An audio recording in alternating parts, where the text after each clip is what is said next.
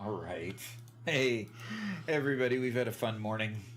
For some reason, Callie all of a sudden thinks she loves Robert, and Robert is not a cat lover. Oh, there she comes. There, now she's back. You'll see her tail flapping here. Okay.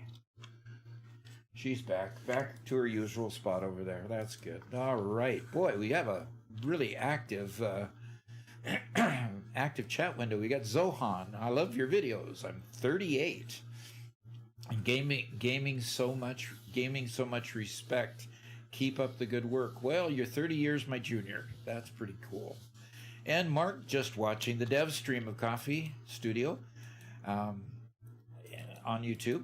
Doc, it's on now, but they're just chatting until the crew comes, so I'll be there as soon as possible. That's way cool. Okay. And you can give us a report if they said anything neat or new. Dust Rider says hello. Okay. Posted it in new videos on Discord. Okay, we'll have to figure out what that is. Fluffy Pet says, wait, so we're able to play with Doc? Yes, if you're a member in YouTube or a subscriber in Twitch, you can come play on my community server. Yes, that's one of the benefits of joining the channel. So either way, YouTube or Twitch, and Robert will tell you the details if you ask, and we'll get that. And is it the new experimental build that just dropped a half hour ago? No, it is not, because I didn't know about an experimental build. I'll have to reinstall the experimental branch again and go take a look. The experimental branch is not on the servers usually. I'd have to check that out to see if Ping Players, our sponsor here. Oop, I lost my finger. Got up too far. Yeah, I lose my finger. Yeah, Ping Players up there, the sign. is sponsoring the channel. And they've been our sponsor for 3 months last year. And they picked us up again on February 1st. And hopefully that'll be just continuous the rest of the year. But if you want to play with friends, go get a Ping Players account. Use Doc35 so you get 35% off your first bit of time there. It makes it real cheap. So the Monkey with Drip says, "What's up?" Or was okay. I am the physicist came back and says, "Good day, y'all." So the Monkey with Drip, I am the physicist. Oh, he's responding to I am the physicist. I'm the one who knocks and ups the switch. Okay. Wait for a definition on that one. Yes, the Monkey with Drip, there was a kitty. When is the cat cam? Okay, I am the physicist. Love the kits, kitty, QWERTY. Okay. Coffee Stain is live on YouTube right now. Yes, it is. We're competing with them for a little while they talk. I think they do that about once a month or something like that. So once a month on Tuesdays, they compete with us for a bit. And the monkey's saying, "Hi, UK. We need a kitty face cam." Just started Satisfactory. This guy says, "Just started Satisfactory. Your vids are cool. Watching from Canada while I work on digital twinning a train station." Okay.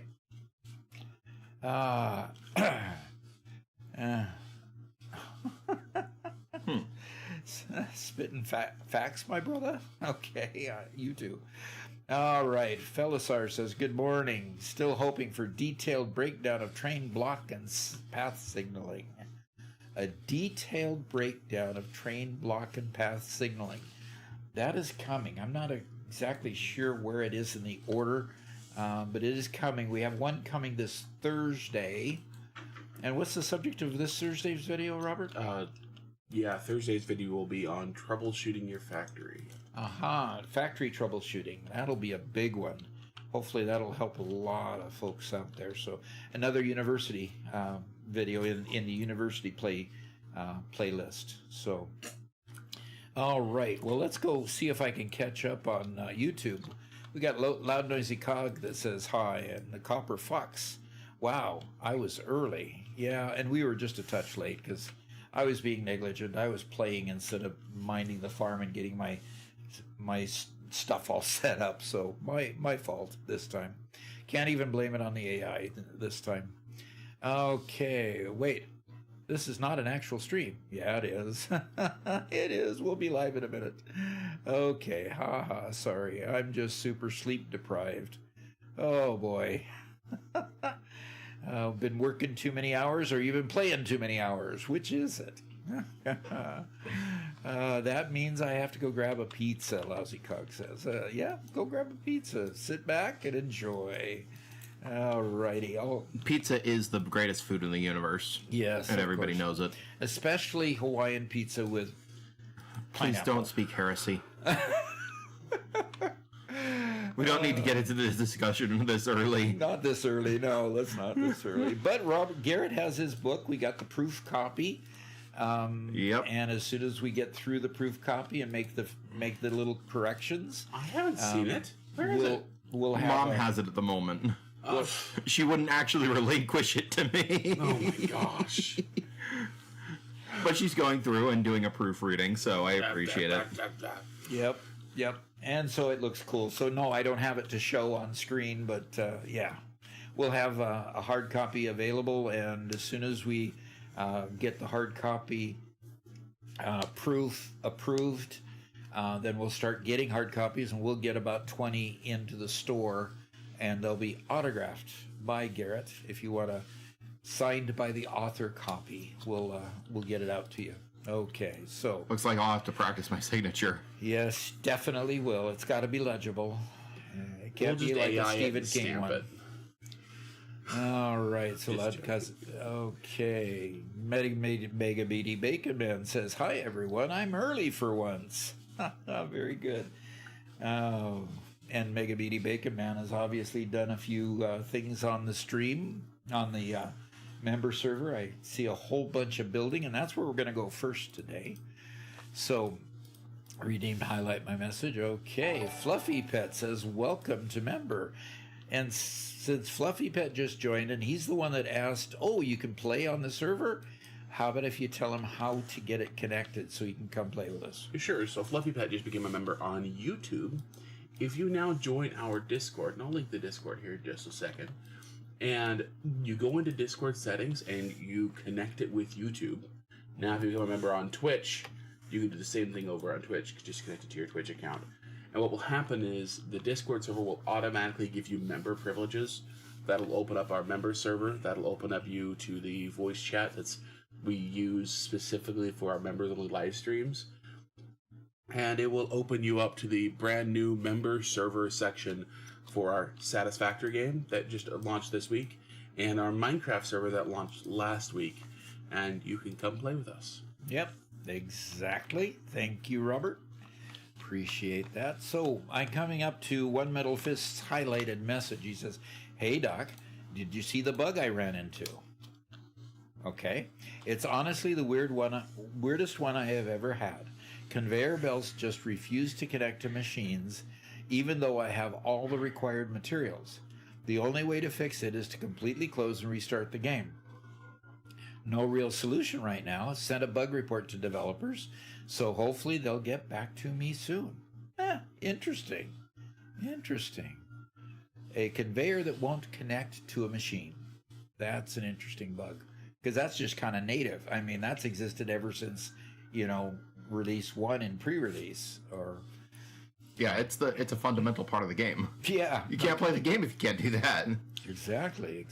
So, Death Swatch, I think is the way you would pronounce that. Death Switch, I think. Death Switch, okay.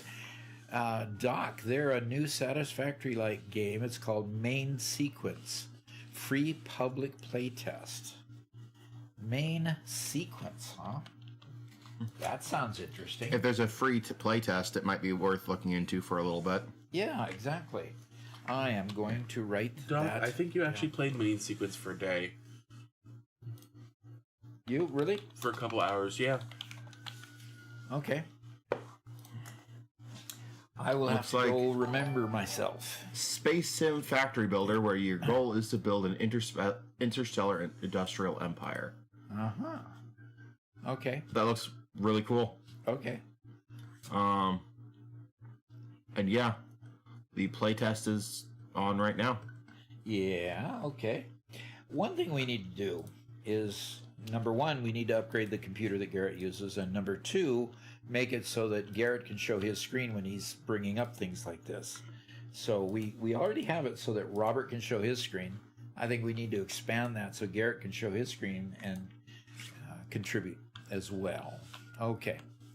Alrighty. Loud Noisy Cog says, I'm having an exercise spree this weekend. That sounds painful. Caperia, whatever that is, yesterday, climbing today. Can you tell me what capoeira? I've never even heard of that word before. Sounds Brazilian. Ice skates on Thursday. And capoeira again on Friday. And do you do any of that, Doc? Bicycling is about the best. Walking is about the second best. And I just got my bikes out of storage, and I'll be getting the tires pumped back up and start. I want to start riding, and especially riding with the kids. I got a bicycle built for two. It's one of my favorite things, a tandem bike. Where is this? Oh my gosh. Oh my gosh, what? My Twitch chat is way behind for some reason. Really? Okay. Yeah, I only just saw that post. Interesting. Well, let's... No. Okay. Martial art, Brazilian martial art combined that's fighting with dancing. Oh dear. Fighting and dancing at the same time. Alrighty. Well, gosh, we've got so much happening. Mega Meaty Bacon Man then says, oh, I haven't been on the members server. What? So it's stage fighting. Oh, okay. Okay, so it's like martial arts in general. Okay, sure. Well, Mega Meaty Bacon Man says, "Oh, I haven't been on the member server much. I've done a very small amount on the Satisfactory server. I've been on your Minecraft server more recently. It's very fun." Okay, well, there's a plug for the Minecraft server. And TXC says, "Good morning, everyone." And Lexi subscribed at Tier 1. She's been subscribed now for 12 months, currently on an 11-month streak. Can you believe a year's gone by already? Yes. Yes, we've been on Twitch now for a year, so that's really, really cool. And so Professor Doc, Wordsmith Garrett, and Handsome Robert. Okay, very good. My reply to that question is, did they check to make sure they didn't have snapping turned on for the conveyor? Must be answering the error message. I did that with me on console. Huh. I didn't know you could turn snapping on or off. I bet that's a console thing. Might be. Interesting. Okay. Yeah, and then there's the Brazilian martial art combined with fighting, combined with dancing. Yeah, that's a wild combo. Yes, I agree. Marcus Lalo Aurelio is a master of Capera. Know how it works. You can look up some of his fights. Okay. Very good. How's your head, Garrett? I heard your brother dropped an anvil on you. You want to tell about that, Robert? Garrett, I mean... No. Yeah. No, I don't. Okay, Robert, you're going to need to tell on Garrett. Yeah, we have a Minecraft server, and in that Minecraft server, it is expressly forbidden to do any sort of PvP, except sometimes blood runs thicker than laws and rules, and Spencer, who sometimes streams under the name Panache, dropped an anvil on Garrett's head and squished him. One try. It was great, and it was quite funny. It was very funny, and it's caught on film. Yes. The worst part is that he baited me perfectly. He dropped glowberries, and I'm like, why are there glowberries on the ground? I pick them up, and suddenly I'm squished. It was perfectly executed, and I'm just sitting there kicking myself. It was Looney Tunes level of perfection. Yep, it was definitely... I was not expecting it whatsoever. It was definitely Roadrunner gets the fox, or Coyote. The coyote. Roadrunner gets the coyote level of funny. So, okay, one minute. Boy, this is crazy. We could stay in the chat window forever.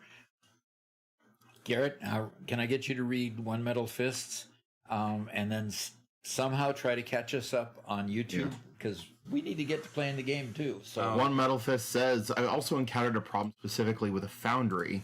Conveyor lifts do not work with it properly. I have to push the lift extremely deep into the input hole, almost until the belt is no longer visible for the foundry to accept items. If the belt is even slightly outside, the lift still moves items, but the machine shows that it's receiving nothing. Weird. Yeah, we have not seen the same bug. Lexi says, running is a great way to meet new people. Today, I met 2 paramedics, 3 nurses, and a cardiologist. Truly great advice.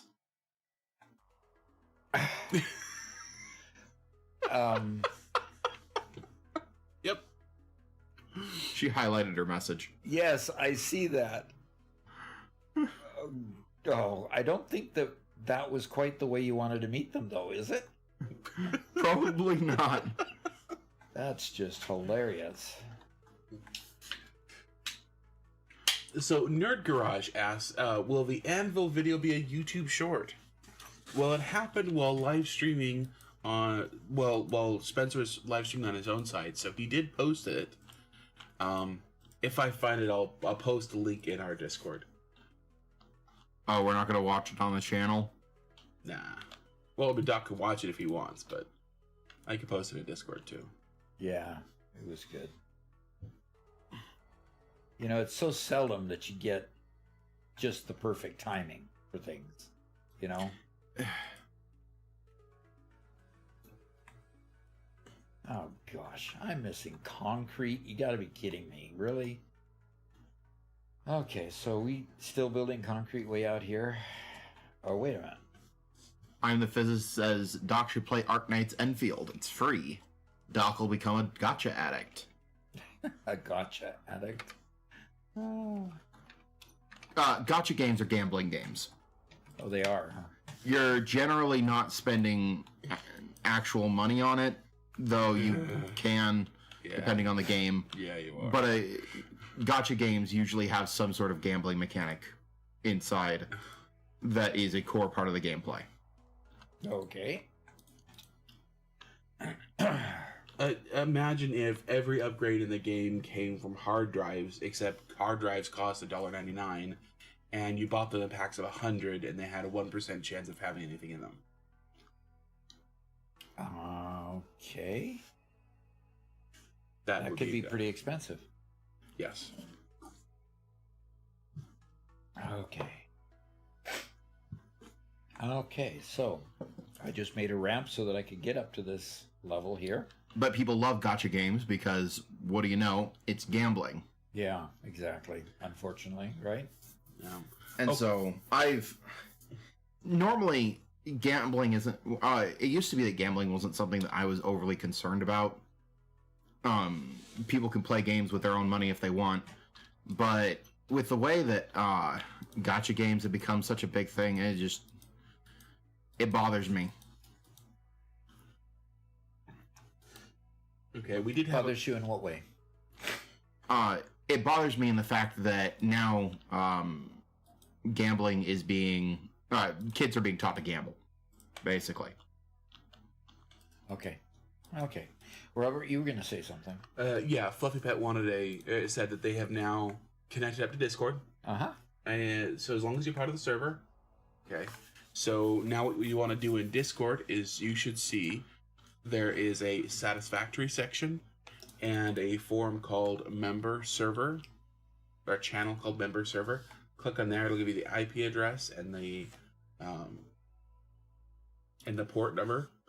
And when you go into Satisfactory, you want to go to the lower half. What's it called? Doc, what's the section in Satisfactory you have to click on to join? Oh, that you click on to join? Oh, it's going to Server Manager. Yeah, you go to here. Let me take chat off for a second. You have to click on Server Manager. Yep. Okay. And then once you click on Server Manager, you have to come down to the bottom here Add and server. click Add Server. And that's where you put the IP address and the port number. Yep. And then it should get you. And we have 2 servers from Linux, from Ping Players. And the second server is what you're going to be playing on right now. And the other server is where we're going to do our quarterly event, where there's actual prize money and where there's actual, rewards there. And we're just going to have to get creative and figure out what we're going to do there, and put on that event. Hopefully, we're going to do it earlier in the 3 months than we did last time, because we left ourselves too little time and felt a little bit rushed in getting it done. So, Yep. So Yeah. Kool-Aid Klein asks, can we play on the new member server if we're on PS5? And unfortunately, no. This is a PC-only server. We should look into seeing if we can get a console server, but currently we don't. There's no sort of cross-play going on. yeah. So if Fluffy Pet, It's from Kool-Aid Klein. yeah, but hopefully Fluffy Pet is on PC. Oh yeah. Hate for him to have joined and then with the idea that he could play, and then all of a sudden, oops, you're on console. I hope that's hey, not Fluffy the Pet, case. I'll go ahead and open the game, and I'll show you how to. I'll walk you through the steps, okay?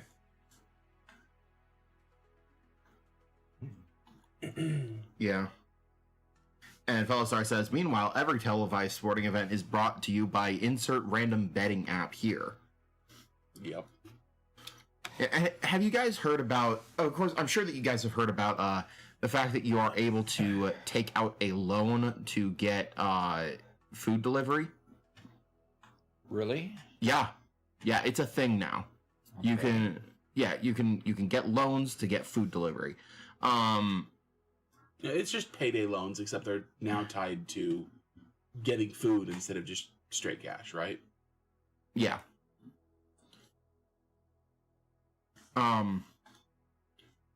But then now there are apps that will allow you to bet with your debt as collateral.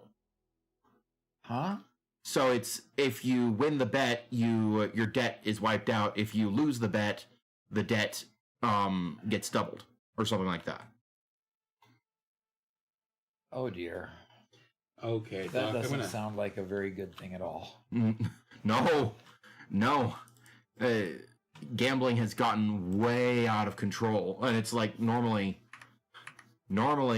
I don't have any problem with gambling because you have to seriously before all of this, you had to seriously go out of your way to gamble. Okay. But anyway, what were you gonna say, Robert? I need to show Fluffy Bet how to join the server. Okay. So I'm gonna change it over to my screen. Okay. Okay. So here I am on the home screen. Normally you'd load a game, you'd click continue. Instead, we come down here to server manager. And we can click at the bottom here, add server, like Doc mentioned. And, whatever it is, you put in the address as said on Discord. And there's going to be a port number underneath it. Okay, and there on Discord, it tells you about the IP address and the short. Right? Then click confirm. Right? I just put in random numbers. And so, of course, nothing happened, but normally it would then pop up with a new server, okay? That's all you got to do. Okay? So, Victor Hugo asks, who can join? If you're a paid member on either Discord or YouTube. So, if you're a member on YouTube or a subscriber on Twitch. Oh. I said Discord, I meant. Butterfinger Doc. Oh, really? Mm-hmm. Yes. So, that's how you join the server. The one other thing to note is that you do need a Satisfactory profile, Satisfactory Mod Manager's profile, which I'm pulling up now. Okay, so go to fixit.app if you haven't before and download Satisfactory Mod Manager. Okay, and this is what you're going to be using to join the server. You can import, now it won't work right now because I have Satisfactory running, but you can import using this button right here, the profile that I'm about to link here on the Discord. Okay, so it'll be a small file. You download that file, click import, and select that file. And that will give you the mods you need to be on the server. It's only a couple of mods just for quality of life stuff. Okay? Fluffy says there is no port number. Okay, no port number where? You just don't know the port. Okay, so on Discord, if you're looking at the Satisfactory section, member server, it says IP address on one line. The line right below that says port.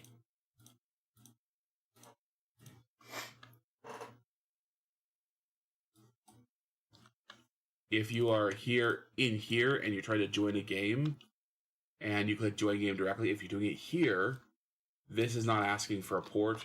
This is not what you want. Okay? So this is the wrong place to be. We're not joining game. That would be joining a game if your friend was sharing or in multiplayer and you're trying to get into that kind of a game. When you're attaching to a server, you go down to server manager to do that. Okay. Right. Yeah, we want to go. This is the wrong spot. We want to go down to server manager and add server. Okay. And thank you for the Butterfinger, guys. Yep.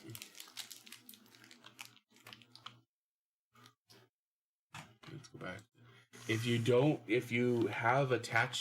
attached your account and you're a member and you don't see the forum on Discord, it is a new one. Garrett, where's the button you press to expand all? Oh yeah.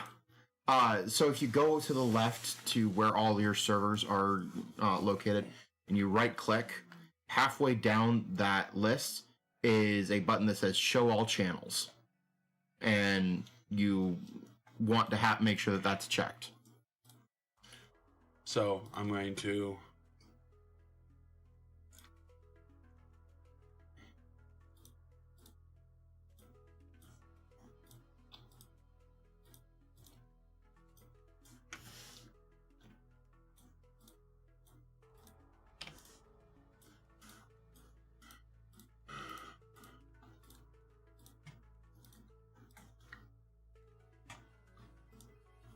So under the Satisfactory section, you don't see member server.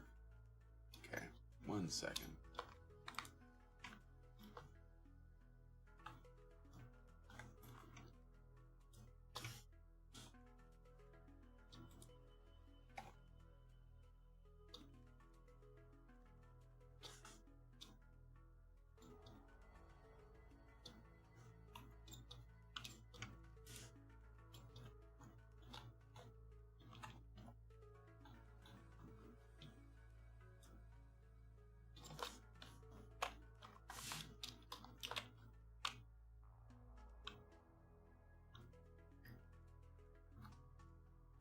Oh, well, that would be because I didn't format the channel correctly. How about that? This is on me. Okay. What was wrong? I didn't have all the member categories allowed. Oh, okay. Caffeinated says, howdy, howdy. Little late because I thought it was Monday. You thought today was Monday? Oh. Must have been a good weekend.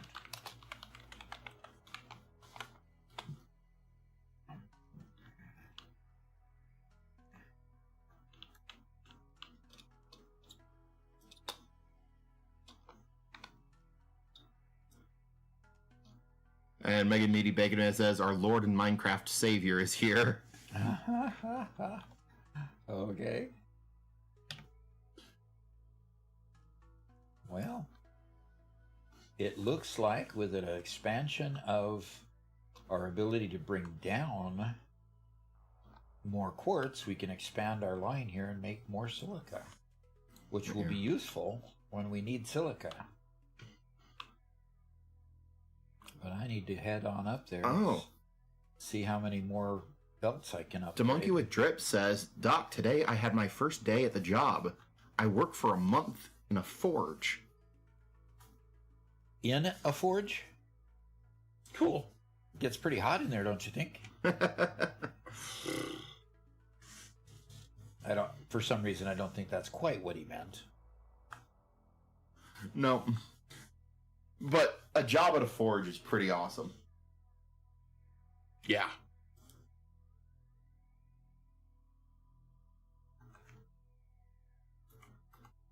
Yeah.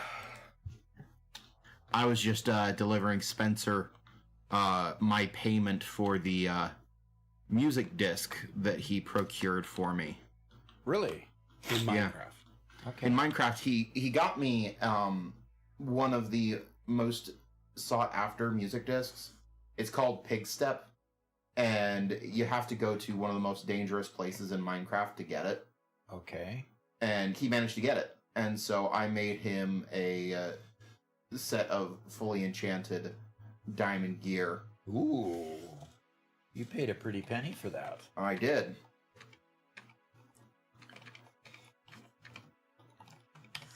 Wow, somebody really wanted this quartz bed. I wonder why they emphasize silica. And Look Kaizen how far says, it's coming. Gosh. not lava chicken. And no, lava chicken is easy to get, relatively speaking. As long as you have a zombie spawner, you'll get lava chicken eventually. Lava chicken. It's another music disc. Okay. But yeah. Asura, so what's the task? Asura asks in-game, what is the task? How do you get to the text messages? It's Enter. oh, okay. Asura has joined the game. Asura left the game. Joined the game. So what's the task? She asks. Okay. What is the task? This is a place where you can build wherever you want and whatever you want. We want to get this, we want to do this playthrough and get through the space elevator parts. So at this point, we're actually looking to build a line now for the smart plating. And so we have all the elements that we need for smart plating. The rotors are being built, the plates are being built. So now we need to just find those containers that are doing that, that are doing the plates and the rotors, and connect them up and build a line for the smart plates. And once we have that, we can zip them over to the space elevator and get on with tier 3 and 4. Okay? So that's kind of what the goal is right now. And I'm just cleaning things up. I'm just recognizing where there's some weakness, so I'm just kind of cleaning things up. So if you want to make that line, Asura, go for it. Yeah, that would be great. Mega Meaty Bacon Man says, does Asura play Guild Wars 2 by any chance? And it's one of the 5 main races. Oh, no. And then Robert says, Asura Supremacy. We know which race he played. Oh, dear. I played a little engineer. I was a grenadier. It was a lot of fun. That was quite a while ago, though. And Mega Meaty Bacon Man says, little gremlins. Uh-huh. It says, they're literal gremlins. I love them. Uh-huh. I don't get it, personally.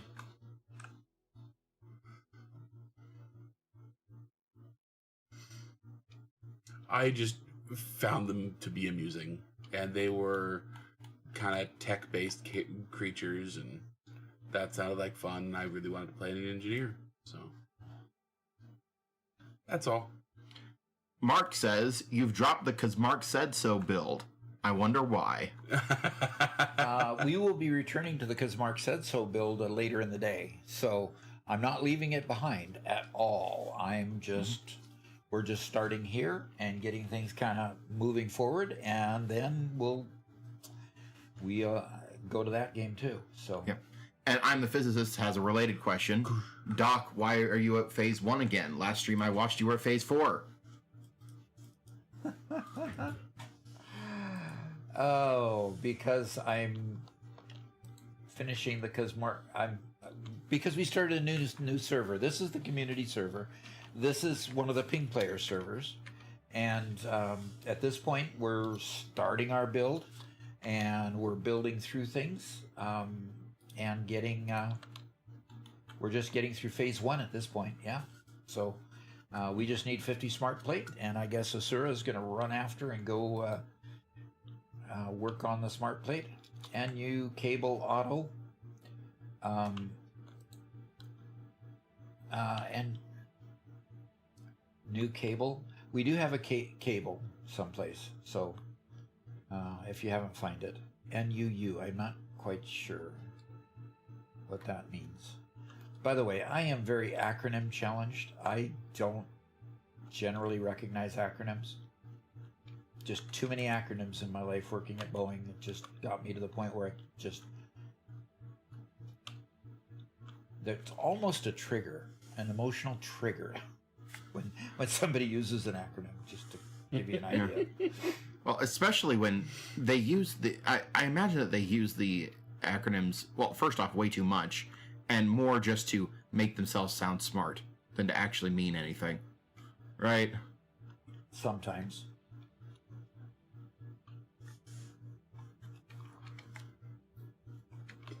Okay. So, Asura, what you need? Okay, there you go. You're moving forward. Good. There's the rotors. Good. Okay. Kaizen Controller says, I've been playing a lot of Arc Raiders recently, and I've had a lot of fun randomly being a medic who goes around healing people and providing support to those under fire. Nice. All right, I need to get up on the ramp here. Mega Meaty Bacon Man says, I need to teach Asura how to downscale their in-game character model so that they're the correct height for being an Asura. Oh, gee. If anybody can do it, you can, I'm sure. And Go ahead. I'm the Physicist says, so Robert is the one protecting Doc from from Gotcha. I'm truly Yes. disappointed. 100%. There are two major reasons why. One, anime. Two, gambling. You know, I am an analytic, okay? And being an analytic, whenever I see gambling, I know that the house always wins, that it's a waste of money.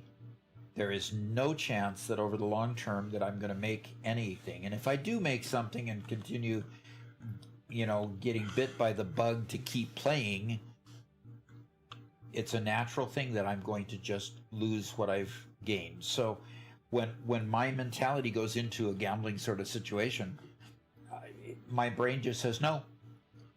Just no. It just no. Yeah. That's all I can say.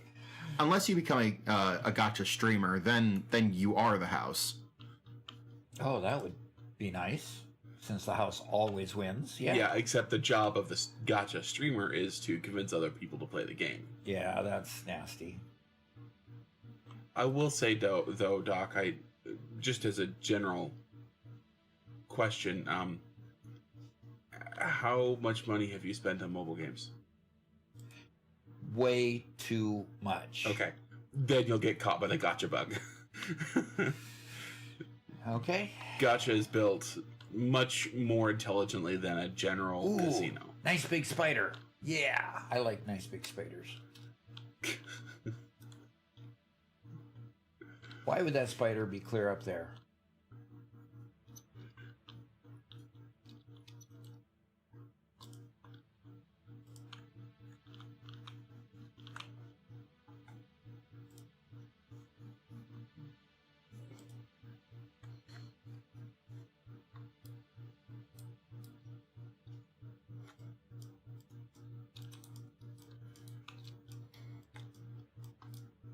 They're even creepier when you can get up close to them like this. But the nice thing about a big spider... Okay, come on. Stop wiggling and just fall off, would ya? They are so creepy looking. I think Coffee Stain did a good job on the graphics for these. The nice thing about them is the big ones give you 5 stinger remains. So there's a quantity aspect to every hog, stinger, spitter, and those bee things that come out of the eggs. The harder they are to kill, The better the reward. the better the reward. Yes.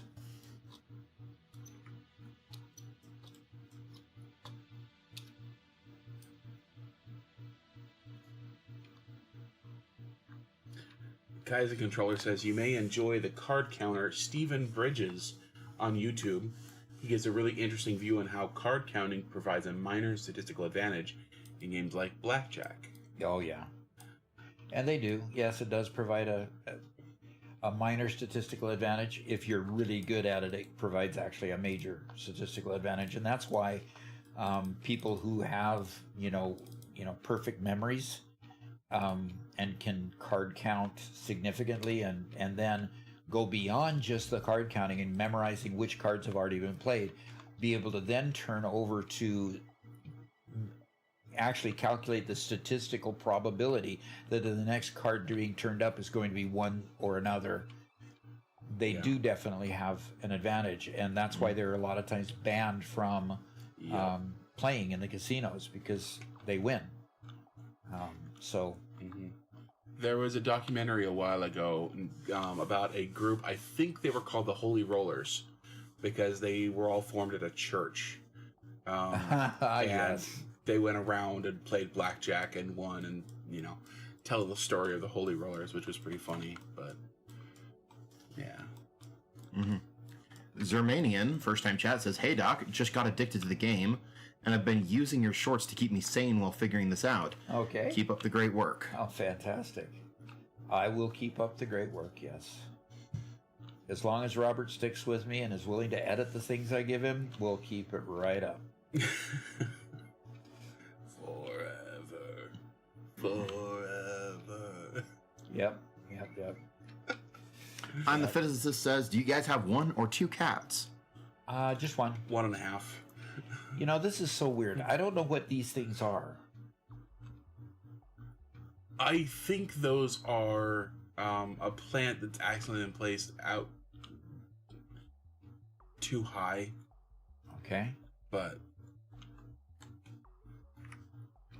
Adushay is like, Robert, there's also a holy roller cult. I would be surprised. Yeah. I honestly, personally, I enjoy. While I don't gamble at all, I enjoy learning about and watching people who are incredibly good at gambling games and poker and stuff, because to me that scratches a certain itch of what is a bluffing strategy and how do you deduce, what somebody else could have in their hand and that kind of stuff. So it's a lot of fun to watch and see that. But I also really like social deduction games and things like that. So Yes, it's all in that same he wheelhouse. does like social deduction games. He likes them a lot. Someday we'll get Doc to play Among Us. Someday, maybe. Doc Maybe does the next need to life, play a when few. when I have all my faculties rather than just my deductive ones. I could. There you go. We do need to get Doc to play some meme games. Uh-huh.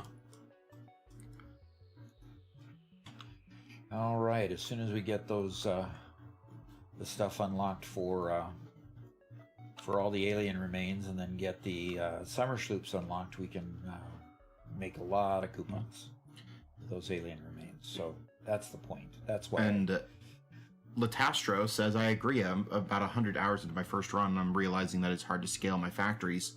Been relying on alt recipes a lot, but the phase 4 elevator part automation is forcing me to rethink everything. Yep. The phases, yes. And that's what they're designed to do. They're literally designed to then challenge the mind and challenge what you've already learned to make you,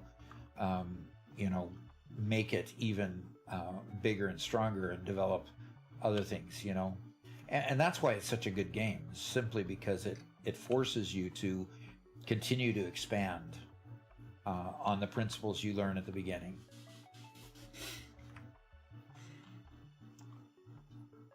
At some point and this is a battle that Robert and I have a little bit, is that I continue learning about different efficiencies and different ways of doing things, and I find that mentally stimulating. Robert likes to play a game to an objective and then move on to another game and beat the objective in that other game. Two different ways of looking at the game, and kudos to those people who finish the game and then move on to other games. That's great. At this point, I'm still learning so much about the game, and even at my level, that I just don't want to quit yet. Someday. Maybe, yeah. Satisfactory eventually will have its end run, and that'll be kind of sad, but Coffee Stain will eventually move on to other things, and we'll see. And James Hughes Duckworth is here. Yeah. Says, I've been away for a week or so. Has Doc started again? Doc has started again on the community server. We're playing on the Ping Players server. A new build, yes. So yes, phase 1 is being completed as we speak. Down below, Asura is building a line for that, and I'm just collecting a bunch of wood because we need a bunch of wood for our biofuel generators because we haven't unlocked coal yet.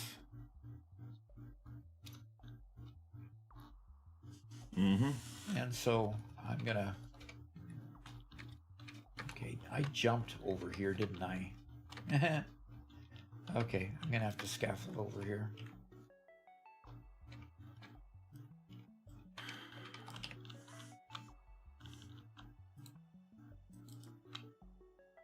And Kaizen Controller says, hey Doc, would you by chance have any books or authors you might recommend that are useful in the scope of thinking about maintenance in a factory? Oh, no.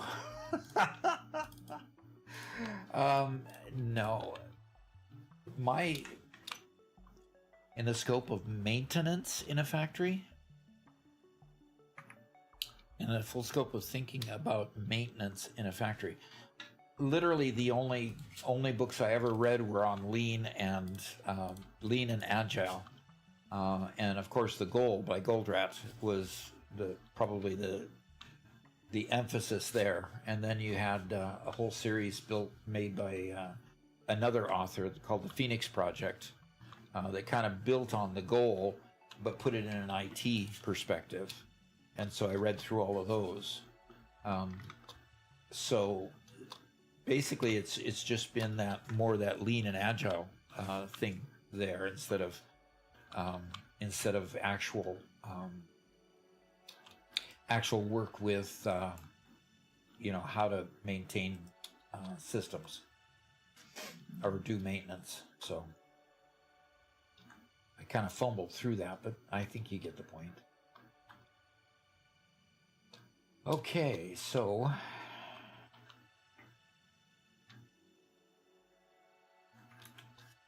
let's see if we can upgrade the next line there. And how far did whoever built this line bring it? Good heaven's sakes alive, folks. This is a long line. Okay. Nerd Garage says it's a little late to comment, but that spider was way up there because it was afraid of Asura. Ah, that was it. Okay. Makes sense. Maybe. I don't know. I don't know this Asura fella. I'm out of reinforced iron plate again. Good heaven's sakes. How long is this conveyor?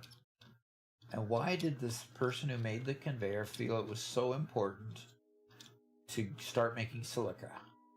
Look at it. It goes clear down to the valley. That's amazing. That is amazing. And I need more reinforced iron plate. And we're not making reinforced iron plate fast enough yet. Do you have any advice for making vertical blueprints? Mine always end up being single story. I have one thought. Good. I'm struggling to have a thought. One thing that we did with our Christmas factory was that we ended up stacking a lot of the horizontal blueprints up vertically in the same blueprint. And so we were stacking these blueprints horizontally, but every time we did, it was 3 different manifolds on top of one another. And so we were able to extend 3 manifolds as many times as we needed to, because we had 3 different sections of manifold in the same blueprint. Uh-huh. Are you seeing what I'm seeing on the screen? A lot of silica. No, look higher. The space elevator looks a little weird. Yes, the space elevator looks a lot weird. Because that's not the big part of the space elevator, because that's clear up here. This is the middle part. Did somebody somehow get up there and build something onto it? That's interesting and strange.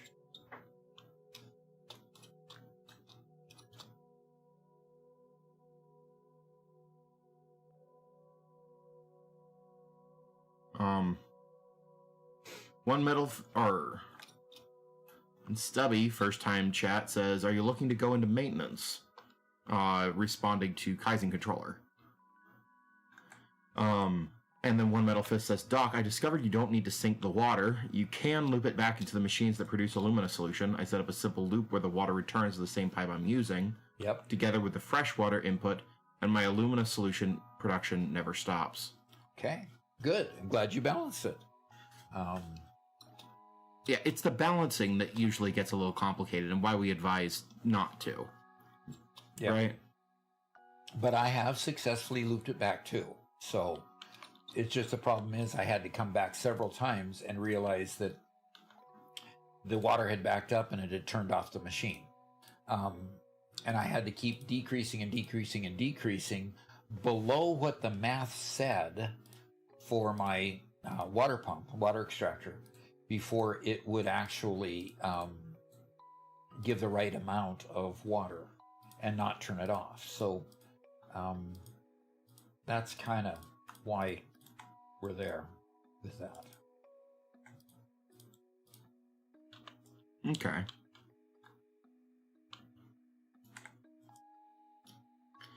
James Hughes Duckworth says early game reinforced plate is a nightmare. Yes, it is. Very difficult. Incredibly difficult. Utterly bamboozling. Bamboozling. That's cool. I love that word. That's a good word. Yeah, to be bamboozled.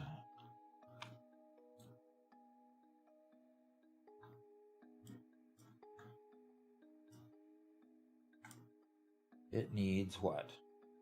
Electromagnetic control rods. Oh, Felisar says something interesting that I think is going to get Doc talking for a little while. What happened to my ramp that I had built? Felisar says, intriguing. If you can get up there, I'm going now. Also, not a fan of micromanagement or agile development. Not a fan of agile, huh? Yeah, and he seemed to think that agile meant micromanagement. No. Nope. Micromanagement is not agile.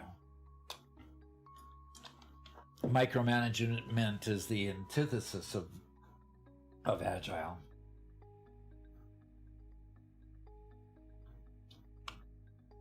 Yeah. Kaizen Controller says, I have a background in Lean Six Sigma and process engineering, and I've recently transitioned into a maintenance engineering role. While much of my prior experience translates well and provides a strong foundation, there's still a lot of nuance in this role that I'm actively working to learn and refine. There you go. Ah, shoot. And Adrestea says, micromanagement is a management flaw. Absolutely. Yeah. It's not good for anybody. The more you micromanage something, the less production you get. Believe me. I've had micromanaging managers, and it was, to me, of course, I'm more of an agilist. Let's not plan anything before we need to plan something, or do something before we need to do something. We have 36. Good. We're getting there. And so when somebody wants to micromanage me and just ask, did you do it? Did you do it? What did you get done today? What are you going to do today?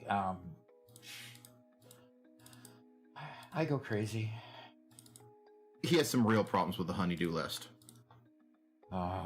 Please, let's not bring my good wife into this, if we can avoid it.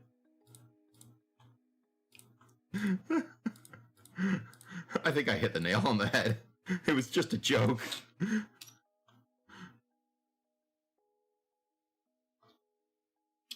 Yeah. We can overclock.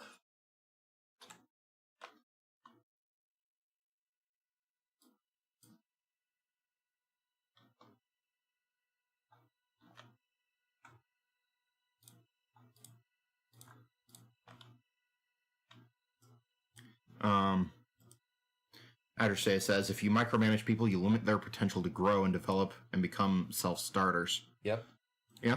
Absolutely. But also, you can fail, from what I understand, you can fail to actually take a hold of the creativity of the individuals in your employ. If you're micromanaging them, then you're just treating them like a machine that has to be operated, as opposed to actually letting them do work and come up with creative solutions to problems. Now, you can tell me if I'm off base there or if I'm... I think you're about right.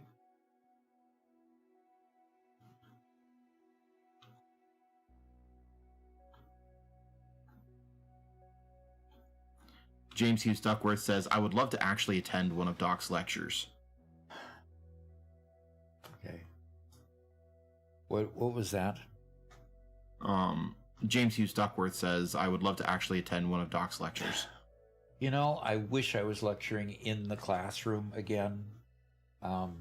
When COVID happened, my university went... be quiet.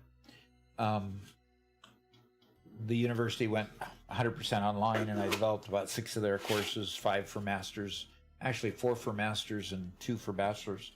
And I only and then they got rid of their master's program. So I'm not, I didn't get into the classroom anymore because I moved to Arkansas there for a while and kept my online courses. And now I'm in the opposite end of the state from the university I taught in. So I would love to get back into the classroom, but it's just, at this point, it's not going to happen for a while. Felisar says, unless it's changed, you used to be able to book an hour of one-on-one with Doc in the store. Hey, is that hi, still in the shop? Melton?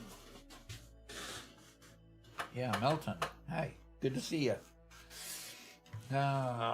Okay. We'll call him Big Head Blue Melton. Okay, I'm trying to think here what I'm doing. Interesting. So one Metal Fist says, when I tried to sink the excess water, the problem was that the machine filling the water canisters took too long to fill and send them to the sink. That delay created a bottleneck, which backed up the entire system and caused the machines to stop. Once I stopped sinking the water, instead looped it back into my main water pipe, everything ran smoothly again. Well, that's a very interesting experience. Yeah, not one that I have had. I've had quite the opposite experience is the problem. This one's making Actually, biomass out of leaves. Huh. In our Gigafactory world, that's how it is right now, where it's looped back. But then we have, just as an overflow, the option to bottle and sink. Yep. I believe this one's for wood, but I don't want to put it in there unless I confirm.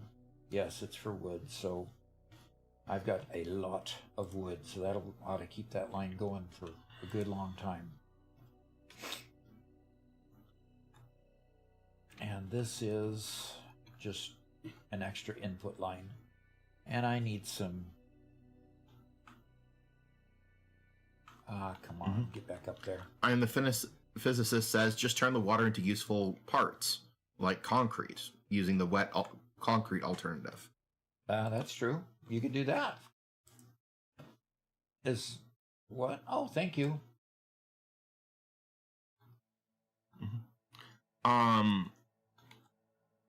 G. Jesse says, I'm so sorry for probably asking really common questions. But what did you teach most often, and what was your favorite class?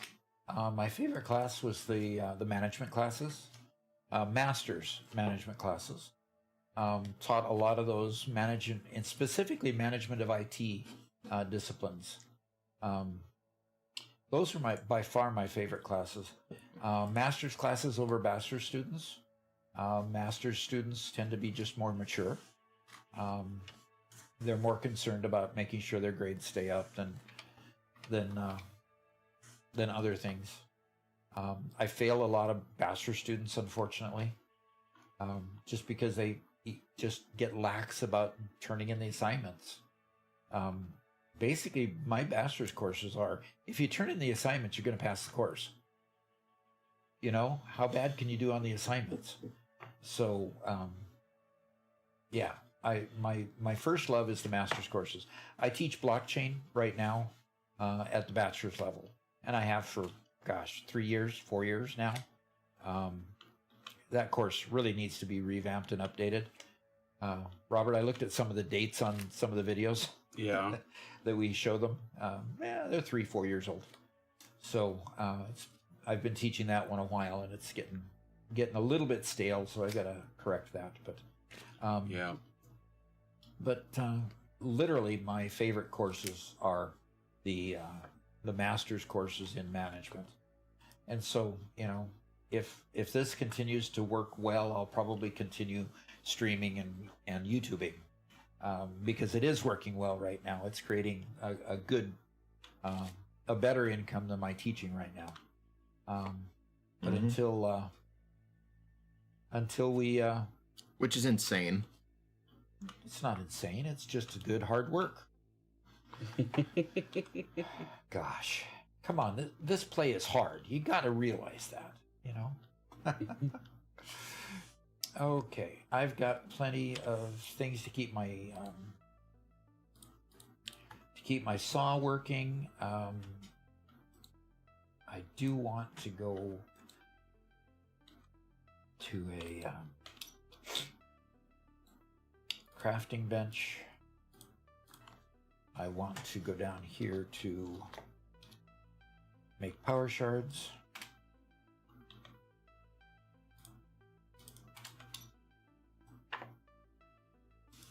I do want to note, because I always feel like I have to. Doc's cryptocurrency, or blockchain for business program, is not a cryptocurrency program. It was very, very different. We did talk about crypto because, of course, it comes up. Yeah. But no, we're talking about the data storage technology, not the how to scam your friends and family technology. It's actually a data processing technology. Okay. So. Sorry, never mentioned something in front of the expert. Yeah, I'm sorry about that.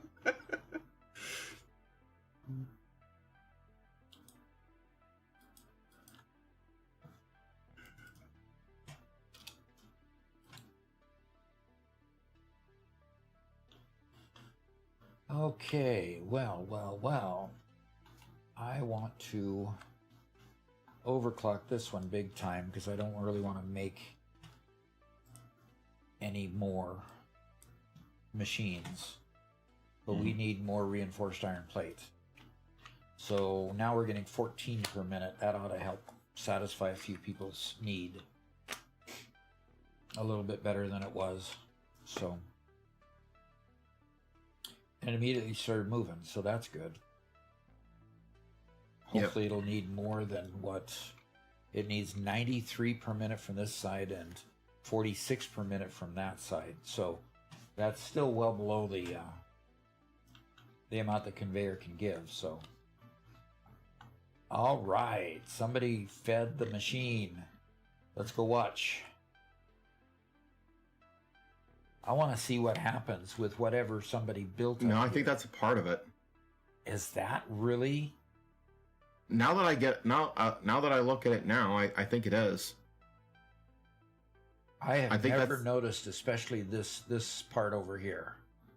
Yeah, I think that's the payload, but I might be wrong. 8080H says, "Is it worth going for turbo fuel for power generation and/or jetpack use?" Okay. Is it worth what? Is it worth going for turbo fuel for power generation and/or jetpack use? Absolutely.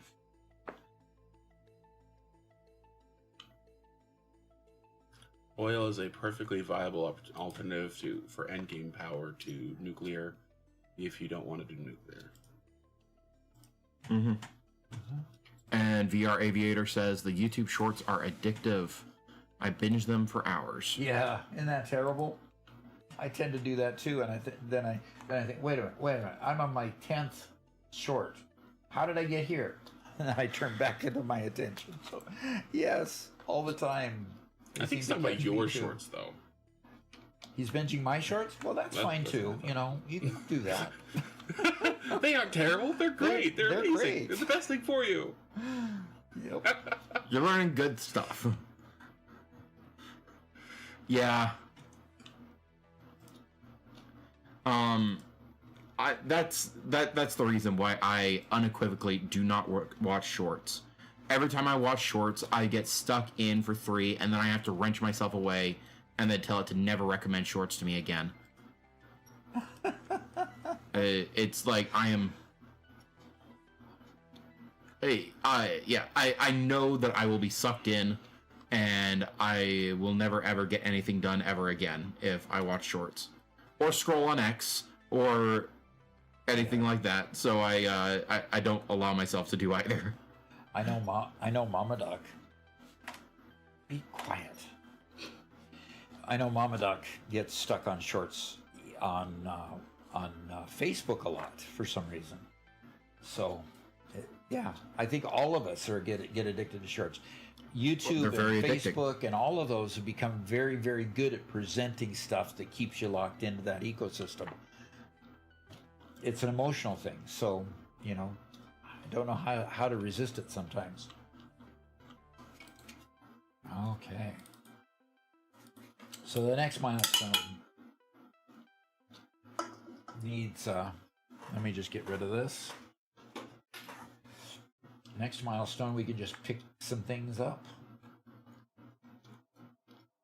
And we need 50 of those. And 50 rotors, which rotors are coming from here. Nerd Garage says, I despise shorts for every reason. For all of the reasons.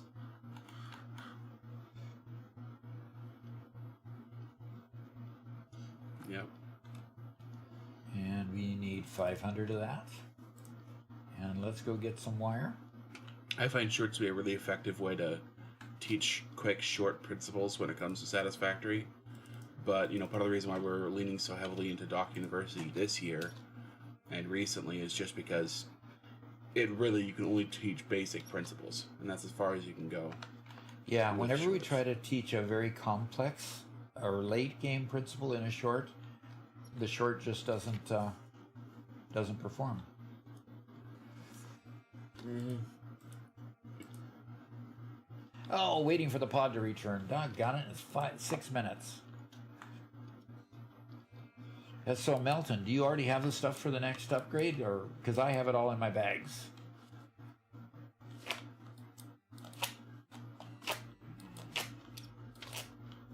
Melton, where are you? They're probably on about a 10-15 second delay, so.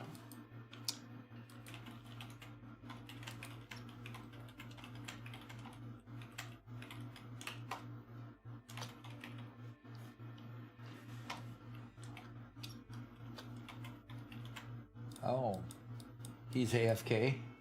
Okay. Well, okay. Yeah.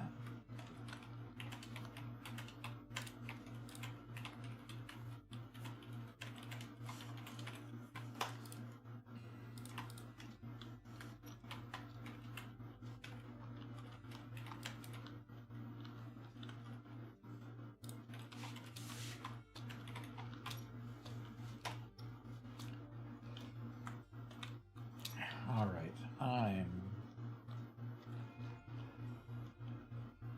I'm gonna go see. Okay, the plates are coming from there. Oh, I can't do an alternate recipe at a station, so unfortunately I'll need to go grab screws then.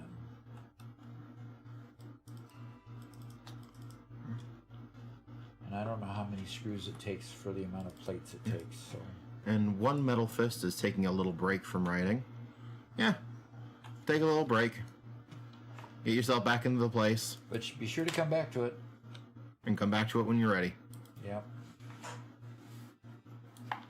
Not getting enough reinforced iron plate production quite yet, so I'm going to handcraft a bit so that I can get going.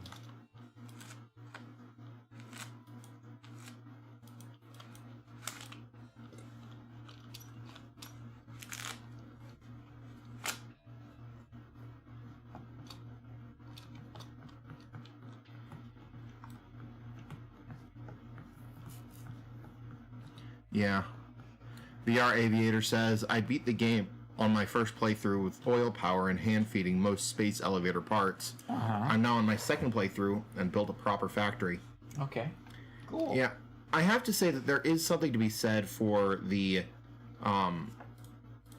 more difficult space elevator stuff, because it prevents you from hand feeding parts like that.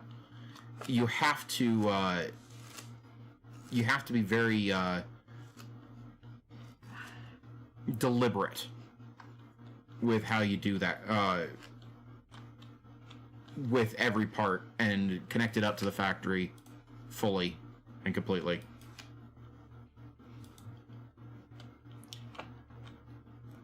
Bring a parachute if you try the climb.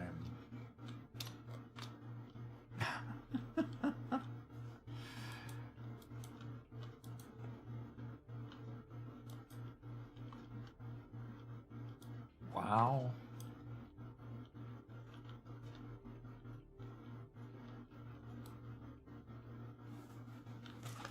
Well, steel production, basic steel production is getting unlocked here shortly. We've got 2 minutes for it to return at this point, but once we have basic steel production, I will start building a manifold line for steel, which means we got to find some coal, got to bring some coal, and do we have some hard drives that we have been unlocking? I'm sure we have, which I'm going to have to go see about our library and see what alternate recipes we've gotten.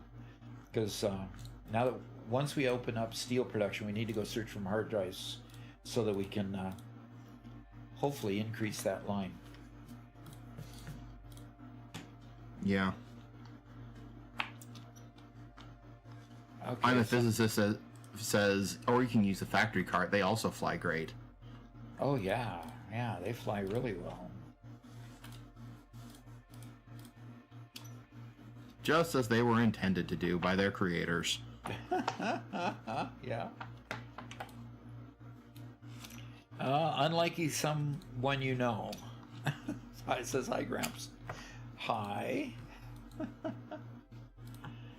All right, my great-grandchild is coming for a visit later today.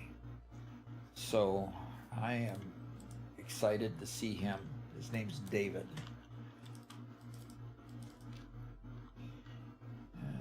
Okay, let's see. 1, 2, okay. Yeah, his name's David, and he's coming for a...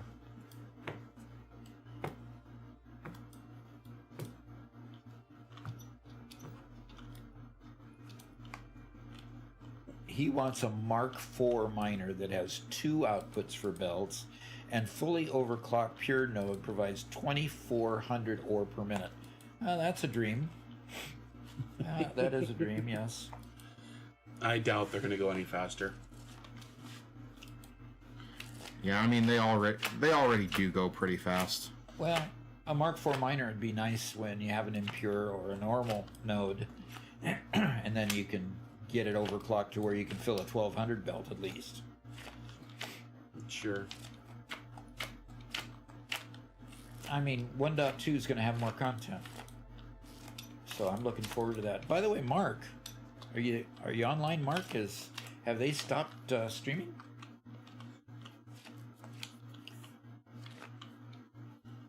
We haven't had our first university question yet. No, we haven't. I'm all ready for it.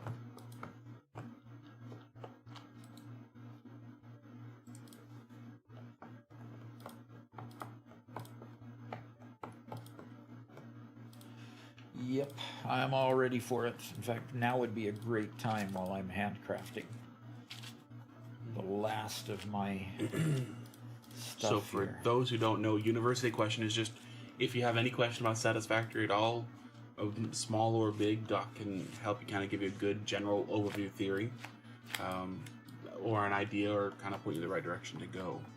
If it's a specific troubleshooting your specific factory, what I'd recommend is going to our Discord and post it in the section called Help Me Fix My Build. Yeah. Yeah. When Metal Fist has another comment about going back to the writing. Kaizen Controller says the only practical limit to belt speed should be the point at which wind resistance begins to cause issues with the product moving along the belt. That would be very fast. That would be very fast. I love the look of the Mark 6 belts. The problem is they ruin the items of the belt. It doesn't look cool. The items don't look cool on the belt. It reveals the amount of hitching, the amount of desync, everything kind of starts to unravel at 1,200 per minute. which is really sad because I love the look of the Mark 6 and it looks so neat to have it that fast. But All right, looks like we got a one metal fist question. Is that a question that would be... That looks like a university question. All right. Let me...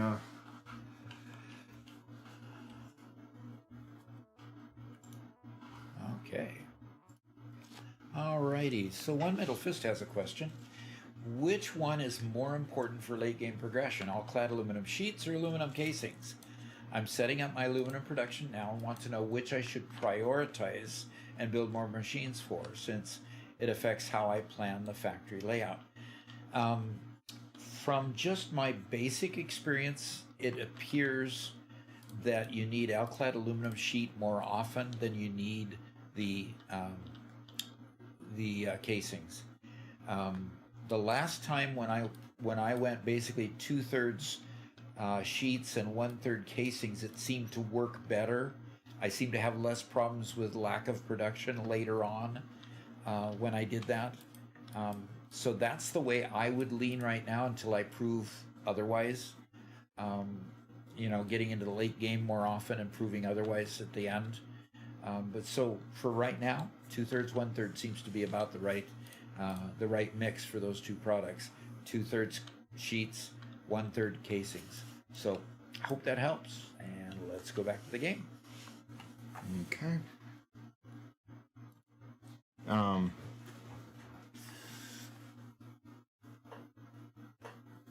Well, James Hughes Duckworth actually has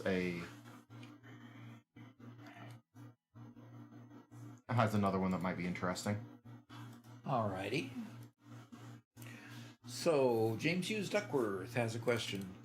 A good idea for a university question for the beginners out there is, what would you recommend people to focus on when they begin phase 1? Make sure you focus solidly on your rod and plate production. As you get splitters, make sure that you build out those lines so you're producing a lot of those two items, because those two items go into a lot of product. Another thing is that you want to make sure you get your copper line working with your wire getting going and being put into a storage area so that you can build up the number of wire. The basic issue there is that it requires a lot of wire to build the space elevator, and it takes a lot of plate and screws and rods to make the rotors later that go into the smart plating.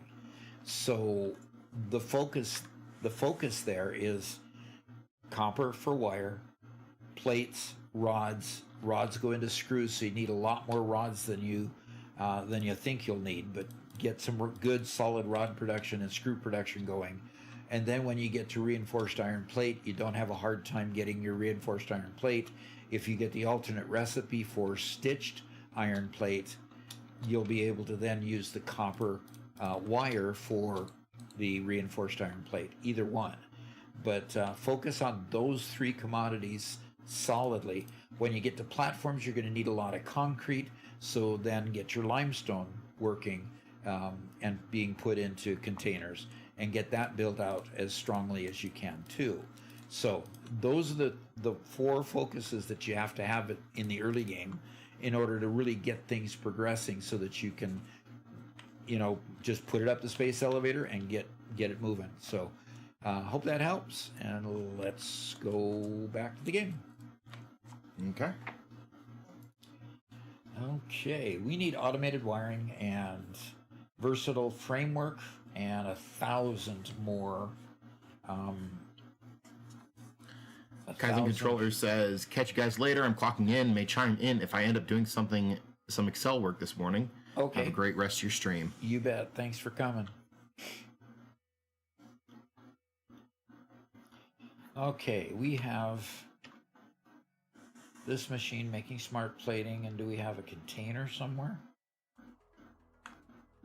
Oh, we have a second Was this intended to make... Oh, an AI limiter. Okay. So we have smart plating here being made.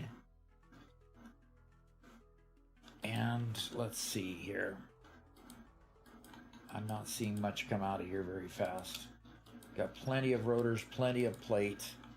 So let's get some overclocking going here. See if we can get some more stuff being flowing into this. Okay.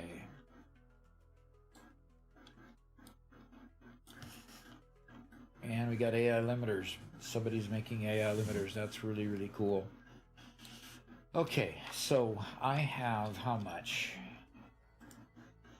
I have 291 reinforced iron plate. Eesh. James Hughes Duckworth says, I don't think having faster belts would be something most systems could handle. It would put too much strain on hardware handling the movement of that many items around the map. Yeah, I think it would have to be like an enclosed conveyor, so it doesn't have to render all that. Yeah. Which would be kind of sad. The ultimate conveyor being one that doesn't show you the items. Well, if they're moving that fast, you wouldn't really, in real life, you wouldn't really see much either. So. Yeah, you're right.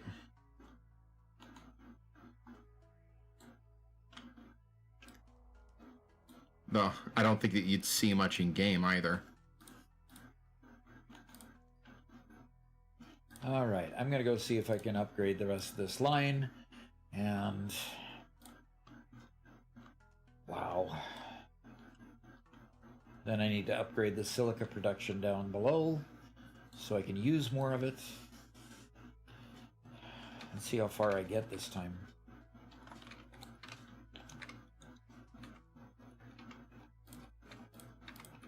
We've made a lot of good progress already.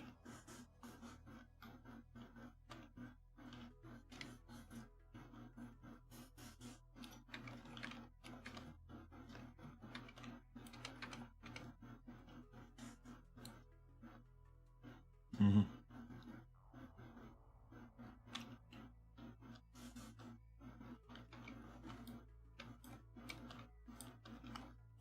So I'm looking for where I stopped upgrading the belts.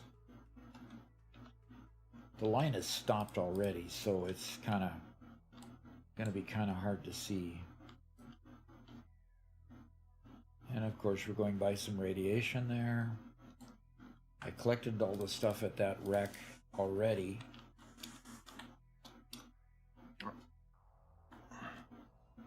Okay. And the physicist says, well, they optimize the game really well, that some people's factories even work with 60 frames and don't lag out the game. It's absurd. Yep. I've noticed a fair amount of difference when my CPU was damaged by that the issue that I talked about in the last stream. When my CPU was damaged and I replaced it. Wow, somebody went through a lot of effort to bring this quartz all the way back there.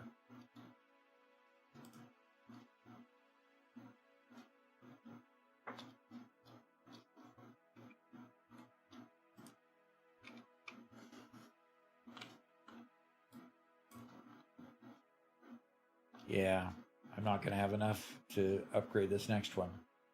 Okay, let's see if I have enough to upgrade the lift at least. Nope. Nope. All right. So where is this? There it is. 2. Oh dear. Okay, it's got 2 miners on there. Thank you.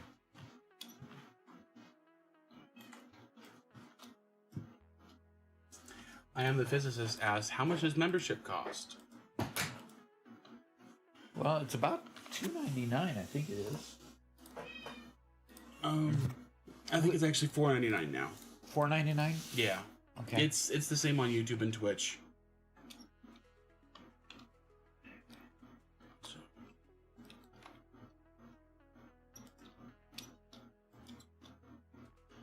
Hey, kitty. How you doing? Katoon Schleck says, "Ha! Finally can see your stream again after the holiday. Cool. Glad to have you back." Yeah, good to have you back.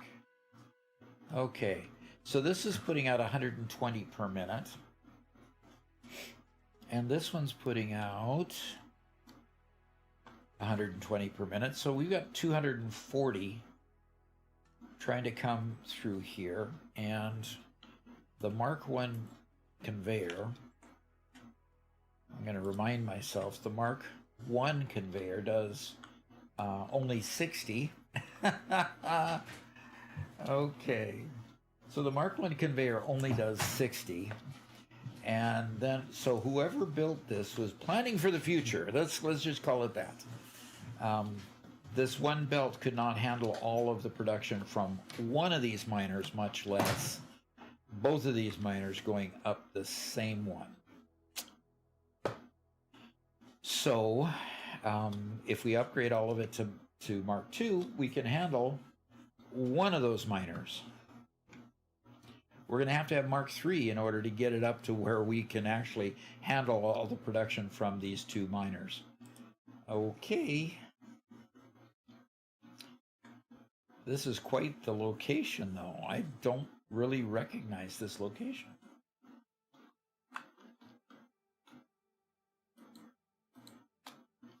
Wow. Interesting location for this. Okay. All righty. We have a book. And this is an actual hardcover book of Garrett's. Paperback. Okay. It's a hard copy. It's paperback. Not hardcover, but paperback of Garrett's book. You can see that it's not a huge one. It's meant to target the same kind of group that would read maybe a Goosebumps book or that age. So it's deliberately meant to attract that level of an audience. So we're going through the final edits. We once those final edits are made, we'll approve those. We'll approve the proof copy and then move forward to get hard copies in Amazon, which that's where they'll be sent immediately, is to Amazon, and then so they'll be available there. We will then order 20 copies to put in stock in the store so that you can get an autographed copy if you'd like it. So that is the Garrett that you hear on the stream. Yep, and, that's me. Just as pleased as punch that he's at least a self-published author. So Yep. It is meant to be a challenging read for young teenagers, but it should still be appealing to mid to older teenagers.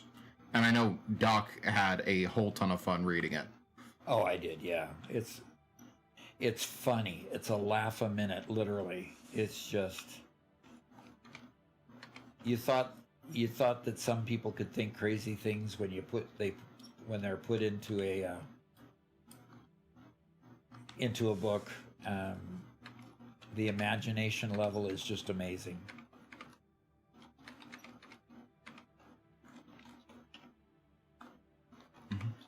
One Metal Fist says, "Doc, what do you think about the liquid truck they announced for update 1.2? Well, fine. I don't have much faith in trucks as a whole, but it could be an interesting add-on, I suppose. I'm not quite sure.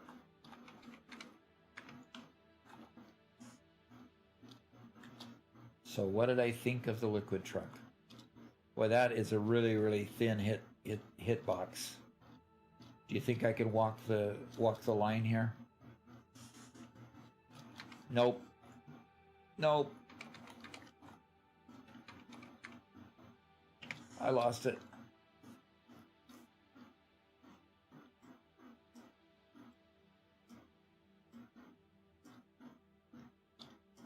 I'll wait till I have a jetpack for that one. Yeah, and he's like, do you think it's a good addition, and what's your overall opinion on the concept compared to pipes and trains? Well, I don't know that I really don't know that we're really going to replace pipes or trains for moving. Trains are still rather ineffective in moving liquids. They can't carry a whole bunch if you move it as liquid. So that kind of is liquid trains are kind of an oddity by themselves.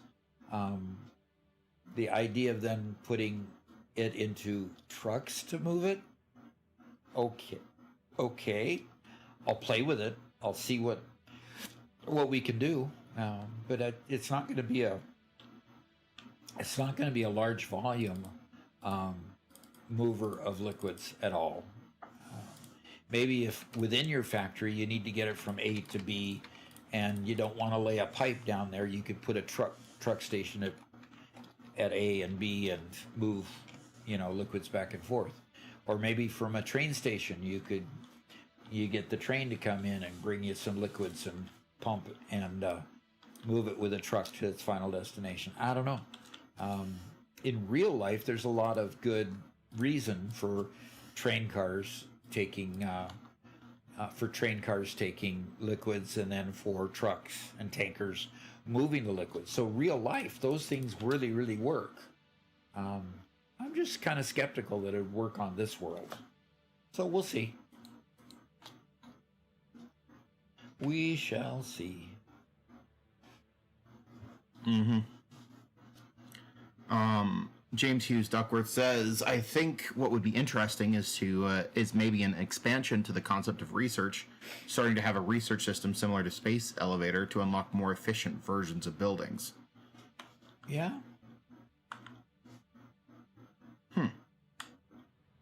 I would really like to get both of those, but they're just blue and it's hazardous, so.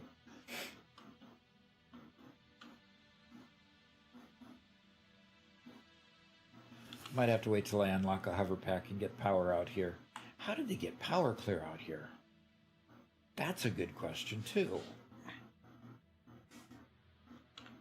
What route did they take for their power?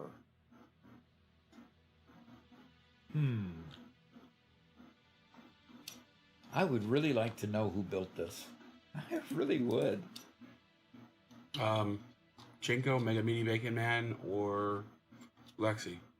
Yeah. I mean, this is an awesome feat to do this without trains, with Mark I belts. I mean, wow. Come on. Lexi says it wasn't. It wasn't her? It wasn't Lexi. So, Bacon or Chinko, I think, were the two people who were online. At least they were the people who were online with us during the live stream. So yeah. All right, back to full health. So you can fall again? So I can die again. Yep, there you go. Well, that's the purpose of getting up to full health, right? So I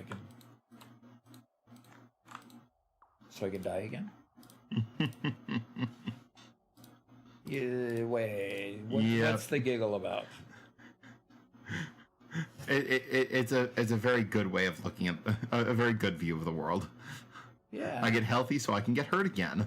Yeah, there you go. I mean, the skier that broke her leg, Lindsey Vonn in the Olympics, the American skier who broke her leg. Her list of injuries, from what the commentator was saying, was just, I mean, how is she still competing at the level she was able to compete?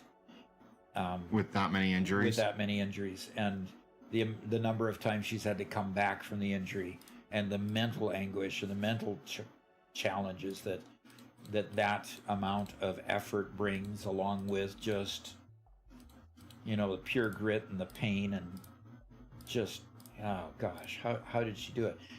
The Olympics was going to be her last competition, and it's too bad that it had to end that way.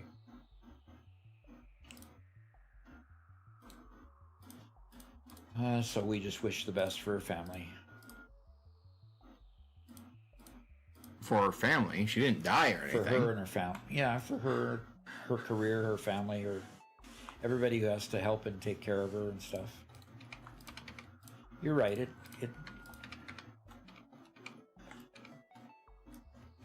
Okay. She didn't die or anything. No, she didn't die. Gee whizzers. Yeah, I mean... Okay. Huh. One Metal Fist says, Doc, at least there will be some weather changes based on what they said on the live stream. Oh, dear. Sounds like rain is being added back, similar to how snow works now. Personally, rain feels a little unnecessary in a game like this if it doesn't actually affect gameplay. If it doesn't interfere with building or change how systems work, then it's more of a background effect than a meaningful feature. It's nice for atmosphere, but without gameplay intact, it doesn't really add much. I have to say, my first encounter with spiders when I played this game for the first time was back before they removed weather. And one morning, a fog cloud was resting over a valley where I started to work. And at some point, I was just in a truck, and a giant spider came leaping out of the fog at me and scared me half to death. And it's just like, I don't care. I'm not bothered by them. When I'm not expecting them, and it leaps out of the fog at me, and it's attacking me, and I'm running to my vehicle, trying to run for my life. When I'm in the fog, I'm lost. I don't know where I am. And I have this horde of spiders chasing me. It was full horror movie. Oh, sorry. Got a little bit of a tickle in my chest. But that was just way too funny. So why did they take weather out of it in the first place? from what I understand, it was performance issues. Okay. Have they figured out now how to optimize it so there won't be the performance issues? It sounds like it. Okay. Okay. I'm sorry. That was just too funny. Doc, just be reminded that laughing at other people's misery runs in the family. Laughing at other people's misery runs in the family? Uh-huh. Oh, really? Cool. Okay. I guess. I love laughing at Robert's misery all the time.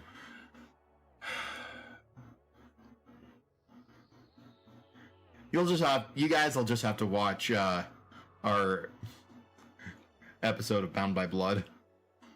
Oh my gosh. He is still mad about that episode. I'm still mad that Garrett doesn't see anything wrong with what he did in that episode. It's fun. not out yet, guys. I'm sorry. Garrett's bringing up something that does not currently exist.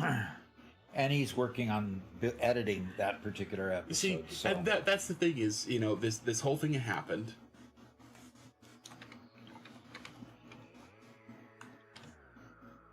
And then I have to go edit it and spend 12 hours reliving it. Replaying it over and over and over again.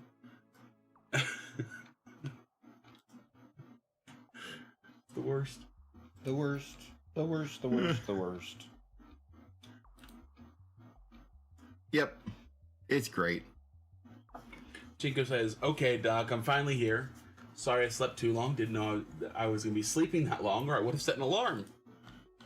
Okay. Glad to have you.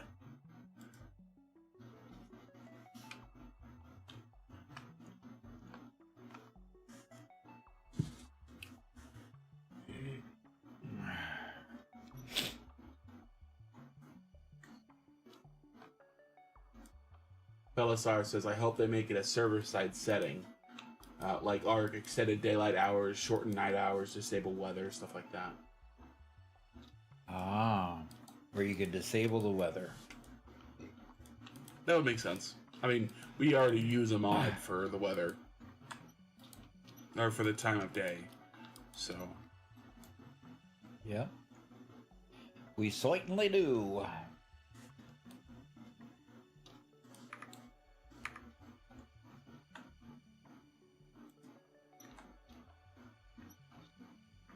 Hey, Jinko. Was this your line, Jinko?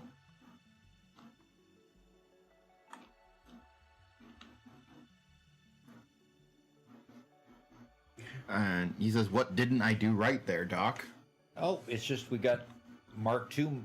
We got Mark II belts now, so we're getting more quartz. So we're just expanding the line.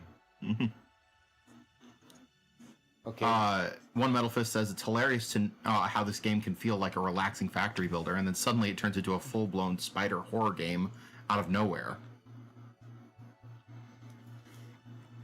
Those are the best kind of horror games. Horror games that you don't know is a horror game until it gets you. Until it gets you. Yep. James Hughes Duckworth says, "I'm now curious about this Bound by Blood shenanigans." So that's the first series we are publishing on the Doc and Sons channel, and Doc and Sons will basically be Doc playing non-Satisfactory games, Doc playing games primarily with me and Garrett and Spencer, the four of us playing together, as well as me and Garrett and Spencer playing together. So this first series is the three of us brothers playing Minecraft, and we're using a mod that has us all have a shared health pool. And it is every bit chaotic as you might think. Yep. So I just linked the channel there, both to YouTube and Twitch. Don't subscribe if it's not the kind of content you don't like. You know, if you just love Satisfactory, stick with Gaming with Doc. That's not going anywhere. But if you enjoy Minecraft and think you want just a little bit more of Doc and all of us doing dumb stuff, come have a watch, have fun. Okay.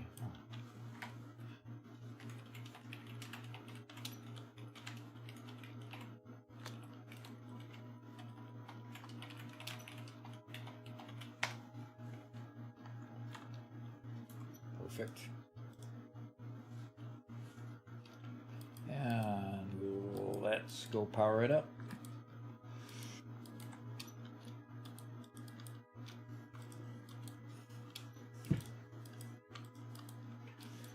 And Caffeinated says, "That's why I like Phasmophobia so much after 6 years of playing. Sure, it's usually just a puzzle with a spooky coat of paint, but every once in a while it'll scare the pants off of me." yeah, oh gosh. I've been playing, of course, Star Rupture quite a bit.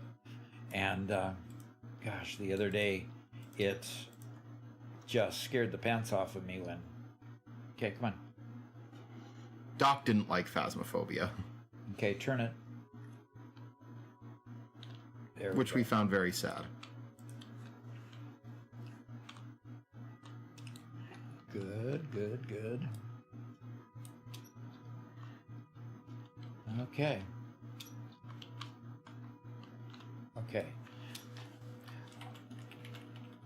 I think Phasmophobia is something that this Halloween you can probably bring back for Doc.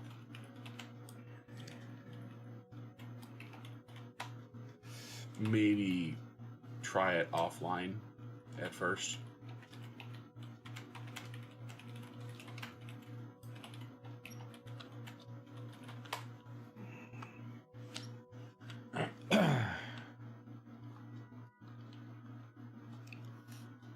Possibly. Mega Meaty Bacon Man says, "Creepers silently making their way to you and going boom makes Minecraft a horror game. I get more jump scares in games like Minecraft than actual horror games." Yeah. Yeah, horror games, you're ready for it. Which sort of defeats the purpose of the horror game. Mm-hmm. It kinda, yeah, but gosh, you know how sometimes when you just get so scared by a particular thing that it just sends chills all the way down your body? Uh-huh. I had one of those kind of jump scares in Star Rupture when those spidery creatures, what happened here? When those spidery creatures just, oh gosh, just came up upon you? behind me and all of a sudden I was dying. Didn't realize what it was until I turned around and there's this ton of creatures just coming at me, and I just was way overloaded with emotion. Okay, something happened that turned off all of these things. So hopefully somebody's just modifying some wires and gonna get these put back in line.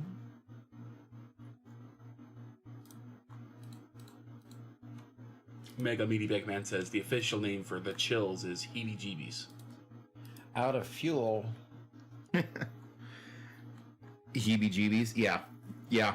How can like it be out of fuel? Oh, Robert, I took a look at your item sorter yesterday. Yeah? I have absolutely no idea what's going wrong. Okay. Well, it fixed this morning with the solution that you mentioned. Adding more Yep. items? Yep. Because I did that last night. I went in, I did that last night, and it didn't work. Weird. Maybe it was just glitching out last night, and now it's and now the system. It was just so weird. Caffeinated says, well, if you need a fourth for Phasmophobia night, let me know. You know, Garrett, maybe that's something we should just do. Because we haven't gotten Panache into any of the horror games.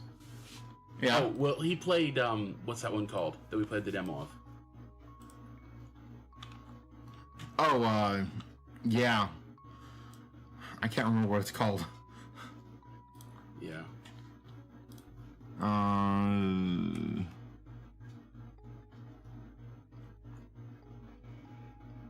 I'd have to just troll through my entire list to find it. Yeah. But it was a horror thief simulator. A horror heist simulator. So you have to go into a haunted museum and steal stuff. I'm sure somebody will know the name of the game, but... I'm wondering why it's not on my list here. I never uninstalled it. Musayama says, Phase 4 space elevators where I tend to start burning out, but I'm always wanting to start the game over and try again. Okay, good. And Phase 4 gets pretty tough. Yeah, it does get pretty tough. It gets pretty tough. Phase 4 and then Phase 5, prepare for, strapping on the seat belts and working hard on things. Is it just gone? But I've been playing Age of Empires 4 for weeks now. I'm Heck playing as yeah. China. Really enjoying the Civ. Heard you like the game too. Yes, I do like Age of Empires. He hasn't played Age 4 yet. I've played like 5 hours of it, and it's one of those that I will, if I open it up and start playing it, just like Civ, I will play for 12 hours straight. You're gonna get sucked in, huh? Yeah. Civ is much, much worse for that, but Age of Empires 2, yeah, Age of Empires will also do that. Okay. Good. Yeah, Nerd Garage says, feeding a line of biogens with a manifold is prone to failure because the last ones on the line will run out of fuel and cause you to drop below demand, even though you still have fuel. Interesting. It sounds like your conveyors just can't move fuel fast enough.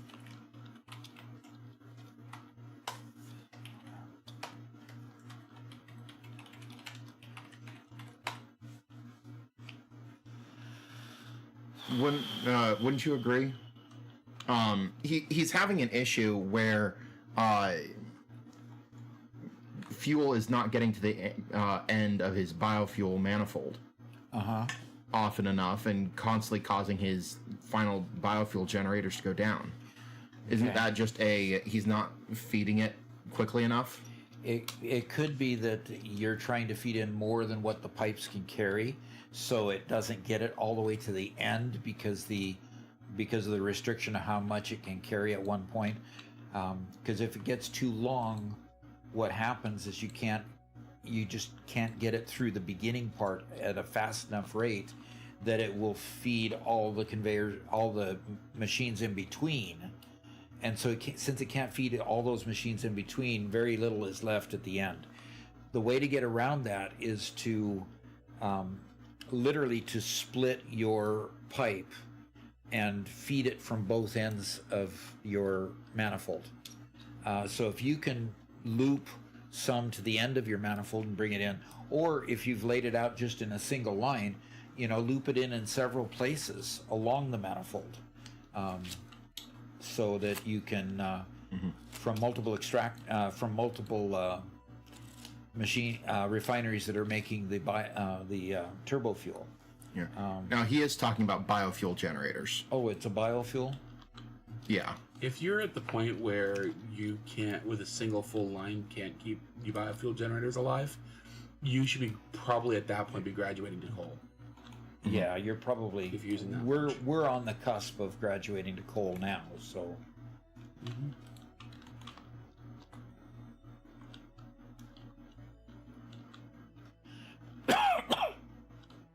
Good. We got all these updated.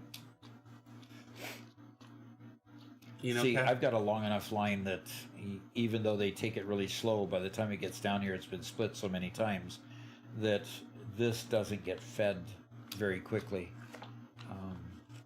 So the front end has to get full. Anyway, go ahead. Yeah.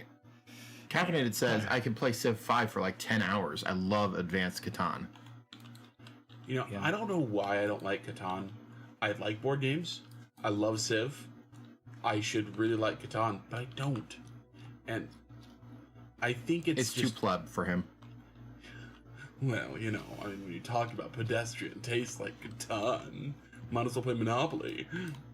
Oh, gee. We have our first Monopoly reference of the day. No, I don't know why. Yeah. Which is funny because Catan is one of the few games that I actually own a copy of. Yeah, I think it's because Garrett owns a copy. It's really down to that. No, I really struggle with games that have a very opaque Eurogamer style scoring method. To me, it feels so weird to play the game and then score at the end to find out who wins. And after you play enough, you kind of get a general idea of who's ahead and whatnot. But yeah, it's just weird. It's just weird. I'm not making a claim about how good the game is because obviously it's been at the forefront of the board gaming renaissance of the last decade. So I'm not going to insult the game itself. Okay, it's obviously beloved. It's burned up all the wood. Caffeinated says, you will not speak ill of Catan in this household. You take that back!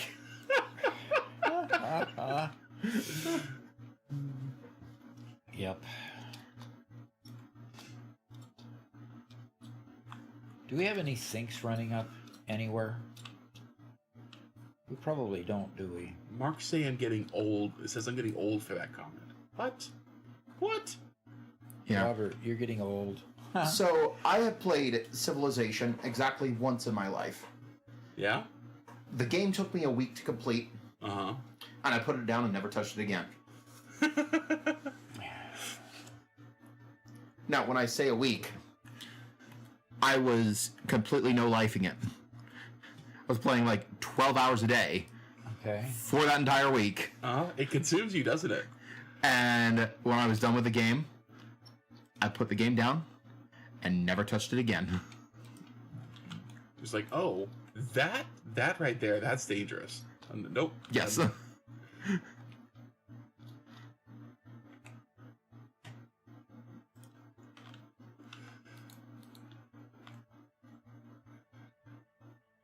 The worst part is that for a lot of it, I wasn't actually having fun. I was really I was pursuing the goal because that's what the goal was. So I just. Oh, okay. That's part of the reason why I was so sad about Civ 7. That it was such a flop. Yeah, we invested quite a bit into Civ 7. Yeah, we did. We did a lot of research. We made tips for it. We set aside an entire week of streaming for it. We bought the, super deluxe edition that gives you the pre-release, and And then we played it. The entire first day was plagued with desync issues, so Doc and I couldn't play together. Right. And then the game progression structure and system was awful. Yeah, it just didn't work. Yeah. It's honestly part of the reason why we have such a hard time moving to new games today. Our first attempt to invest in a new into streaming a new game just went so poorly.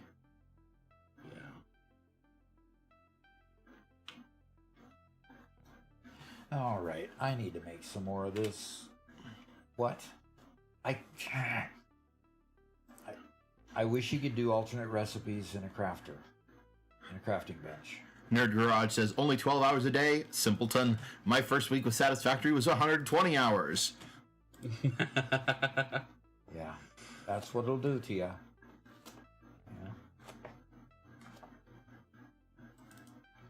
I need 2 more stacks of plates.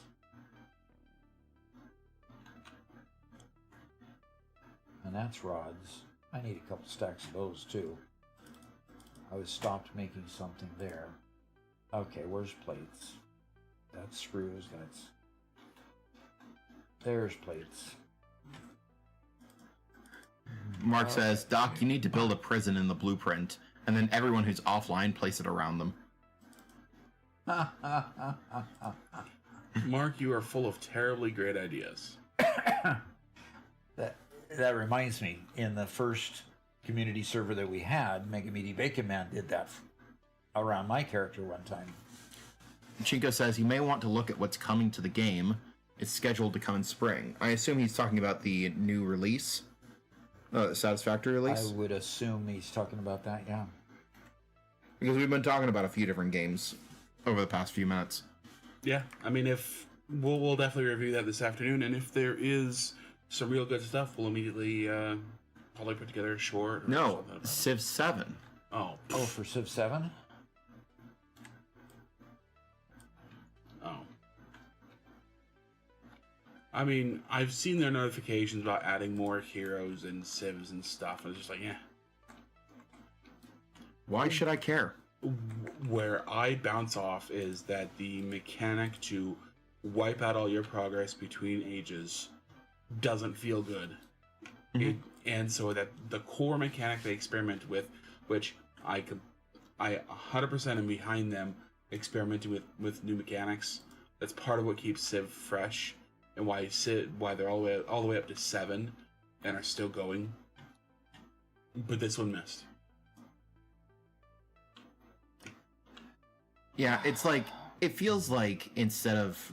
So, part of the major problem that they were trying to deal with was the fact that, from what I understand, was the fact that some civilizations are really bad early game, and some civilizations are good, but then that flips in the late game. So civilizations like the Americas couldn't, or like the US, couldn't get off the ground in the early game, but would be really powerful if you could ever get to the late game. Okay. That's what it was supposed to fix, but I'm wondering if you could have it progress from like Roman to, say, English Empire to for the Middle Ages to the American Empire or something like that. That's just a quick example. That's what they did. Without wiping out your progress. Oh, without wipe. Yeah, that would be nice. I mean, the normal progression through, at least in Age of Empires, is that you progress from age to age and you mature through those ages. It seemed really odd to me when Civ all of a sudden you changed and you just started over again every time. That didn't make sense to me. Yeah. I mean, it made sense to me in theory, but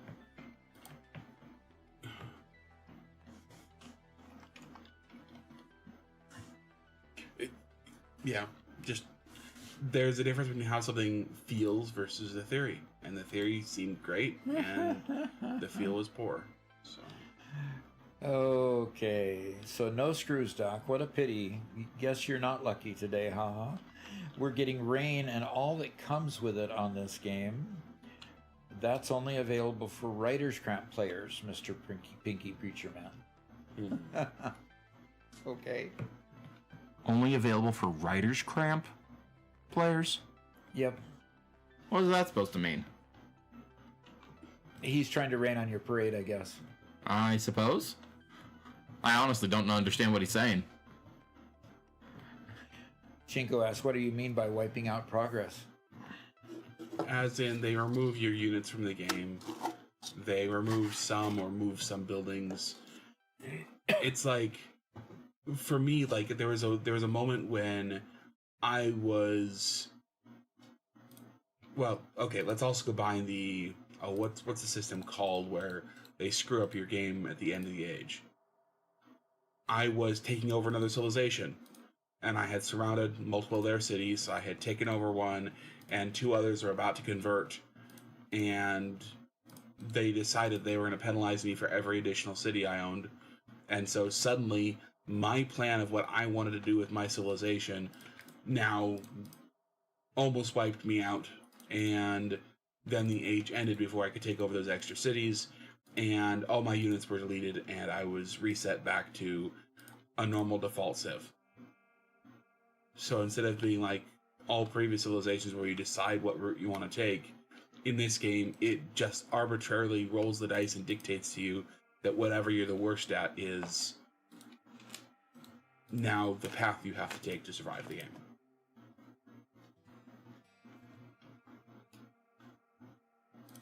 That had to be pretty shocking when you when you hit that the first time. Yeah, it was frustrating. So. Mm-hmm. All righty, let's go see if I can build an awesome sink now. Yes, I can. And Ian Valarcanus says Solaris is better than Preach any day, or better than Civ any day. Okay. And Caffeinated says, all right, I must go. My people need me. Have a good rest of your stream. All right, have a good one. See you, dude. Mark says, there needs to be nuclear fallout in this game, as you have to build nuclear power plants so it will have adverse reactions to your build. But alas, nope, it ain't happening. Shocking, just wrong. Well, we've got a particular kind of atmosphere that just absorbs all of the nuclear fallout. Ah, that's it. Yep, that has to be it. Mm. Nerd Garage says, rain and everything that comes with it? Rusting parts? Well, that would certainly be a way to get people to not build out in the open. Every build has to be covered. Yeah. Now, the one thing that I don't want, because this would really be a major problem for the game, is for the game to suddenly, you have to go around and maintain all your machines all the time. Yeah, that would be tough. Yeah, You know, like a lot I'm like boring. machines that would break, and you've got to update all your machines everywhere. You know, like normal maintenance. Mm-hmm. It's like anything that's added should add complexity and more thought to the game, as opposed to adding just work that you have to do. Uh-huh. If you have to build a system that prevents nuclear fallout or regulates your machines or something like that, or suddenly the machine blows up. Uh-huh. And when I say blow up, I'm not talking about like a big explosion. It just, the machine gets disabled until you go and fix it. But you can go in and you can build something to regulate the machine. Uh-huh. That'd be cool. Yeah. But anything that requires you to just go and now I have to go and Actually click on this physically machine. touch a machine. That Yeah. would be awful. Yeah. And Anvil Arcanus says, oof, that would be a chore. Yeah, it would be. Related question, how can you build NPPs on Civ? I don't know what those are. Nuclear power plants. Oh. And if so, can you sabotage your opponent's nuclear power plants? No. You can build... Can you build nuclear? I don't know if you can. You can use uranium and stuff. Uranium is a big deal, and you can just straight up nuke your opponents. You don't need to sabotage them. I think I've gone for a nuclear fallout, like totally destroy everything build once. And that was fun. Very nice. Wonderfully ideal.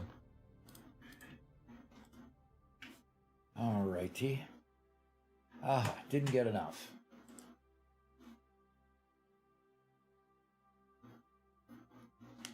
My favorite thing to do is carry a lot of inventory in this game, so I've got an option TXC to says... increase my inventory.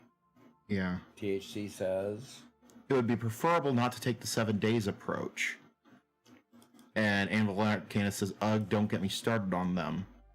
What are you talking about with the 7 days approach? Are you talking about having to go and fix all your stuff all the time? Yeah, it's 7 days. Yeah, 7 days to die. Yeah, that's probably what they're referring to. Yeah, I think it works better in a zombie horror survival game to have to go repair your base all the time. Definitely doesn't work for a factory builder.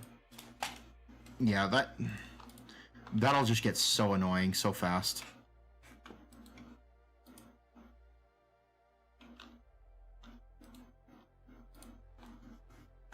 Oh, hush.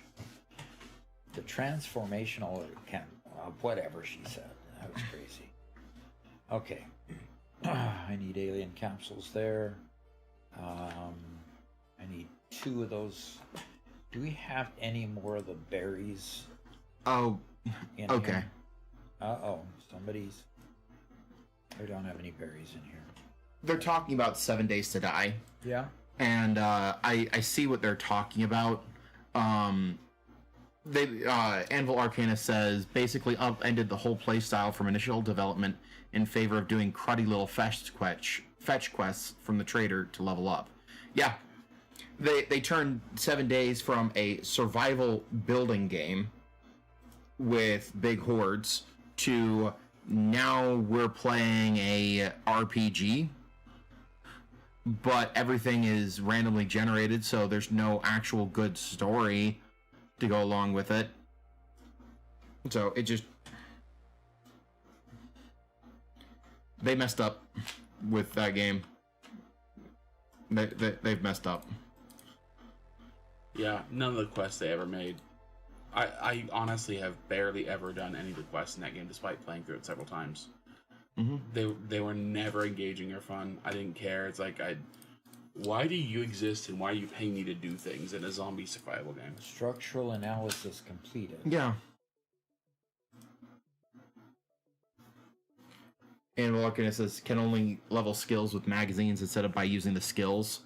Yeah, that part I'm kind of okay with. That's something that has been in the game for a very long time. Uh-huh. That was part of the original concept. Okay. It also alien means you're leveling up by technology. looting. Yes. Obviously, we've got some reanimated Sam somewhere. Is somebody... Okay, no. Okay. We need steel for this. Okay. That's researched. That's researched. Yeah. Okay. Katerium, we're quite a ways down. Stun rebar. We need to make some regular rebar, but we need steel to do that. And we need rotors there. We might have a bunch of rotors. Go ahead. One Metal Fist says, with a hydrogen bomb, you don't get the same kind of long-term fallout as with a fission bomb. Fusion reactions mainly involve hydrogen isotopes, which don't leave behind large amounts of long-lasting radioactive material, and because of that, the residual radiation can dissipate much faster compared to uranium or plutonium fission products. In that sense, thermonuclear weapons produce less persistent fallout, even though the explosion itself is far more powerful. Okay. Cool. All right.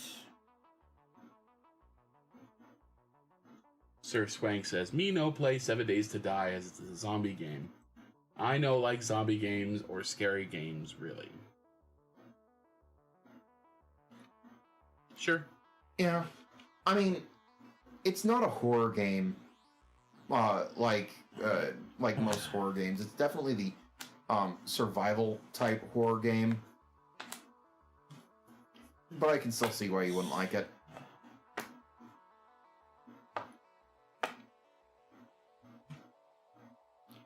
Okay, well, let's look at this. I haven't collected any of those. And, well, I've got just enough of those, so... Sir Swank says, "Yes, I butchered the English to mess with the author, haha." The author has the worst English in the room. That's just characterization. Well, if the character fits...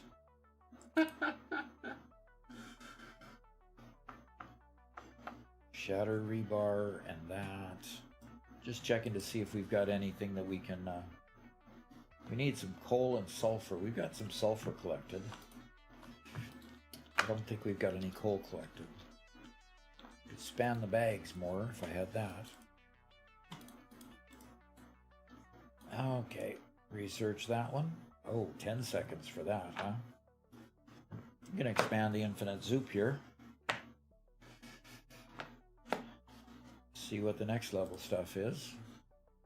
Yes, we can do that. Expand it to 20 zoops now. Go ahead.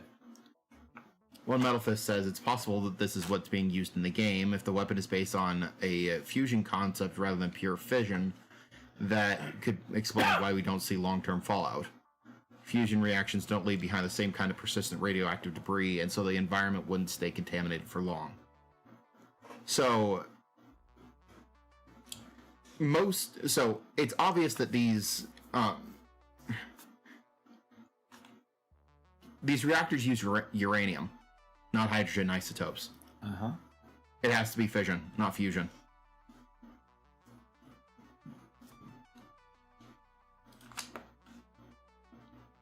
And it's like modern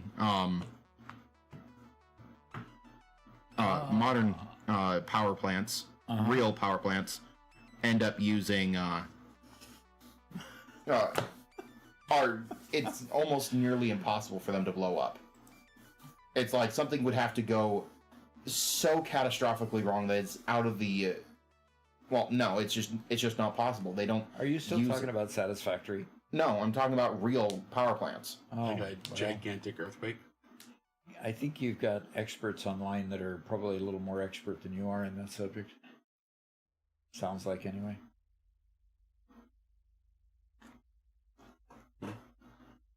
I didn't mean to shut you down. Okay. I'm just saying that it's impossible for modern designed nuclear power plants to blow up. They just don't contain enough material at any given time to have a runaway reaction.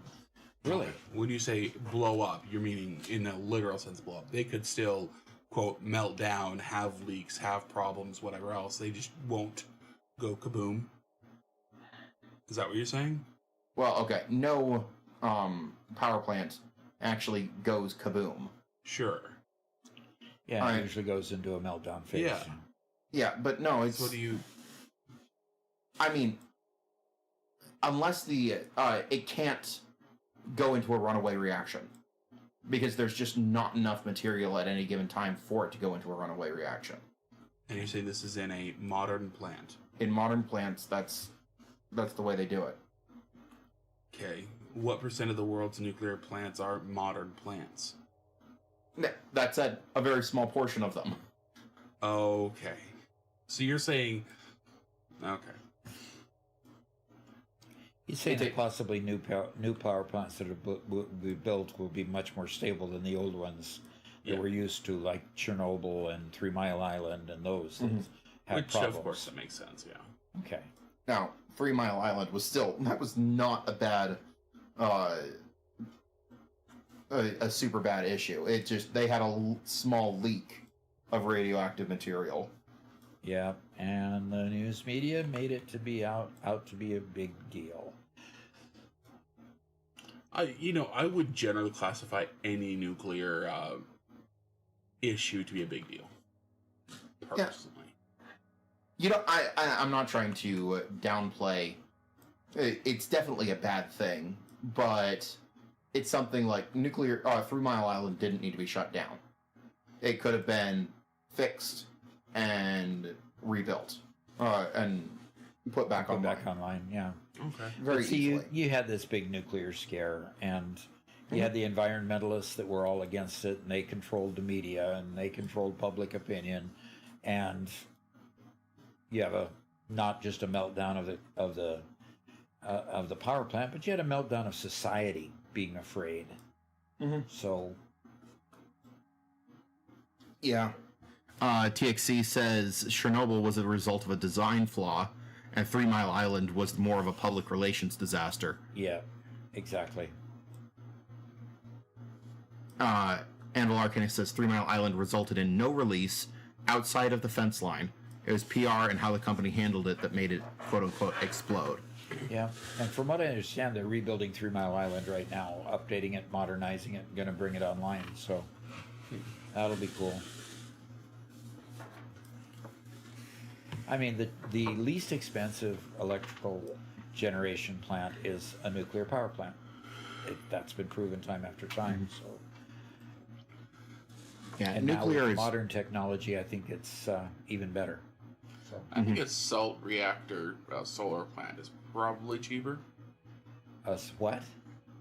Salt reactor solar plant. I've never even heard of that. I might not be using the right term. Basically, it's out in the deep desert. They have a whole bunch of mirrors that all point at a center column, which is used to melt salt. And they use that for the power plant. Okay.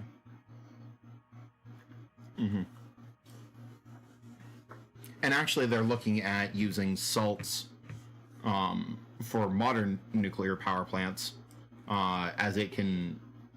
I can't remember the exact Dissipate heat better. benefits, but I think that it can transfer the heat better, and something like that.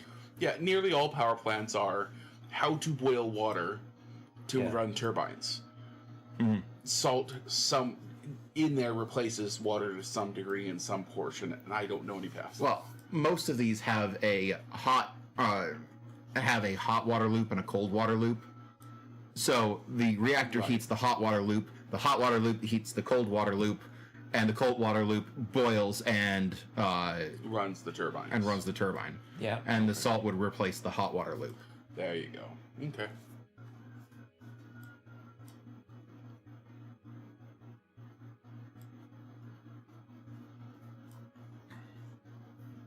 And Adresea says, in the 80s in high school, I was protesting against nuclear missiles. In the 90s in college, I went to a nuclear plant with my team for our energy research project. Wow. That's cool.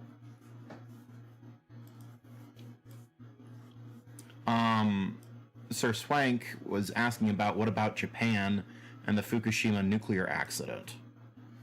So, yeah. Well, So, there's a concept in disaster planning and elsewhere that's been popularized by Nicholas Taleb, I think is how you pronounce his last name. Nassim something else. Anyway, his last name is Taleb. And he talks about what he calls a black swan event, which is defined as an event which is super rare, which is generally completely unpredictable. It's something we've never seen before, but will happen at some point, right?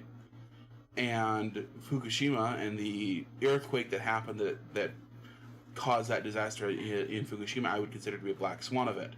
The problem with nuclear reactors, because they are generally dangerous if made improperly, like Chernobyl, is they have to be designed to survive a Black Swan event. They have to be designed to survive an unknown event with unknown consequences, with unknown duration, and not destroy the world. So it just raises the threshold of how well engineered they have to be.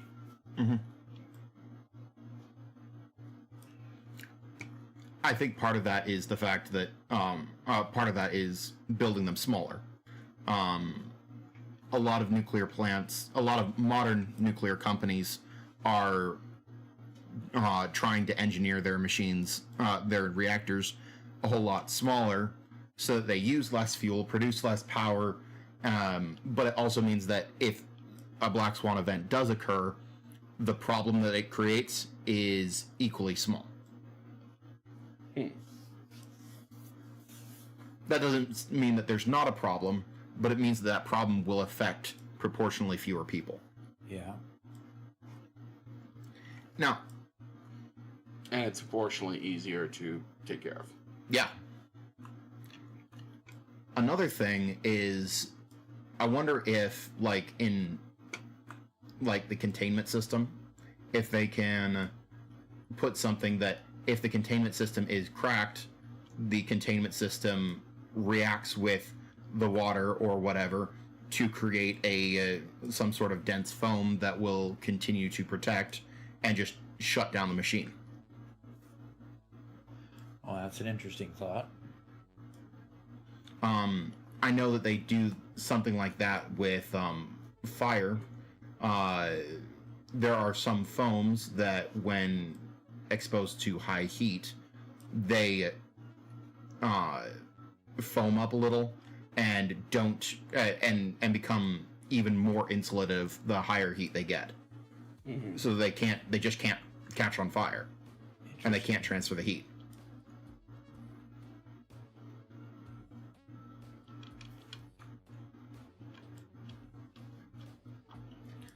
Yeah. Sir Swank says, we use Black Swan analysis in business. Okay. Yeah, definitely. Yep. Sir Swank said, he also says, to also be considered a Black Swan event, it has to change society. Example of Black Swan is the iPhone or the internet.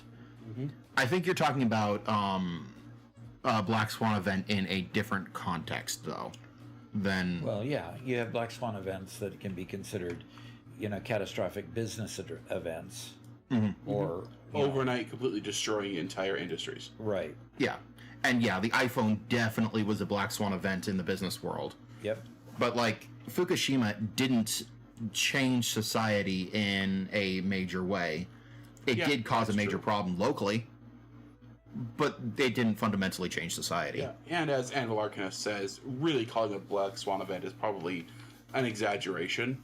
It should be more, I should say it more clearly, when you're building something like a nuclear reactor, you can't just ignore once-in-a-lifetime events. You have to plan for once-in-a-lifetime events, because a once-in-a-lifetime event will happen during the lifetime of the reactor and could be catastrophic. If that's a better way of saying it. Yeah. Yeah. Gosh. Mark had a comment that was interesting. Gosh, I really wish that YouTube made the names colored like Twitch does. I have the hardest time picking out individual comments in YouTube, and that's why I tend to like reading comments from Twitch more, just because of that. Because in YouTube they're either green or gray. Yeah, and the comments where the name is green, I tend to read because it's easy to pick out. Yeah. Amongst the thing. Mark does say, how are the book sales going? And they are going, or no, they're not going. Lexi bought a book. Yeah, I appreciate that. Yeah. But we're going to get the physical copy here on sale, which should help quite a bit. Yeah. And Scorpio says, I wondered why Garrett always ignored me. And I'm really sorry. It's just so hard to pick your guys' comments out.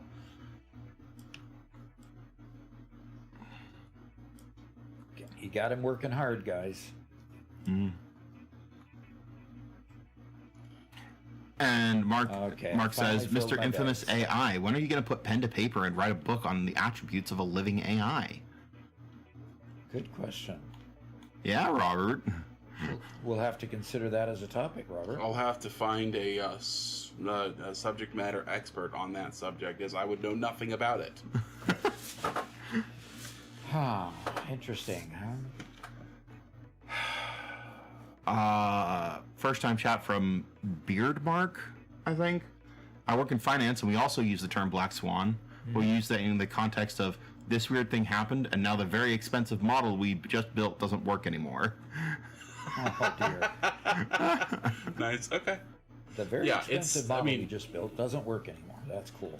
Talib's entire trilogy of books have been well adapted to different circumstances, so I'm not at all surprised that it's become corporate buzzwords or in different aspects. I don't know if I'd entirely agree that a Black Swan event has to have a global effect. I did read his what is it? What an entire trilogy. He has a weird name for his set of books. Actually, I think there's 4 of them. Anti-Fragile, and a couple others. Oh, that's who you're talking about. Yeah, it's the Anti-Fragile guy. Okay. And but I wouldn't say it's at all wrong. Being global is, yeah, absolutely. But although I'd say if we ever want an example of a Black Swan event, well, even then, I mean, the pandemic was a globally changing event. But some would say, oh yeah, we can predict it because it happens every 100 years. Sure. Sir Swank says COVID is a black swan. Yeah, yep. I was just saying. But, I've heard people rationalize 6 years later. Yeah, well, you get big events like that every 6 years, so it's not a black swan. Or every 100 years, so... Hey. Afterwards, all black swans are rationalized as totally predictable. Of course it was going to happen. Yeah. So... But only ever after the fact. Yeah, exactly. But you can also have black swan events in your own life. Sure, you can predict that eventually, for every one of us, a family member is going to die. But you can never predict when it's going to happen, why it's going to happen, or what the circumstances are about it. And so those are black swan events. Or you get laid off from work, and that's a black swan event. Or something like that. Yeah, we can definitely expand the principle to apply to a different scope than what he originally talked about, or how we apply it industrially. So, Addersay says being made redundant after 20 years. Yeah. Yeah, how about that?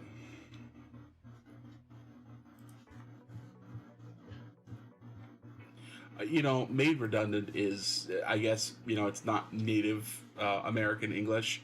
To me, sounds so much worse. Mm-hmm. We don't need you anymore. We have another one of you. You're just redundant.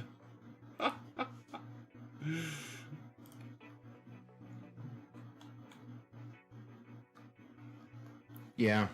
We need to get rid of the philosophy that says that people are machines and they can be endlessly interchanged. Yep. So what you're saying is we need to get rid of master's degree in business. We need to teach master's students differently. Yeah, differently. They forget to read the Mythical Man Month. No game audio. No game audio. I'm hearing the game audio. Wow. There you go, guys. Did it get turned It off? was disabled for some reason. Okay. Thank you, somebody, for letting us know. We've only been streaming for, 2 hours. All right, Melton. How you doing? Good? Okay. You've got... Oh. Sir Swank is graduating with an MBA this semester. Okay. Whoops. Sorry. Well, we need to teach MBAs a little differently, is all. Hey, Megamedi Bacon Man. Hi. Grid Mark says, "Don't you guys say you're fired?" And she just says, "That's saved only for the president." You're fired. That's my very bad imitation. Very, very poor. No, laid off, I think, is kind of the typical euphemism. It's the PC term. Yeah, definitely the PC term for... Or, of course, there's always the pink slip. You know, there's another little thing given the pink slip. VR Aviator says, "I like to underclock and sloop machines making solid biofuel. They use the same power and require less farming runs." Interesting. Interesting, yeah. Sure. I mean, unless you're Doc and you love building gigantic nuclear power plants, I think that's legit.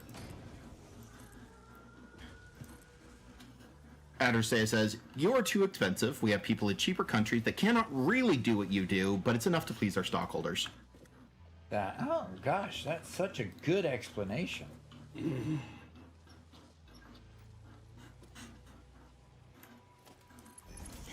And she says, "Funny thing is we got an email this week for our 2026 MBOs, so I told my manager, I guess mine is to get well enough so the company can get rid of me."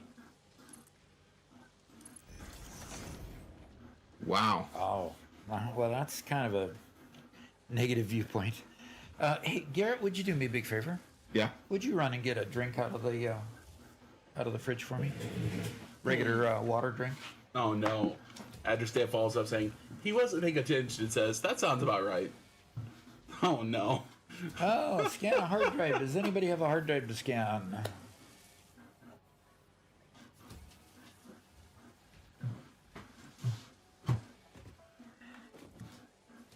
Thank you, sir. Oh, I get a mandarin orange today. Okay. Garrett must be saving the peach for himself. I grabbed the first one I came to. Oh. Don't worry, Garrett. Everyone The next believes one's you. a strawberry. So, Robert, you better get to it first. Oh gosh, I haven't had a strawberry in a long time. I didn't know there were any strawberries in there. I thought it was red at least. I didn't actually see the label. Okay. It's probably peach. Okay. Addersay says, "Don't worry, Doc. It's all sarcasm. There's a whole new world at the other end." Definitely the case.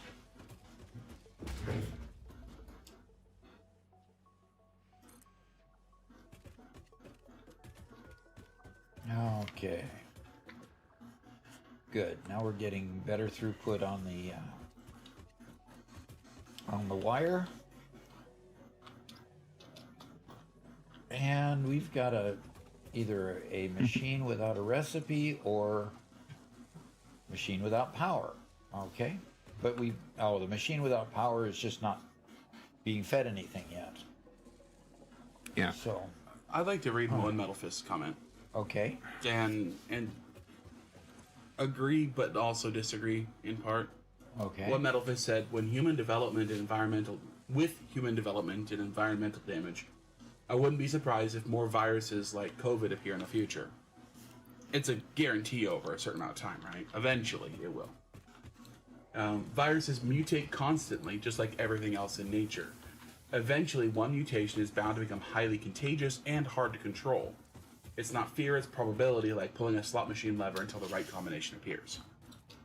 Yeah, totally agree. It's absolutely going to happen. I'm not afraid of it, and I'll tell you why. When COVID first appeared, it was more or less deadly, right? There were a ton of reports. We aren't sure exactly how truthful they were coming out of China, but it appeared as though it was very, very deadly. When it got at least here to the United States, and our New York, I think, was like the first state that was really, really hit big, there were a lot of deaths there. But as it expands, and today, the death rate continues to go down for it. Yes. Viruses, as they mutate, they mutate to spread. Killing their host prevents it from spreading, and so the most deadly forms of these viruses die off. The ones that hit the nursing home and kill everybody in the nursing home don't continue to spread, right? The ones which propagate for a long time continue to spread. So generally with viruses, new ones will absolutely emerge because of course they will, but generally they become less dangerous over time. To be honest, the flu is not as bad as it used to be. You know, we're talking 100 years ago. COVID won't be as bad in 100 years. Look to your right at the tower. But we will have some new disease that comes out that has the same impact on the world that COVID did, that the Spanish flu did, that all the rest do. And it'll hurt, but then it will self-mutate by the way natural selection works to become less dangerous over time.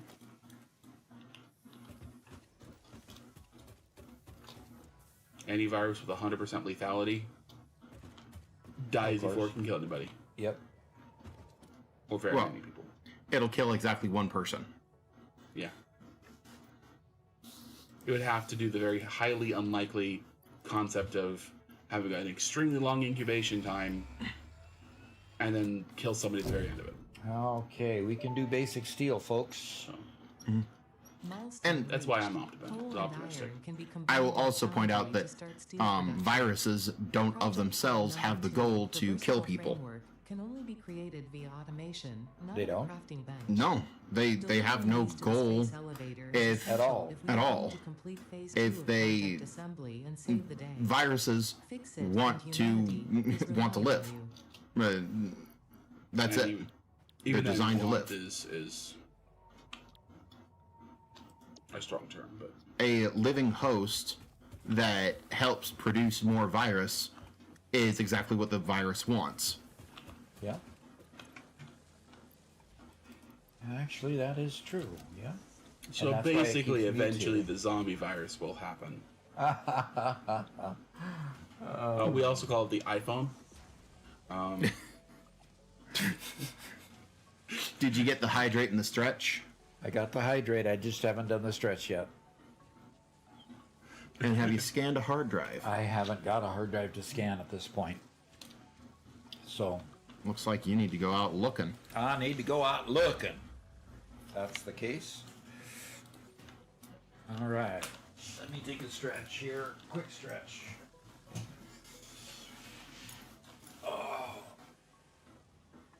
Oh, stretch. Get those. Get Yes, those bones and- moving again here. Adrestea says, "Take it easy. We still have limitations on the amount of toilet paper we can buy." I do recommend anybody just please always have a store of toilet paper. In future generations, you'll be just like your old grandpa who has this weird collection of stuff. It's like, why do you have that? And he just gives you that 1,000-yard stare. It's like, oh, sorry. In the future generations, you'll have some little kid asking you why you have an entire room full of toilet paper, and you'll just kind of give him that stare, and he'll know. He'll know.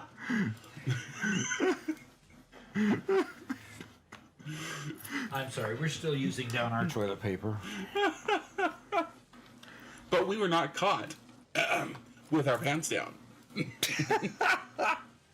Robert. Oh, we already had extra. Yep. Yep. And Adrestea says, or rebuild the toilet and add a bidet. Here you go. Yep. Scorpio says, or get a bidet. Yes. 100%. All right. Well, it's about noon almost. And we've done a lot of good here. We have done a lot of good here. So I'm going to suggest that... What's the vote? Anybody want to see some Star Rupture before we go on to 'Cause Mark Said So? I.e. hit Doc's current Satisfactory world. So which would you like to do? I would like to put a plug in for Ping Players. Why don't you put their information up there? Ping Players has been kind enough to give us 2 servers and support the channel actually financially, so that we can advance everything that we need to do here, both equipment and everything. They've been kind enough. If you log into Ping Players and you want to play with your friends, use DOC35 for the code, and you can get 35% off and have fun like we're having here, with everybody building and just getting everything going.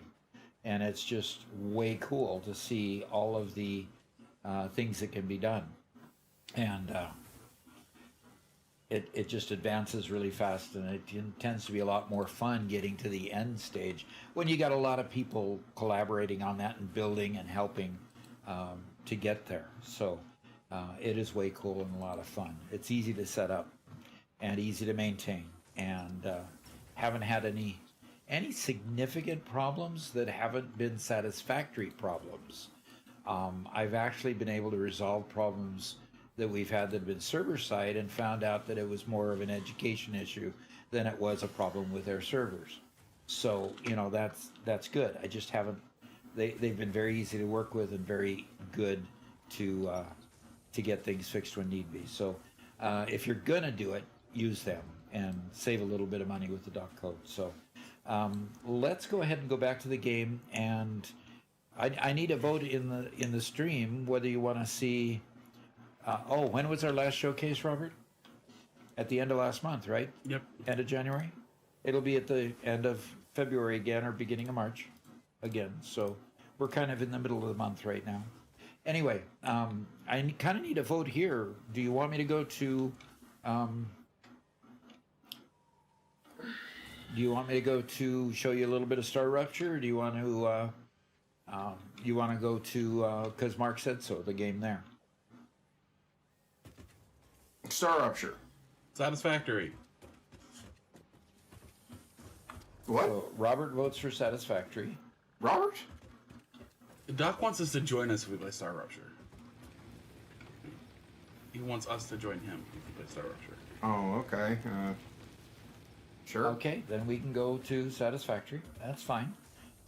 The 2 votes in the office are to go to Satisfactory, and I can do that. I can oblige. Oh, look at this that's happening. Woohoo! We can't see it because we haven't sent you back. So. Oh, yeah. VR Aviator. Look at this. We've got a foundation being built above us. Floor 2 is happening. VR Aviator says, leading up to Y2K, my mother-in-law hoarded anything with a long shelf life in a utility room. We still call it the Millennium Room. Millennium Room. Okay. Nice. I mean... That's pretty awesome. That is. So where are you pinging? What do you want me to see? Give him mouse to mouth then.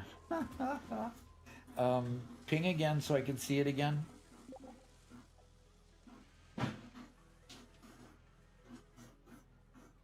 Okay. Mark votes for Star Rupture.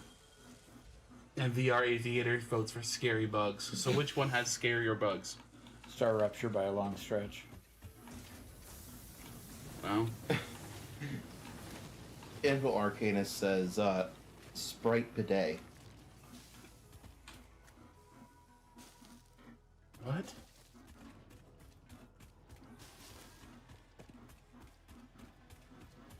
I'm not quite sure what what somebody wants me to see.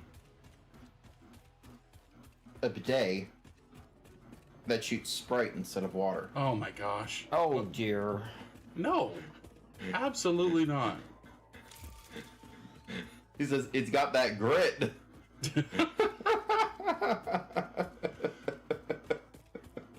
Mega Meaty Bacon Man says, I vote for dinner. Back in a little while. Sorry, I don't want a fizzy bottom.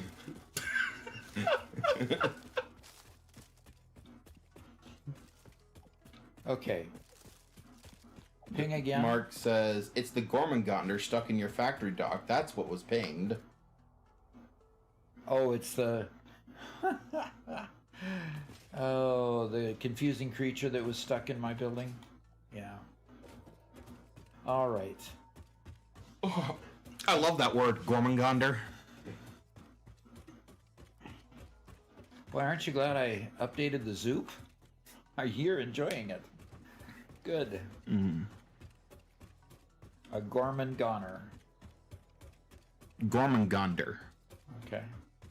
Wish I had some sort of jetpack. I would love to just jump.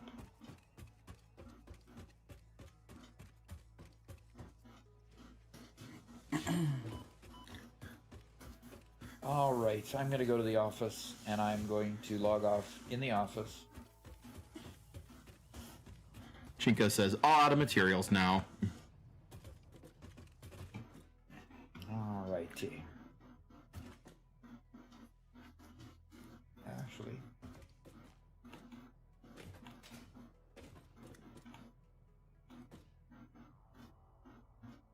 All right.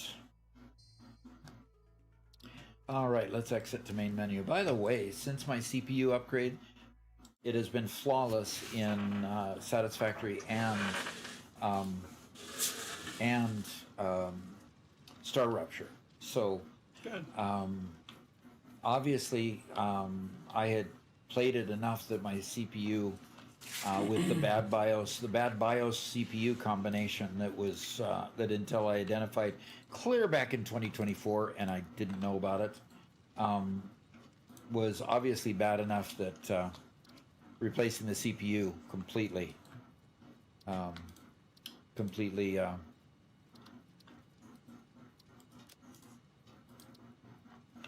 of course, it's the most it. extreme solution that you can possibly. Well, we had manage. tried all the other solutions. All the other things that we were finding online were just not working. So I got an i9 14900K. Oh, that's such a beautiful CPU. Boy, it's not wanting to do anything. Mega Meaty says, test your CPU on my world. I mean, It's not loading. And it's not exiting either. We were telling you how good it is. No, Well, the problem that we were solving was the constant crashing because of the shaders. It was the shader crashing that was becoming to the... Well, the one live stream I did a week ago Tuesday, the one live stream I did, we were crashing 7 or 8 times before we were successfully getting back into Satisfactory to continue playing. It was getting to the point of being unplayable, so...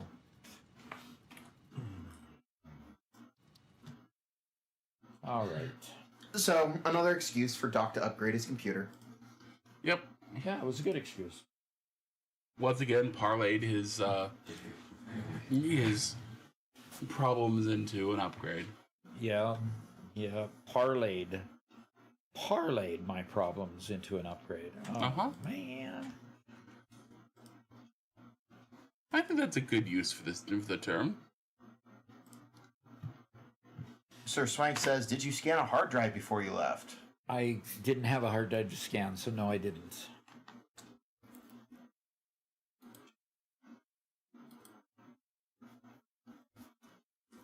Okay. I'm going to refund his points because he didn't have a hard drive. There you go.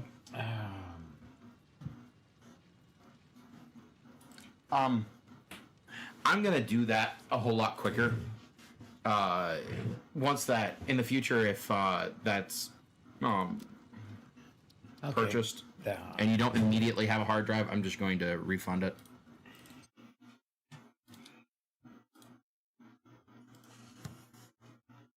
You're going to do that immediately, huh? Yeah. Okay, so I need to go to my Steam instance, and I need to go to the Pax Prosperitas one, activate those, and now I can get into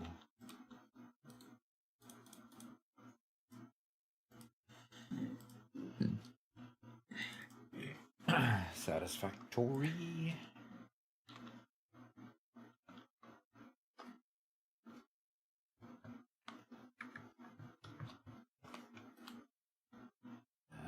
Yeah, do we still have a save of Mega Meaty Bacon Men's?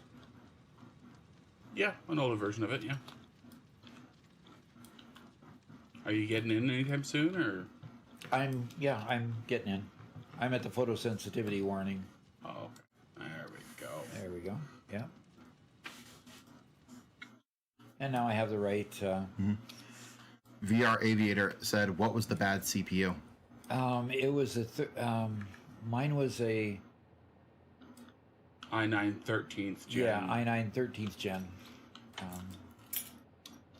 Like a 13.7, 13.9, something like that. Yeah, and so I ended up going to an i9 14th gen, which increased the number of cores by a third again more, and so it's got 24 cores and a faster clock speed and I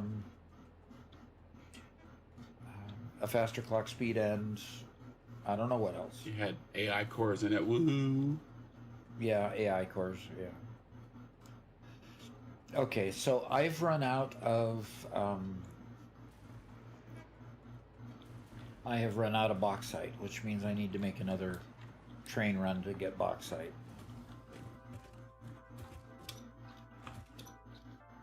I need to go to that floor. Sir Swank asked, "So my Kitty box for my multicolor printer had a piece of filament break off in the box, and I can't get it out without having to take apart the full Kitty box. So I'm sad. Yep. Now I have to be a mechanical engineer to fix my multicolor printer." Yep. That you do.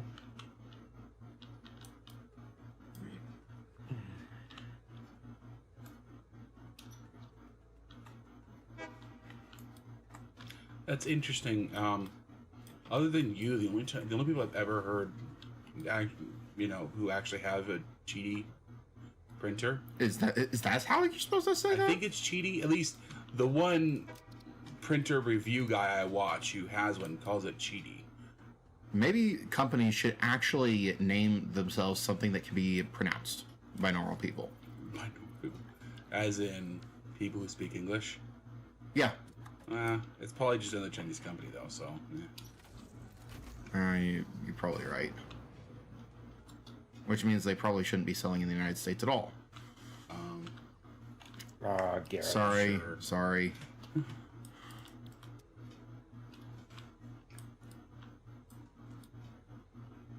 So Swank calls it Kitty, just like Garrett did, sounds like. Huh. Because I don't have both ends of the train hooked up yet. When I want a new load of bauxite, I need to go reverse and go get another load of bauxite. I have to say that I don't really get the letter Q. The only time that it's used for anything other than what a K or a C can already do is the QU, which already requires two letters. Yep. It's a redundant letter. It really is. If you follow the linguist YouTuber named Rob Words, he recommends getting rid of the letter Q and Yeah, just full replace it notes. with a letter K and W following it, or in the words communique. I'm sure you could figure it out. KAY at the end instead of QUE. or find an English word instead of a French one. An English word instead of French. Yeah, I mean, Yeah. a lot of times when we do have those weird sounds in English, it's because we just borrowed the word and never anglicized it. Yeah. Well, it's very interesting because a lot of our common words, as opposed to our very nice and flowery words, a lot of our common words come from German or Germanic descent, and a lot of the very nice flowery language comes from French. And that's because England was conquered by the French there for quite some time, and it was the French that ruled, while the Germanic peoples were the common folk. Yep. The Norman Conquest.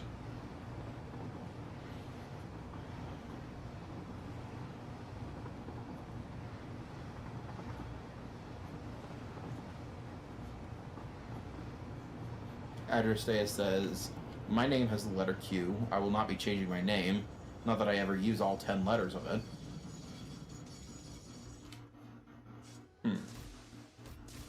All right. Q. Turn on self-driving. Okay. One Metal Fist says, I looked into what they said during today's live stream. I assume he's talking about the dev live stream. Oh, stop. Stop. And they explained that save files and memory usage are going to be reduced. Saves will be compressed, and large factories will take up less space in the save file. This should improve performance and stability, especially for late game builds. Interesting. Mega Mini Cool. Bacon Say that Man again. is, excited. He said, I looked more into what they said during today's live stream, and they explained that save files and memory usage are going to be reduced.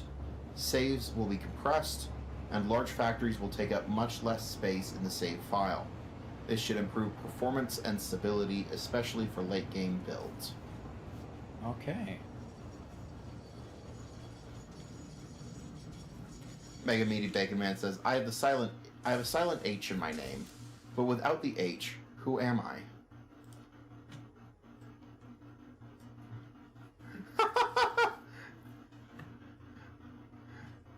I just say it says, who is you? But she dropped the H. Woe is you.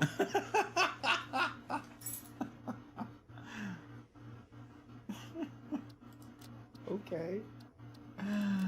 Oh, that could...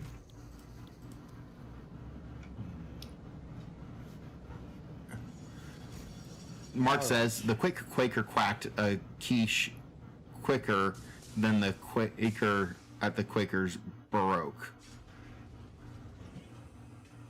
The quick Quaker quacked a quiche quicker Oh. than the Quaker at the Quaker Baroque.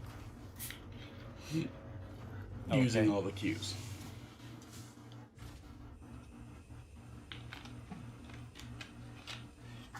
Baroque is spelled with a Q-U-E at the end. But Baroque could also be B-A-R-O-K-E. Yeah, easily. And Quaker could be KW. It looks kind of ugly in my opinion, but it could very well be KW. Yeah, instead of Q-U. Yeah, exactly.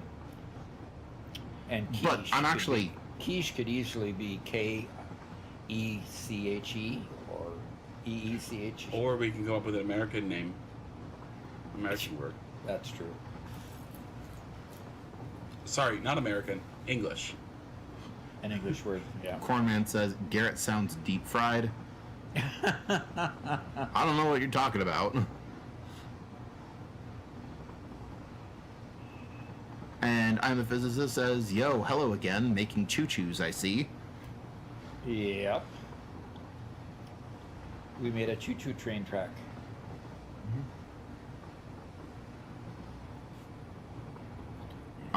When Melphis says, one of the developers mentioned that they finished rewriting part of the game's memory system. During today's live stream, they said this could reduce RAM usage by up to 50% for players with mega factories. In their tests, save files that previously used around 60 gigabytes of RAM were reduced to roughly 30 gigabytes. This should greatly improve performance and stability for large late-game factories. Heck yeah. Good.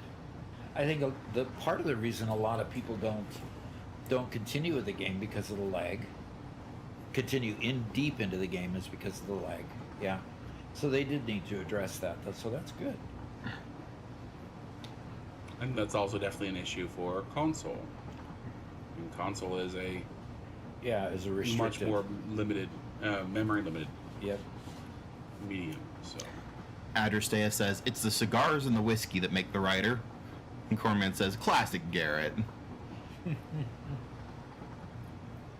Cornman says, and speaking of trains, how's the Butterfinger train coming along? I did find our regular train set, so all it needs now is for me to go purchase the train track. And this is news to Robert because I hadn't told him that I found the trains. No. So, all right. Quite happy to hear that. Yes. And so these are going to very quickly be flooded with bauxite.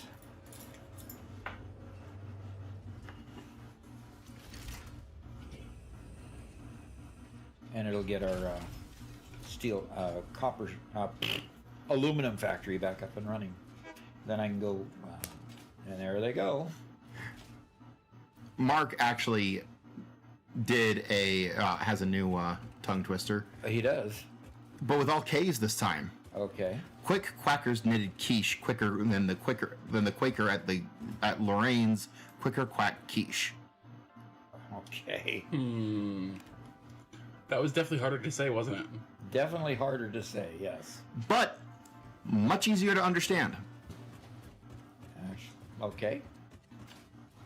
Okay, sure. All right, we've got water coming in. We've got, yes, we've got production of, what? Sir Swank says, subtract the cigar. What? I have a hover pack. I have a hover pack. I don't have a hover pack in the other world, and I was wishing so much to have one. And I forgot I had one here. So here's the, first batch of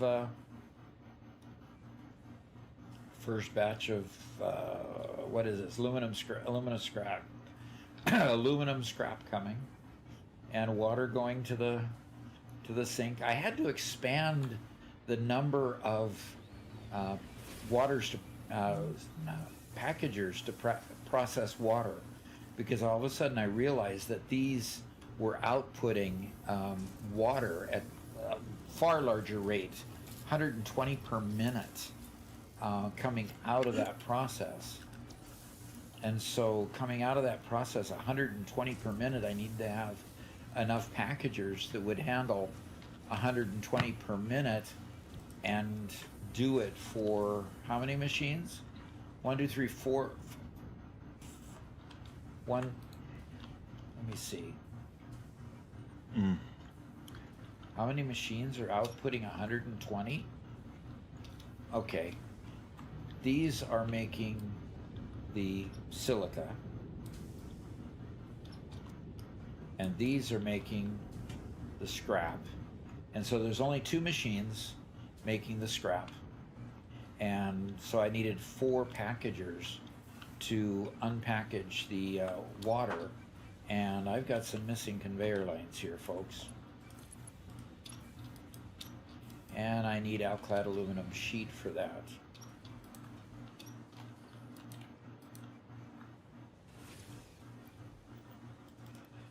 So... Sir Swank says, subtract the cigars and add sunflower seeds and also Diet Coke. Because Sir Swank is a writer as well. Okay. Mega Meaty Bacon Man says, wow, that is huge. My factory uses 25 gigs on loading and drops to about 17 gigs after an hour. Wonder if I'll regain any loss to FPS. I mean, I think you're the perfect test candidate for that. Mm-hmm. That would be really neat. Yeah, I think that you're stress testing the game better than anybody. And then One Middle Fist says, I write too, but I can't stand cigars. No thanks. A strong drink, sure, but cigars, they just make me nauseous. And with all that, I have never smoked. I have never drunk anything. So maybe I'm just not a writer. Okay, now we're out putting the water and getting it to the sink. I mean, you're certainly no Stephen King. Putting the water in the sink? I'm talking to Garrett. I know. But I just thought of the fact that now I'm getting the water to the sink. Okay. Yeah. Interesting. Okay, fine. I guess that's not significant to you. Sorry, we were just talking about something else. It took me too long for my brain to readjust to what you were saying. I apologize. Okay. Megameaty says, my PC's about 6 years old, so it'll be fun to continue. I lose about 1 FPS per month, and by the end of the year, it'll be unplayable. 1 frame per second per month. By the end of the year, it'll be unplayable. Okay, interesting thought. I'm the Physicist says, I love hearing Americans speak German words. Y'all sound so funny. Yeah, I'm sure we do. I am positive that we do. Chico says, ha ha ha, Doc getting water to the sink, and you did it without pipes. Amazing. Yep. Could you imagine to get water to your kitchen sink, you have to package it in bottles and then have a machine to unpackage it and pressurize the pipes so that you can have tap pressure? And that's what Doc does for his drinking water.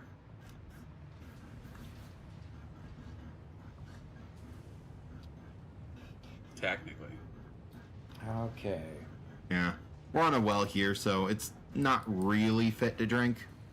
We gotta do some filtration, and we don't have a big property-wide filter on it. Now, the beach house, of course, they're so much more sophisticated than we are. They have a filtration system for their house. So they get good, sweet tasting water. Yeah, that's because it's just new construction. So Yep. Whereas our house is old. Our houses are old. Well, Very old. Yep. pity us, old houses. Old, badly built houses. No, not too badly built. Okay, that has filled up with aluminum I feel scrap much now. more secure in this house than any stick-built house we've had previously. Now that Doc has us living in Tornado Alley. So you feel much more secure now. That's good to hear. Yeah. I mean, the tornado might rip off our roof. I mean, good riddance. That roof needs to go anyway. But it certainly ain't gonna knock down our walls. Certainly not. Or if it's powerful enough to knock down our walls, we were goners anyway, and there was nothing saving us.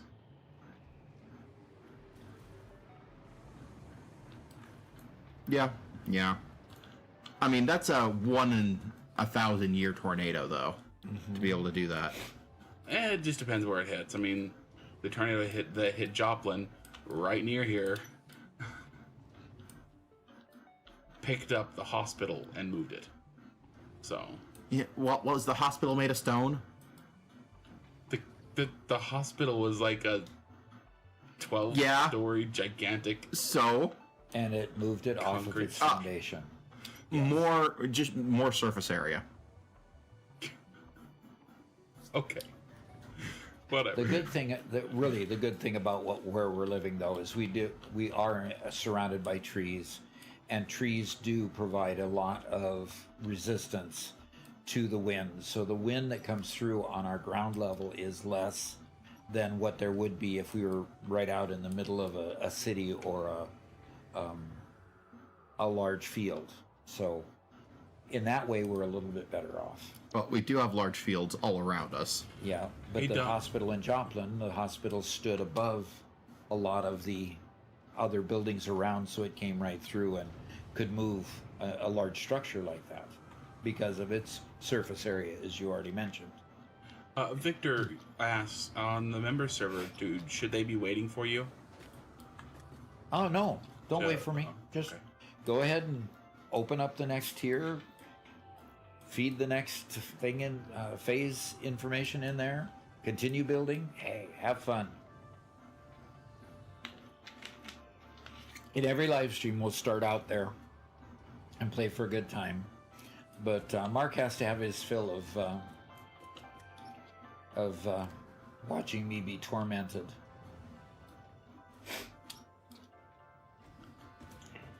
In his world.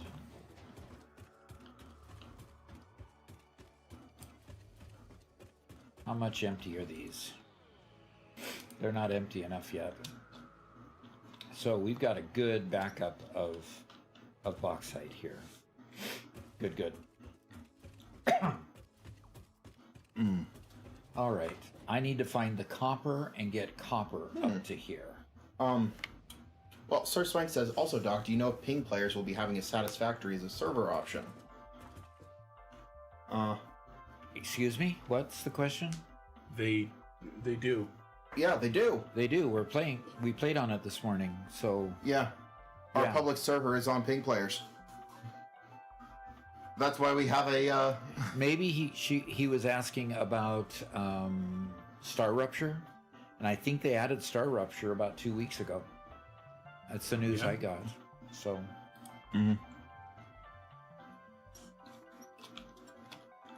by the way, Robert, have you been checking our communication channel on Discord with ping players lately? Yeah, nothing there. And nothing there. Okay, good. I don't want them to think like I'm ignoring them.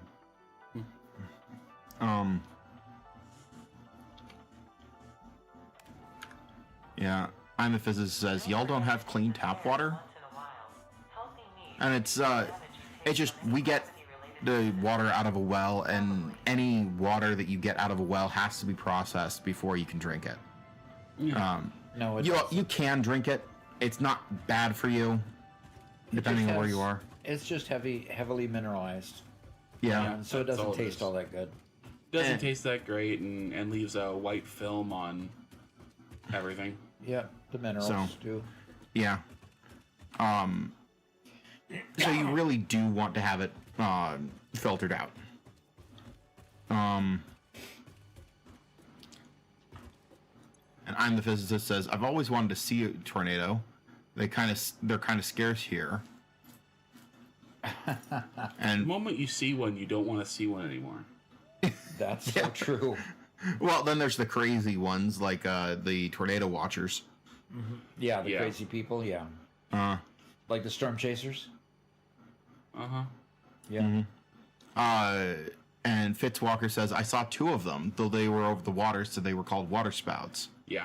I was in Hawaii where I thought they couldn't form. Water spouts are cool. Yeah. Mark says, the next time a tornado gets close, put up a sign saying, Dorothy's Place 2 miles east. That way you have a chance of surviving. There you go.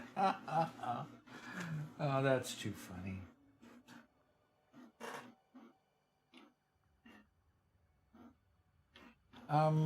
Okay.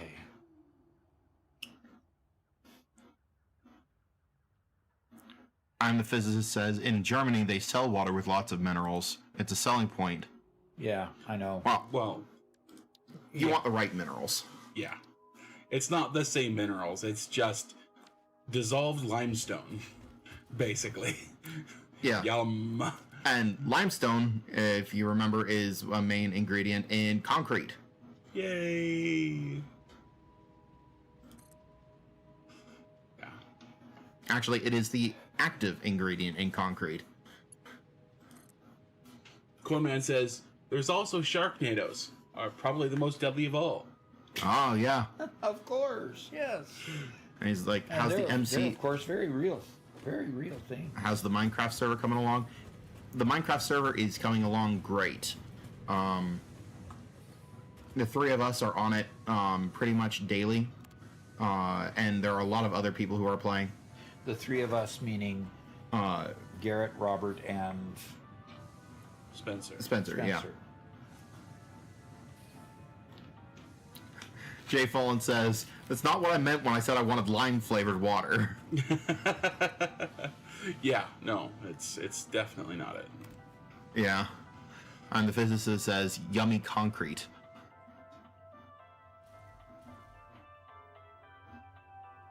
I mean, to be honest, it doesn't. The flavor-wise, it's not that bad when it comes to water. Yeah. But yeah, Yeah, it's really not gonna hurt you, but we still filter it out.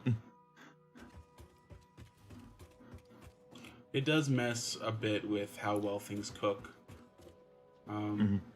Yeah. Yeah, and our little and our tiny little filter that we have connected to our tap does not filter it out well enough to stop it from messing with how well things cook. Yeah.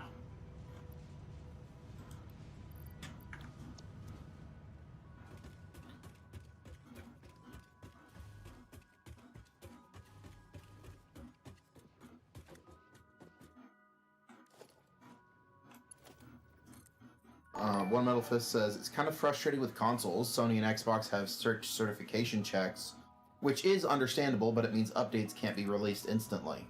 Fixes have to be bundled together and submitted as one patch, so updates take much longer to reach us. Because of that, bugs often stay in the game for a long time while developers wait to push everything through certification. Yep. Mm-hmm. And Lenny NLD subscribed to Tier 1. Alrighty. Good. Awesome, Lenny. He wants to come play with us. That would be cool. Cornman says, how do you wash clothes or use the dishwasher? You just do. With the normal well water. It's clean enough for that. Oh, yeah. You know, Robert and Garrett might be exaggerating a little bit. It does create a film over a long period of time, okay? Mm-hmm. And there's chemicals that can clean all that off, too. Mm-hmm. So it's a matter of, you know, a lot of the appliances handle the hard water just fine. Our washer hasn't exhibited any problems at all. Mm-hmm.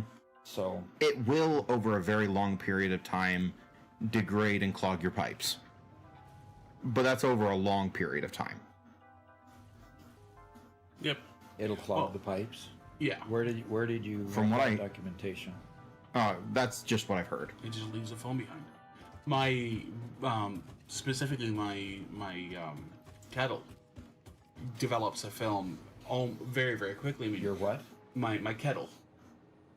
Okay. You know, every time I heat water in there, of course, I'm boiling off water that leaves behind minerals, right?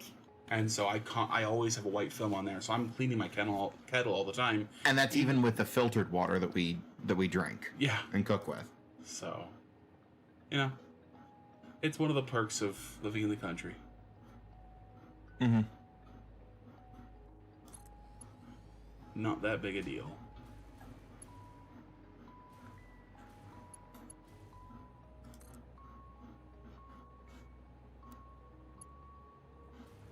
Fitzwalker says, we're talking hard or soft water. It also messes with soap and, as they're saying, scale and buildup. Yep. Yeah. Megan Meaty says, we get lime scale in the water where I live. Have to descale it a couple of times a year. There you go. Yep. In fact, when It becomes more a maintenance issue than anything else. Yeah. But if we had a nice, powerful filter, we could eliminate all of that, and the maintenance would just be on the filter. Yeah. But it's not so big a problem that we can't deal with it. Mm-hmm.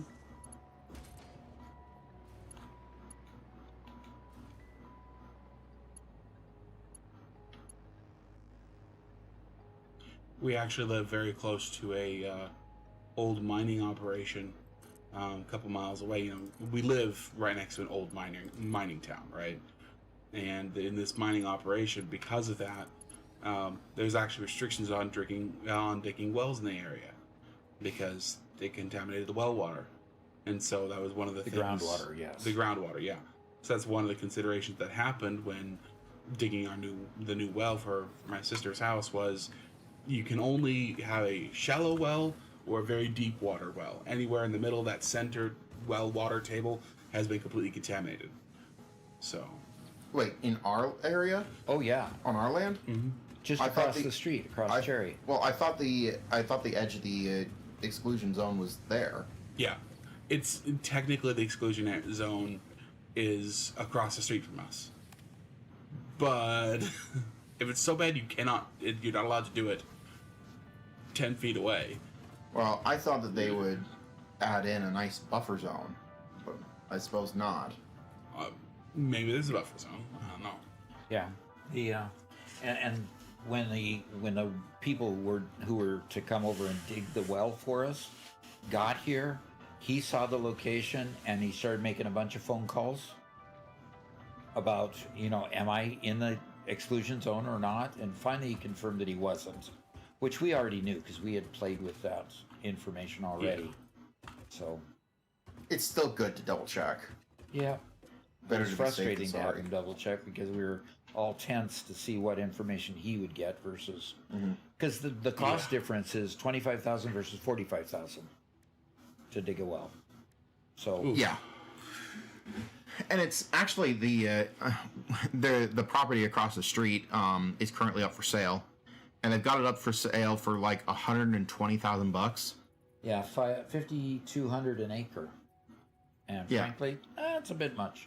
Out here in the country, yeah. Yeah, so it's absolutely insane. Now it's 40 acres, so it's wooded, but it's wooded property that you can't use for grazing. The area is big for grazing or raising chickens and small livestock, either large livestock for cows and a herd of cattle, or goats or sheep, that kind of thing. So it's of no use to anybody for grazing. Yeah, it's going to cost $20,000 to clear the land, another $40,000 to build a well, and that's before you get into determining whether the ground is good enough to put a septic system into it. It's just after all those what you costs. call worthless land. Yeah, and we figured at the most it should go for maybe 1,500 an acre. And when they put 5,200 an acre, we said, you're crazy. So they're going to keep it as hunting land for themselves. It's a 40-acre plot that they can go hunt on. And there's numerous deer on it, so... Yeah. Oh, they've actually decided to keep it? They took it off the market. Oh. Well, honestly, good for them. Yep. Because I was hoping that we could pick it up eventually. I mean... Yeah, not for that price, though. Oh, yeah, not for that price. I mean, that's the kind of land that it's useful for us, but there's very few other people who could actually make use of it. So I'll buy it and attach a pipe to your property and steal your water. We actually did talk about that. What would be the cost of digging a pipe under the road and putting the well over here? And it would be cheaper than digging a deep well. Yep, it would be. Even with permitting, the permitting necessary. First time chat from Everhart, who said, I get so overwhelmed just at the beginning of the game trying to automate reinforced iron plates. I don't know what a sufficient amount a minute it is, but I love all your content. A sufficient amount of reinforced iron plate is as much as you can make. Because you'll get frustrated at not having enough constantly until you upgrade to a higher conveyor belt than Mark II. Mm-hmm. Nadge says, at them prices, I would love to live there. Here in the UK, land prices are $12,000 an acre or 10,000 pounds an acre at the low end, and if it has building permissions, then it's hundreds of thousands of dollars per acre. Yeah. If there's one advantage here in the States is there's a lot of space to build. Yeah. We're very, very big. You guys are stuck on an island, unfortunately. Mm-hmm. So. Yeah, a little bit restrictive when it comes to increasing your space. Unless you want to do what Denmark did and just keep on terraforming the water away farther and farther. Heck yeah. Mm-hmm. Yeah, Corman says pigs would be good on that property. Yep. Uh-huh. Yeah. It would be. Yeah, it actually would be, because they tend to dig up the land around too and aerate it, and yeah, it would be great to have some pigs out there. Luckily, while technically the feral hogs have entered Missouri in some places, we haven't seen any or heard reports of any in our area. Well, when I first moved up here, we were seeing hog tracks around the property. We were, huh? But At least I saw them several times. But one of the hallmarks of the feral pigs is they come in and they completely root up and destroy everything, right? They'll walk through and just root up the ground overnight. And that's what makes them so dangerous. You know, that's the reason why they want to get rid Not of them. to mention the fact that if you meet one face to face, they're not exactly friendly creatures. Yeah.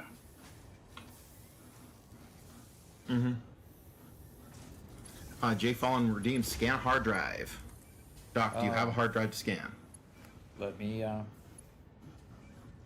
check.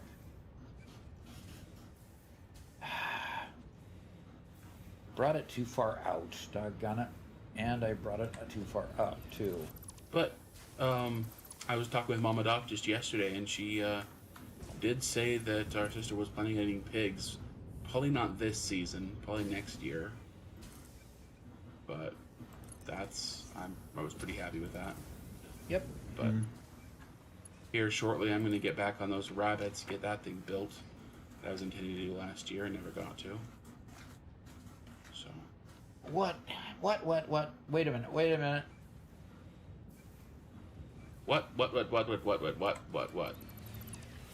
They're not supposed to be going to the sink.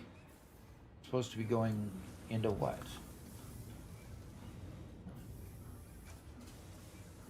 I feel an Abbott and Costello routine going on here. Oh, it wasn't supposed to go into there. It was supposed to go into the... Whew. An Abbott and Costello? Oh, what? It's supposed to go into that instead of into the splitter. You know, I re-listened to their Who's on First routine again recently. Yeah, you did? And first off, it was genius. We all know it was genius. Yes. But, It is so good. you know, I kind of forgot how long it was. And it's like, we like to quote basically the introduction to the whole routine. Exactly. Who's on first, what's on second, and I don't know who's on third. It goes on and on and on. And on. Like- Yes, it does. We did the whole routine at a talent show one time. Did you remember that? I don't remember that. Who'd you do it with? Lizzie? Really? Yeah. When'd you do that? Fallon. Oh. I don't remember at all. Don't know if I did that. Might have Whatever. been when you were on your mission. No, it wouldn't have been. It wouldn't have been? No. Why? You went on your mission shortly after we got into Fallon. And how old was Lizzie at that point? Good question. She was young. How young? Okay. Lizzie's what, 20 now? 18? Okay. Then it wasn't Lizzie. Yeah. Who did I do She it wasn't born yet. Who did I do it Or with? she was a toddler. One Metal Fist says, in our desert city, we rely on groundwater. Rainwater slowly seeps underground, passing through layers of soil and rock and collects in underground reservoirs, then pumped back up for use. Because it travels through rock, the water absorbs many minerals and becomes very hard. Yep. So it requires heavy filtration first by the water company, and then at home with personal filters. Yeah.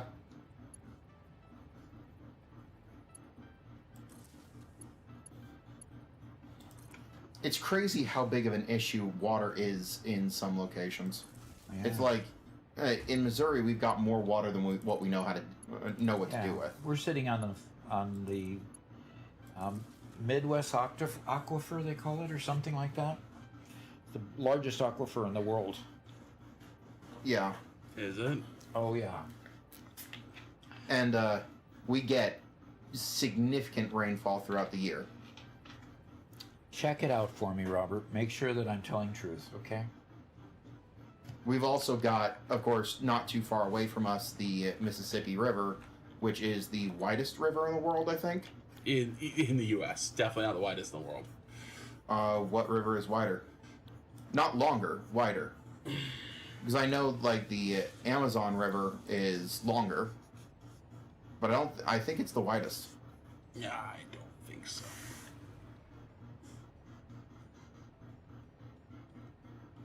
But anyway, so we've got plenty of water here. either way. But then you just go not too far away, just a couple of states over, and you're in New Mexico and Arizona, or just down in Texas, and it's all desert.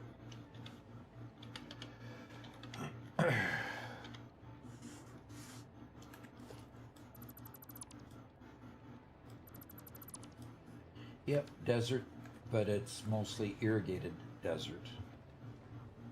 Well, yeah. A couple people say Rio de la Plata is wider. And Fitzwalker says the Yangtze is likely wider as well.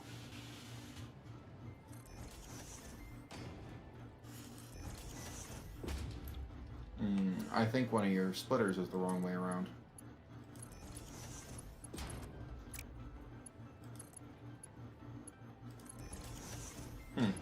Maybe not. That's why they looked like they're the wrong way around, because I was splitting in the middle. So we are not above the Midwest Aquifer, also called the Ogallala Aquifer. That's in western Kansas, spreading north to south. And no, so you must be thinking about something else, Doc, because it's nowhere near the largest. Even the one that you just looked up isn't the largest. No, there's one in North Africa that's 10 times the size, Okay, largest in the U.S. then? possibly. Oh my gosh. What? Really? What this time? Rio de la Plata is considered the widest river because at the mouth, where it widens out and mixes with the ocean, it is approximately 220 kilometers. That's very wide, but it's only at the mouth. Okay. And the Mississippi Delta doesn't... I mean, the Mississippi Delta is huge. If you're talking about average width, Okay, largest average width is what you're talking about? Is your... so It's his contention. How did you know that anybody coming to our stream would learn such a variety of things?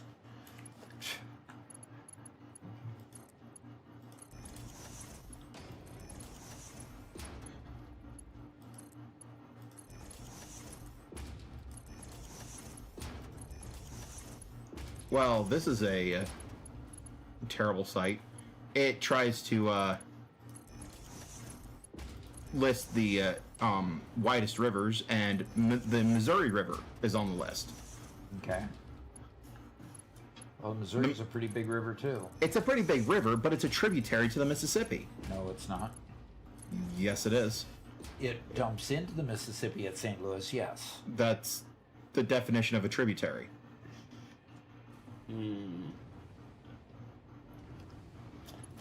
Alrighty. I'm not contributing to this conversation. I don't know enough.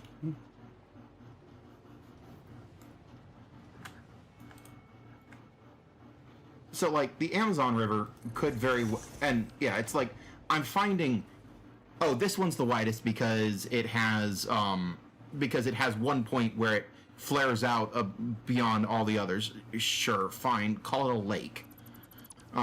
Or this one because, oh, it floods and gets really big at certain points in the year. Really? Really? Let's talk about our normal. I think we found Garrett's tism. Yeah. No. You found a minor annoyance that I want to rant about for 2 seconds. All right, we have copper and we have aluminum ingots going into these machines, and now I need to get an output set up.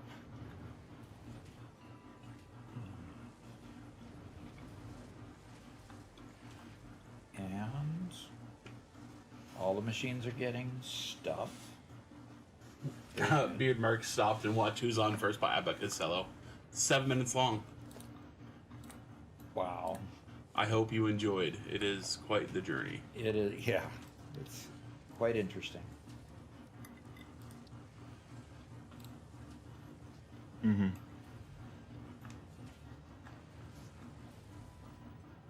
Okay.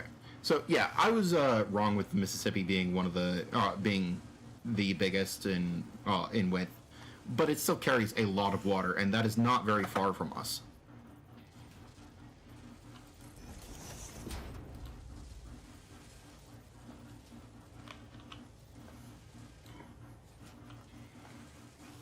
So it is the largest by size. This aquifer is the largest by size in the United States, Doc. Okay. And it's, but we're not directly over it? No.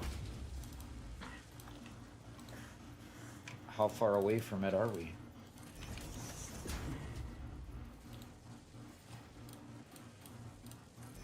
I mean, not terribly far. There's one portion of it that extends through halfway through Kansas, Okay. but the largest portion of it is in Nebraska. Like almost all of Nebraska has Is up to over it? 1,000 feet deep Wow. in one spot in Nebraska. Through most of Kansas, it's around 100 feet or so. Okay. Marcus says Garrett's gonna cry us a river.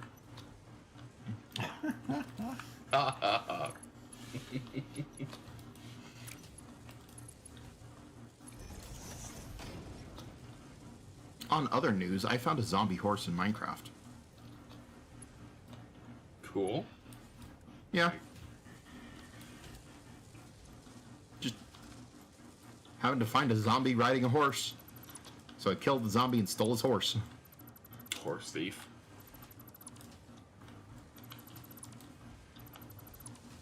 Garrett's now into horse thievery, huh? Mm-hmm. Who's gonna sue me? I don't need a lawsuit to establish my morality. Uh-huh. Right. You're saying if you saw a zombie riding a horse, you wouldn't try to take the horse? A zombie horse. Yeah. No, I'd put it down. So killing the horse is better than stealing it. Remember how you phrased it? I saw a zombie riding a zombie horse, so I killed the zombie to take his horse. You committed murder on a zombie in order to acquire property.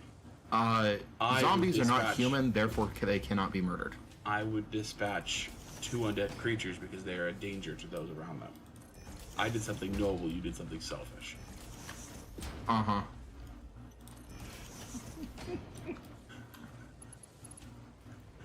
You love these discussions, right? Yeah, right.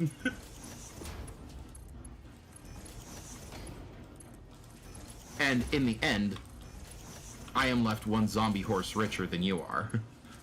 All you have is your your false moral superiority. Well, I mean, what value does a zombie horse have? None. I mean, it can't hardly run. I mean, it's painfully slow. It's good for my collection. Garrett definitely is a collector in Minecraft. Oh, that's a good name.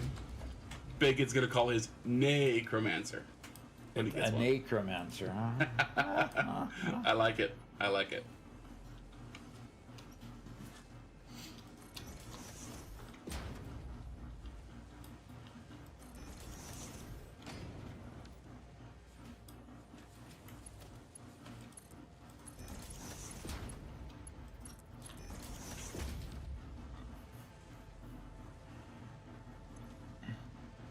All right. We have sheet being made. Mega Meaty Bacon Man says, I got one more, Trojan Corpse. Ah, very good. I like that one a lot better, actually.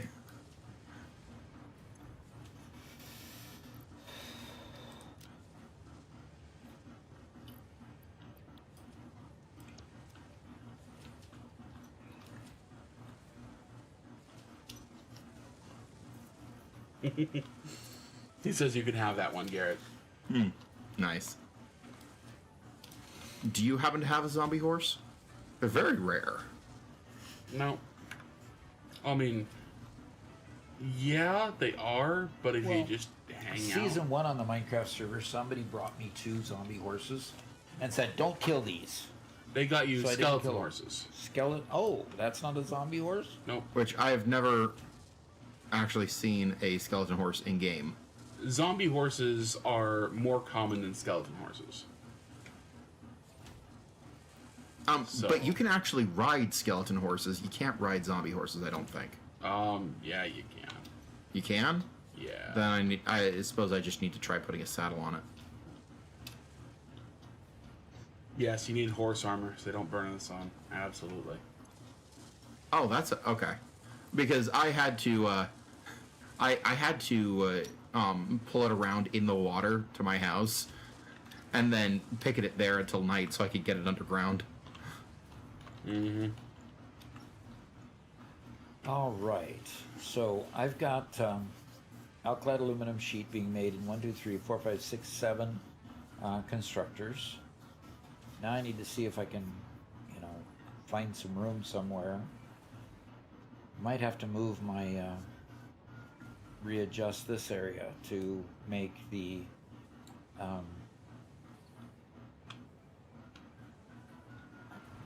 to make the buckets.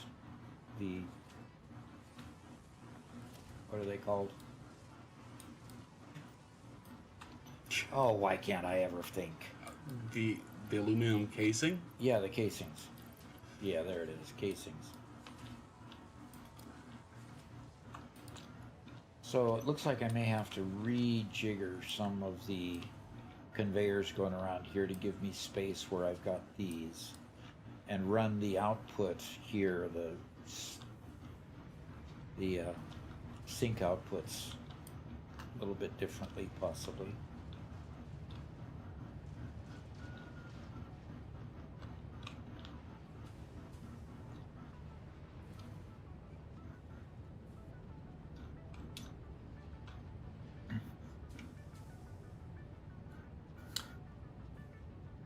Did you ever scan that hard drive? Let's see if I have one in my... Yes, I do have a hard drive here. Thanks for the reminder. Let me build a MAM here.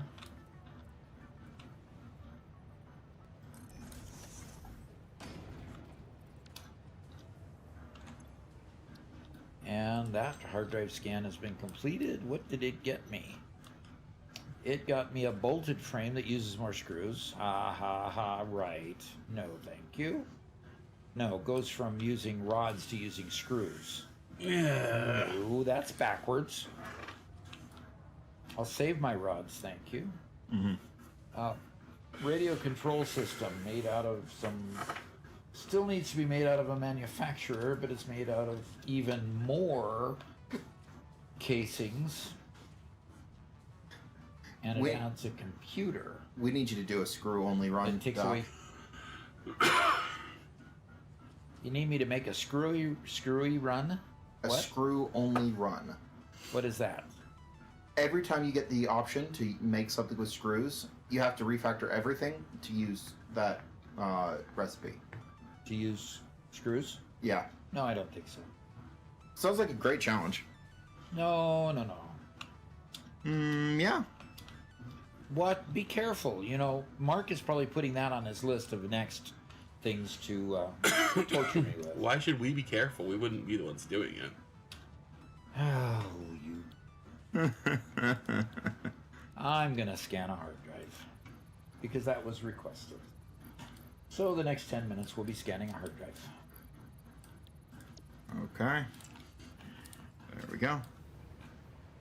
Okay, so that's my alclad aluminum production, and it's going just fine. It's creating good things. These are all green lighted here. Plenty of product coming in to make them. Okay, that's good.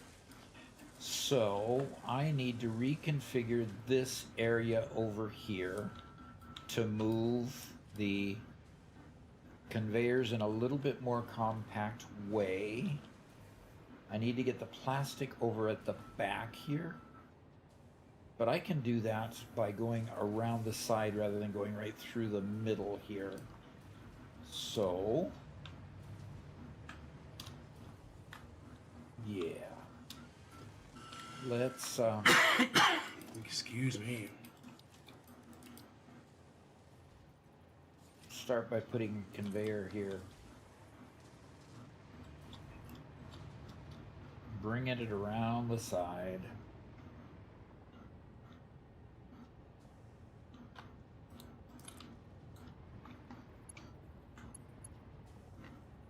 Okay. Bringing it over here.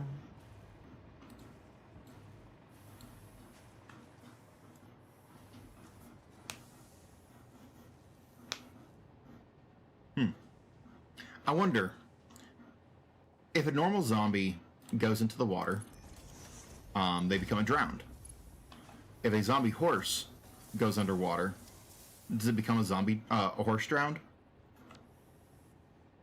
Probably not. Probably not. Mark says, if you're building another man, don't tell the missus. The kids might like her, but they won't love her, Doc. The womanizer, lol.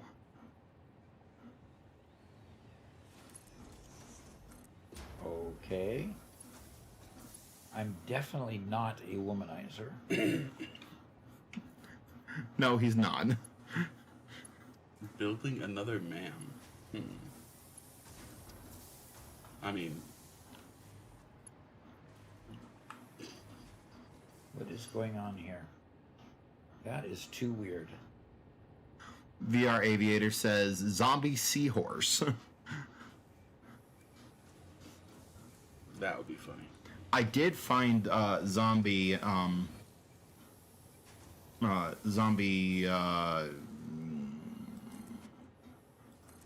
what are those things with the shells that they just added to the game? Zombie Nautilus? Yeah.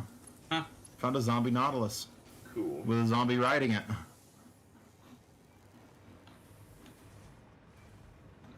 And VR Aviator asked, Doc, are you a planner or a fixer in Satisfactory? I'm more of a fixer than a planner. If you mean, do I build it and then fix it later? Yes. I tend to do that. Much to my disappointment. Much to Robert's dismay, because he is by right more of a planner than a fixer. So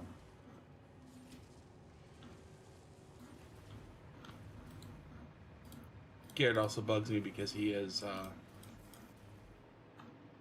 as a writer, what they call not a fixer, but in writing world they call it a pantser. and define that for me. Somebody who writes by the seat of their pants. They don't plan. They just write by the seat of their pants. I have these characters, and I just let the characters play and do what the character's gonna do. Bollocks. I have learned to plan a whole lot more. Yeah, as he's had to. Yeah. It's not that he's been willingly doing that. It's been more of a I got to, I guess. Yeah. Yeah. Okay, that rerouted the plastic. And I'm not one of these crazy, me speaking with all tons of my writing experience. I'm not one of those who wants to write a horoscope for every one of my characters or anything like that. But I gotta have a story arc in mind. Garrett starts with, by the way, and this is heavily leaning into what interests Garrett in writing. He loves creating a new world with a new unique creation story and a magic system and stuff like that.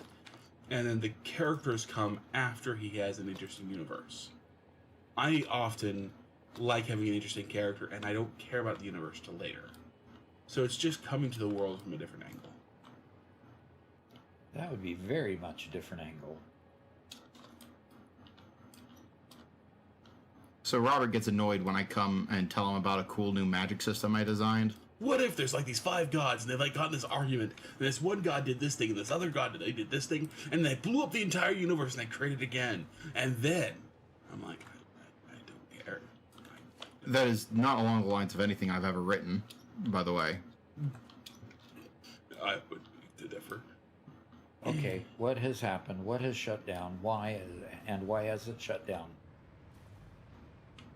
I don't know. It's got too much water.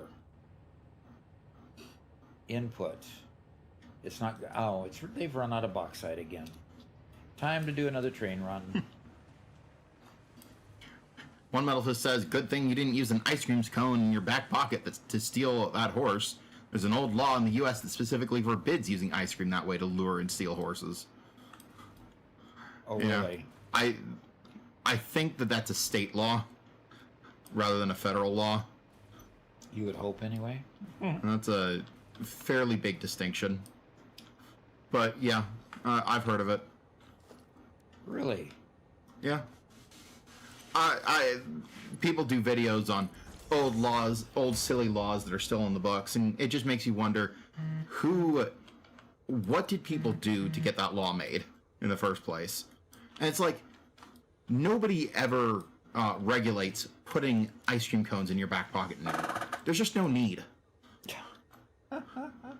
It's just so even if the law technically does exist, who cares? I'm sure another 100 years they'll look at some of the things that we write and say, "What? What? Really?" Yeah.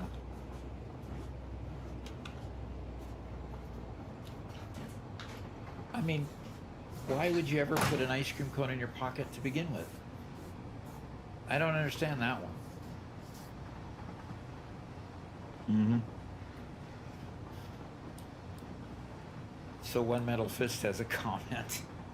It's a rather long one about how he writes. Yeah.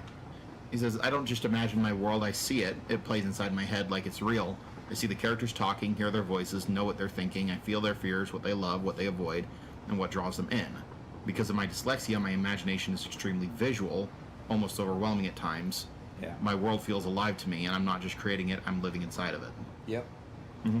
I've read about other authors that think a lot that way. In the respect that, you know, they just, a lot like what Garrett said earlier, they just let their characters evolve by themselves, because their characters actually live in their mind, and they just kind of imagine how they would behave next and go forward next. Yeah.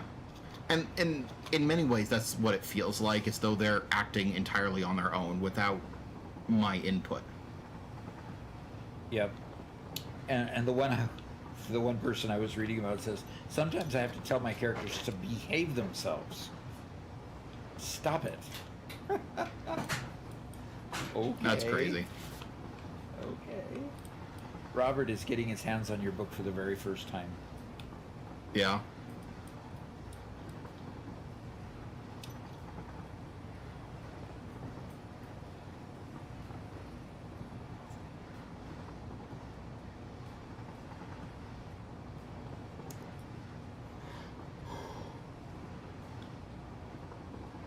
When is book 2 coming out, Garrett? I am working on it. Okay. But book 2 and book 3 will come out in fairly quick succession. Book 3 has already been written. With the exception of some edits that may come because of needing to integrate with the beginning or end of the second book. Yep. And there will definitely be some stuff, and it'll actually make book 3 better.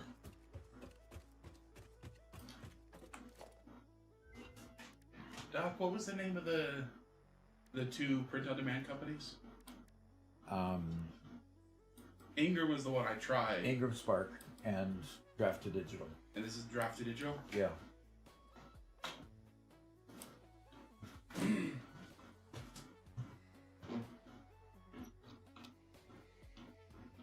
Oh yeah, they Draft to Digital started with digital content. And they do that really, really well. But yes, when you do a printed copy, it takes it from draft to digital. They send it to Ingram, and Ingram is the distribution arm for the Draft to Digital hard copies. Robert was pointing out on the very last page that there's a barcode down here, and it says the barcode belongs to ingramcontent.com pod product compliance Lightning Source LLC. So it's a collaboration between Draft to Digital and Ingram Spark there in that regard. So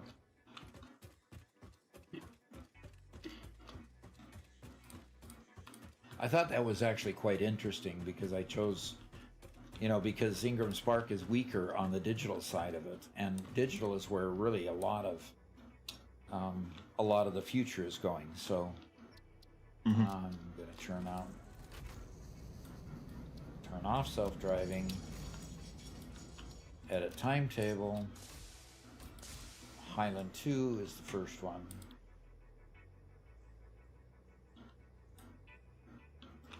No, it was right. What am I doing?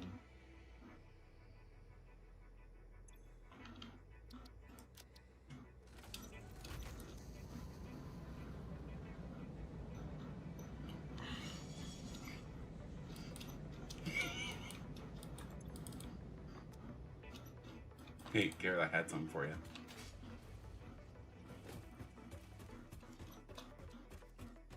Alrighty.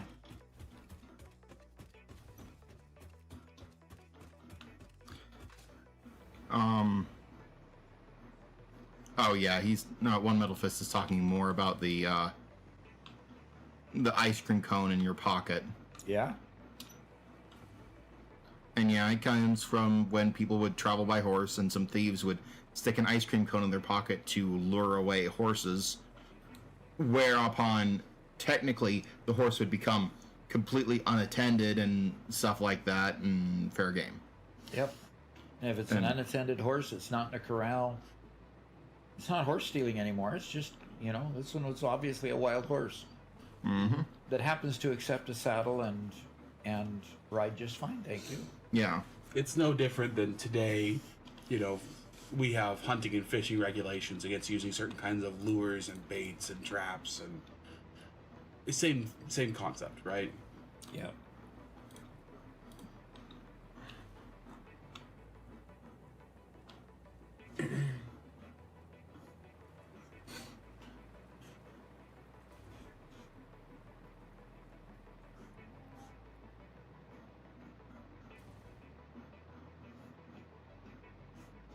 Yeah. Bean Chillin says, why are you guys not playing on the experimental version? Because it was just announced this morning. Good heavens. Somebody really expects us a lot. Yeah, we will watch for the update and make sure that happens in the next couple of days. Hopefully for Thursday's stream, we'll be updated. On the experimental? Yeah, why not?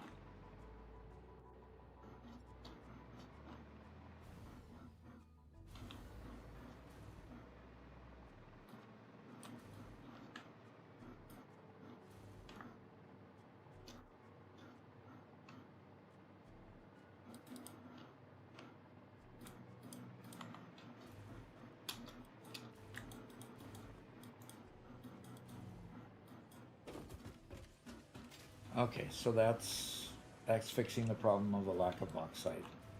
Okay, so we're gonna move. This is a great time to move it. Uh-oh. Somebody saying something that is humorous? No, Garrett's just trying to murder me, that's all.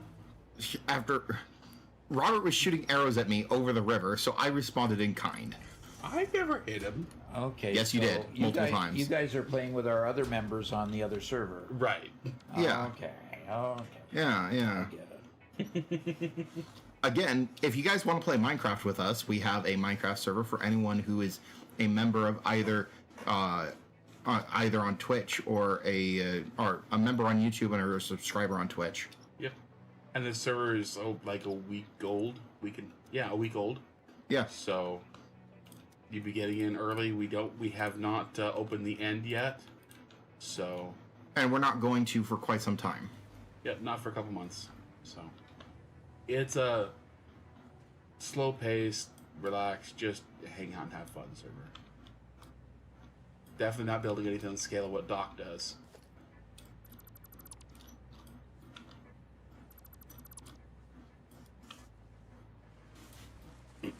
And we got 2 people who are actually already who are streaming their time on the server.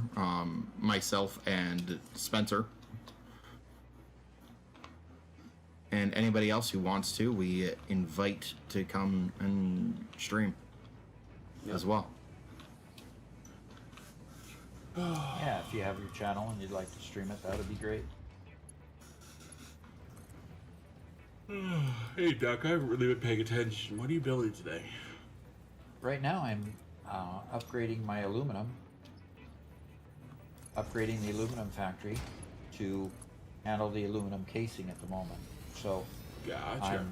I'm slowly clearing out this space here so that I can have the space to make the casing. Cool. Which means I really need to move this sink to a more desirable location also.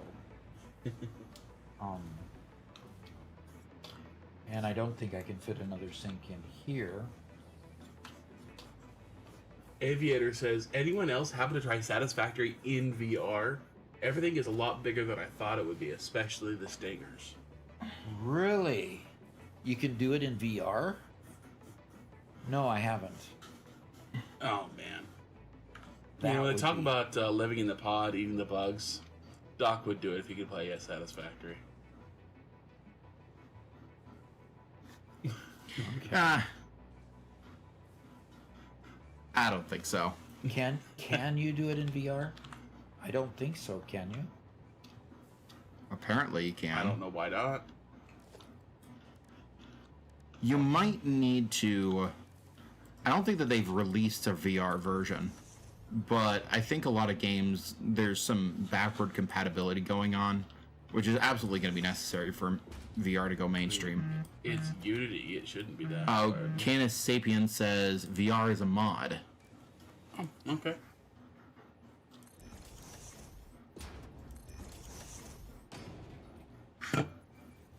Easy enough.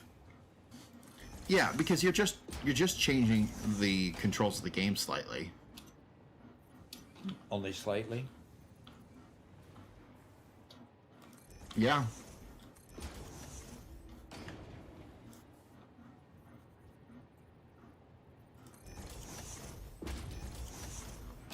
Would I be able to play it? Would I be able to play it with my mouse and keyboard and everything in front of me?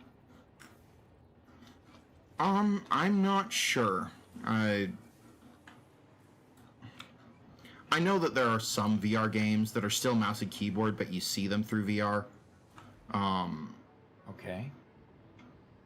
But I think a lot of VR games are going towards the motion controls type, with you having wands to control the game rather than a mouse and keyboard. Okay.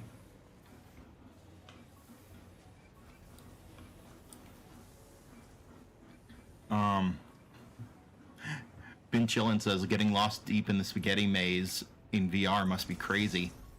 Oh yeah. Can you imagine going through Mega Meaty Bacon Man's world on Can you VR? imagine the claustrophobia? VR Aviator says UEVR can convert most Unreal games to VR, and a mod adds controller support. Unreal Engine VR, I'm guessing is what that stands for. Sure.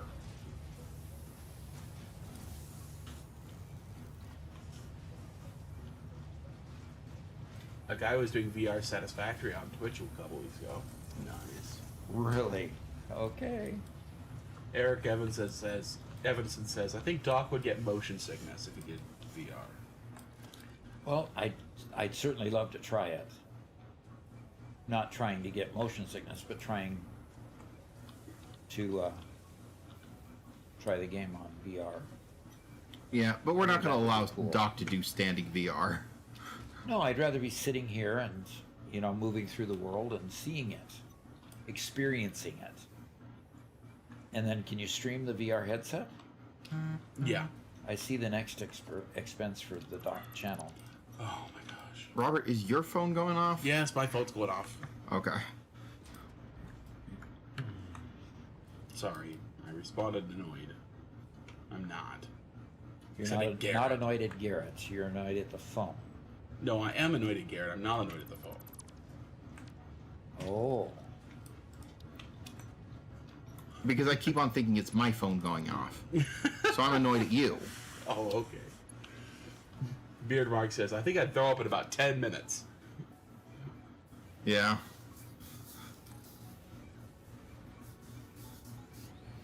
VR Aviator says, without the controller mod, mouse and keyboard would probably remain the same.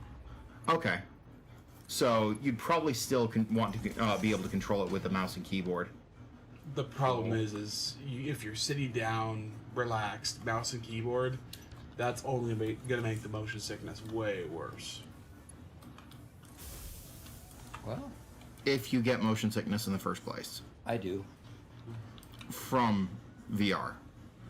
Okay. I don't know how different it is. Do people who get motion sickness from cars get motion sickness from VR? Good question.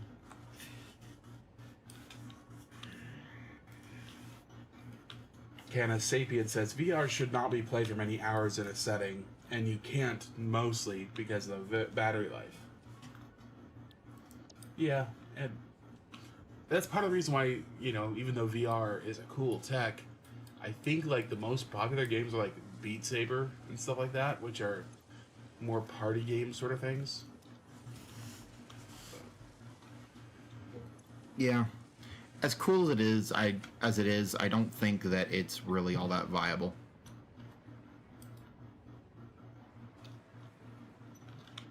Cool, but not All the viable. more reason to try it.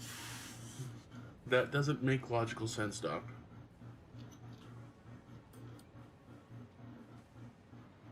Why?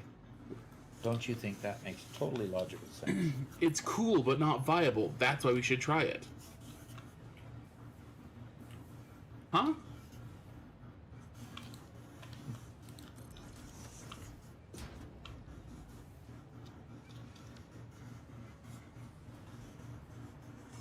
Well, that's some kind of nudging.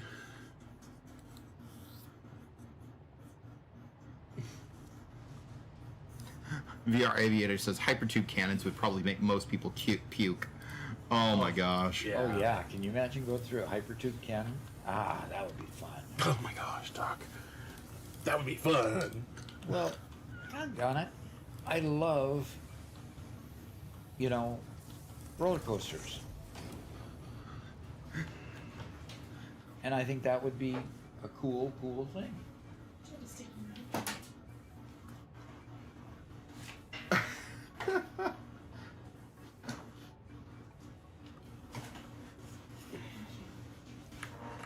Oh, you just need one? Okay. Alrighty. Okay, I've got some space here.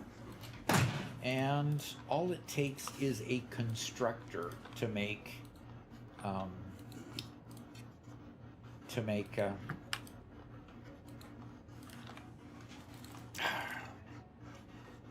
the casings, the aluminum casings. So, since all it takes is a constructor, I can probably put together two lines right here, and feed them with ingots. And Oh, no. slide them in right here.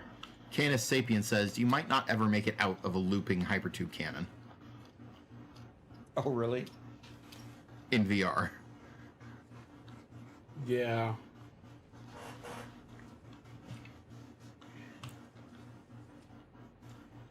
Well, yeah, if you had to direct yourself out of it with, hitting the R key or some E key, then that might be a little difficult.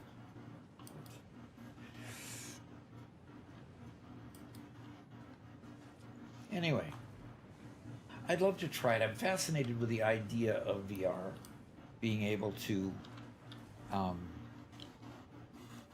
with VR being able to embellish or enhance the experience. Yeah, but at the same time, we're not gonna let you play VR unless you got a VR treadmill.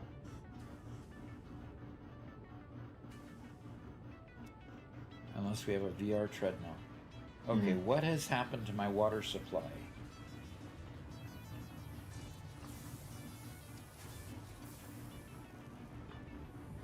Well, that's a set of machines that are completely cut off. These 3 machines. Good grief. Really? This one was never connected to water? Ha ha ha ha. Gosh, I can't believe that. And what about the machines next to them? The other 3 machines These are don't doing have other things. These are exporting water. These are importing water. Oh, okay. Never mind then. Yeah, never mind. I can't believe I didn't even ever have that one connected. Ben Chilling says, does Fix-It support the use of hypertube cannons? Does fix it? No, not necessarily. Anything to make the job more efficient, I think.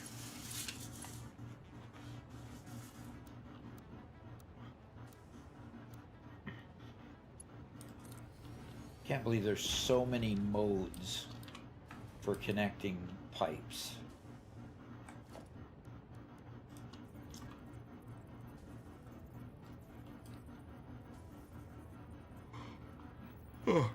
I think they should make hypertube cannons an official feature, and then add 8 voice lines telling you not to use it. Yeah. And that would probably be exactly what she'd say. Fix-It is not responsible for any injury or harm that may result from, your use of the technology in this way. Or threats of penalties or stuff like that. Okay. Well, the flow rate is coming up, so the volume will end up coming up as well.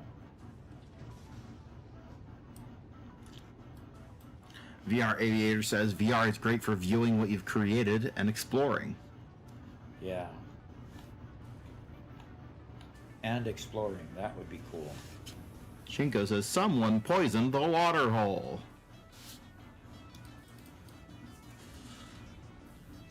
Which water hole is that? I don't know.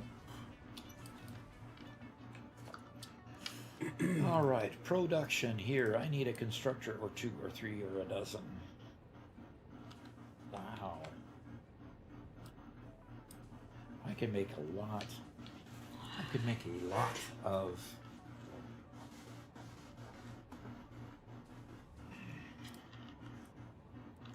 casings in a very small space. Yeah. Doc, have you seen the VR treadmills that they've made recently? The round ones mostly? Yeah. I haven't seen new ones for a decade. Is that the ones you're referring to? I think so. Like I suppose with recently isn't. Okay.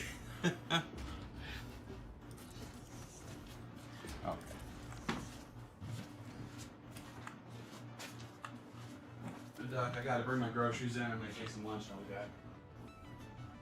Boy, that sounds like a lot of time. Yeah, I also need to clean the kitchen and take a nap, okay?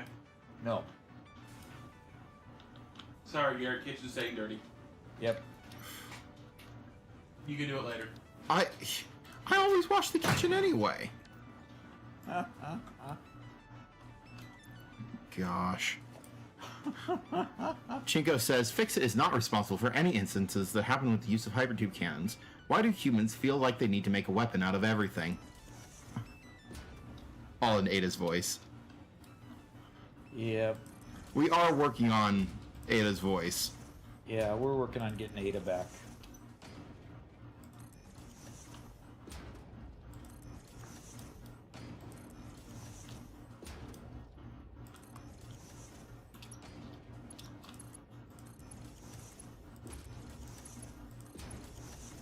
Mark says, okay, Doc, let's see you on Star Rupture. Oh, yeah. VR Star Rupture? No, I think he just wants you to go over and play Star Rupture.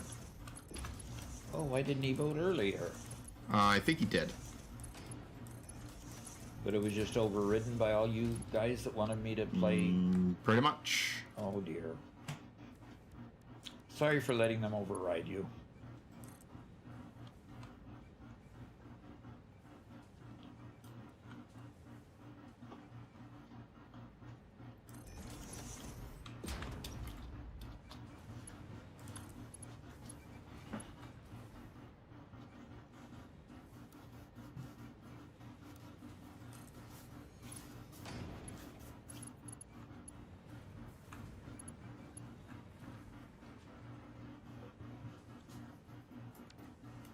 One Middle Fest says, or rather, sorry, Chingo says the water hole in question is the one that you're working on right now, Doc, because you said before that something happened to the water. Oh, okay. Not quite sure.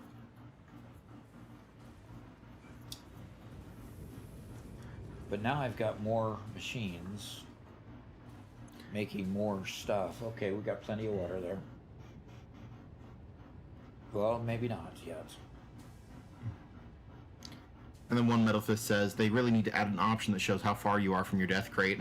I once died on a cliff and spent a long time trying to figure out where my death box was. I know there's an option to disable death crates entirely, but for players who keep them enabled, it would really help to have a distance indicator. Yeah, and whether or not it's above or below you. That would Yeah. make finding death crates much easier and less frustrating. Much easier, far less frustrating, absolutely.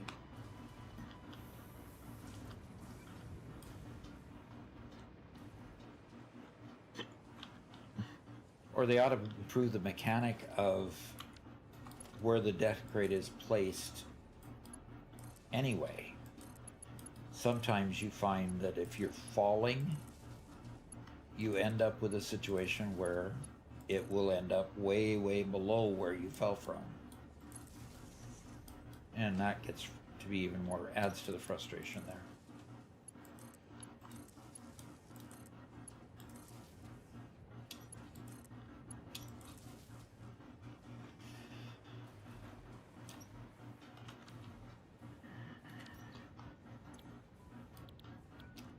All right, we're making aluminum casing here, and we're going to copy the settings.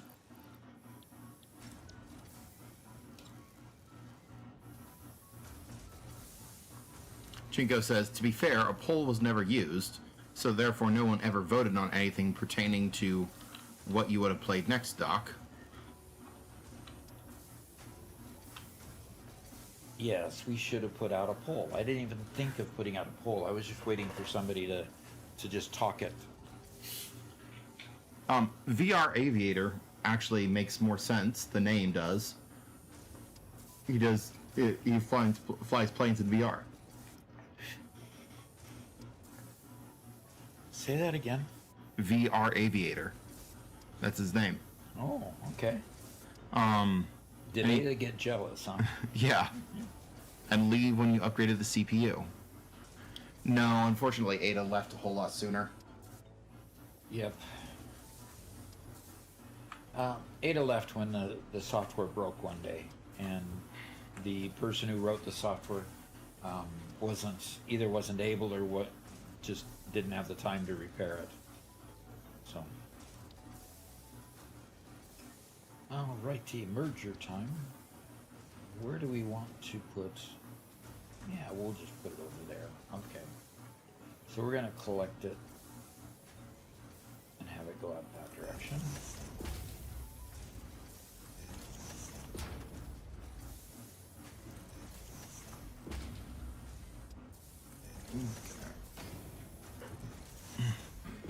Mark asks, "Hey Doc, what car do you drive and why?"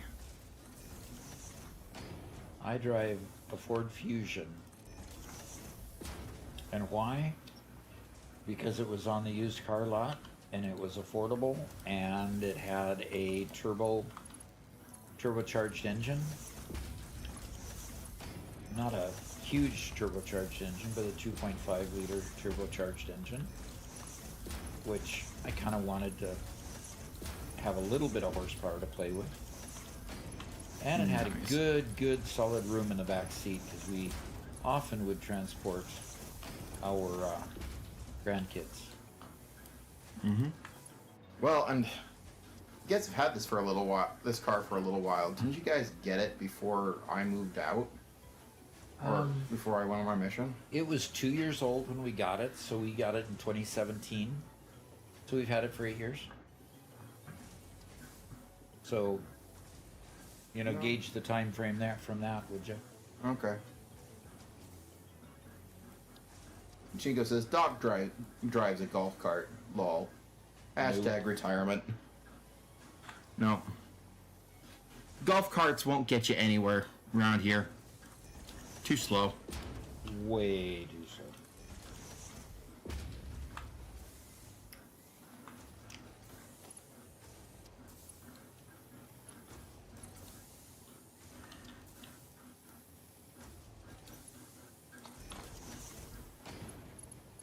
Mark says, imagine playing VR Aviator and someone shouts dinner's ready, and then you see the news of an automated plane crash simply because food is more important. Oh dear. Mark says, a Ford Fusion, how come not a Ford Fairlane? There's way more room in the boot, and no seatbelts fitted. A Fairlane? Aren't those old cars? Yes, it's a very old car. It is a very old car, yes.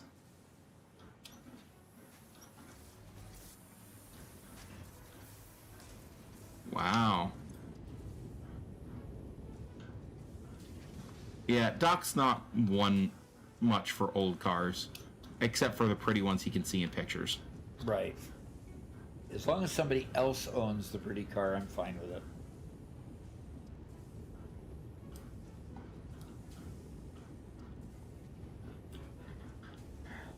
T3D3K, or Tedek, says, Sir Doc, I saw on YouTube that you were a former worker at Boeing. Yeah. What was your job? Can you tell us about your experience there? I was, oh gosh, I did so much. I started there teaching, because that's kind of my thing is to teach. So I started there teaching, but I only had my associate's degree at the time, so my manager at the time says, you know, you're not going to survive here with an associate's degree for very long. So she encouraged me to go back to school. Got my bachelor's in business, got an MBA, so I can make fun of MBAs because I got one. And he regularly makes fun of MBAs. I do.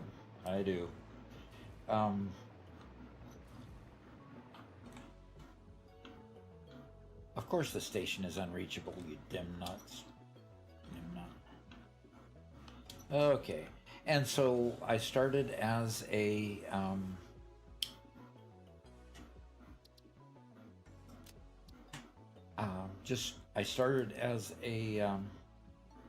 as an instructor, and then after I was an instructor and finished going to school, I got my first finance job. So I left the teaching group and went to take on a finance job with the idea that everybody knew that I was an IT type of person. And so my former manager left training and went to this particular group. They needed to rewrite an old COBOL database and modernize it so that it could handle merging the old COBOL data with the newer ERP data that we were going to start getting. So a data warehouse was created to collect the ERP data. We tapped into that ERP data and merged it with the older COBOL data. And the data was bill of material data. And I was working for a procurement group who had to buy all the all the purchased parts. So the ERP data was tagged with, we need to purchase this part versus we build this part in-house. And so we pulled that data together. I kept it tagged. I merged it with pricing from another source, and that was my first job, is unraveling this COBOL system so that we could get off of it, archiving all of the old COBOL data, and then I worked on the software that merged the new ERP data with that, so we could continue forecasting purchase parts for commercial airplanes. That was my first. I need to take this call, so I'm going to leave my train there. You want to hop over to Garrett's? No, I can't show them my screen. Hi there. Well, because Why Not Do says, "What's up, Doc?" And why archive when we can delete it and save space? Bill took care of me good, and we went and walked around the tractor. I took my wife with me and answered a few of her questions, so everything was great. Oh, So progress on my side, though, is that I just requested the money to come from the account that I have to pull it from in order to pay you. That'll take a week to a week and a half. Okay. And yeah, Doc's not muted. okay. No. And you did mention that it needed that hose that when you take the right. So But we will be getting a new toy here on the here on the farm. I'll come visit you with the money, and after that we can arrange for the time for you to bring it on over. Super. Thank you, Walt. Okay. Bye bye. And everyone who knows about it is super excited. We've tried to keep it on the DL, but since Dad doesn't know how to mute, it's no longer on the DL.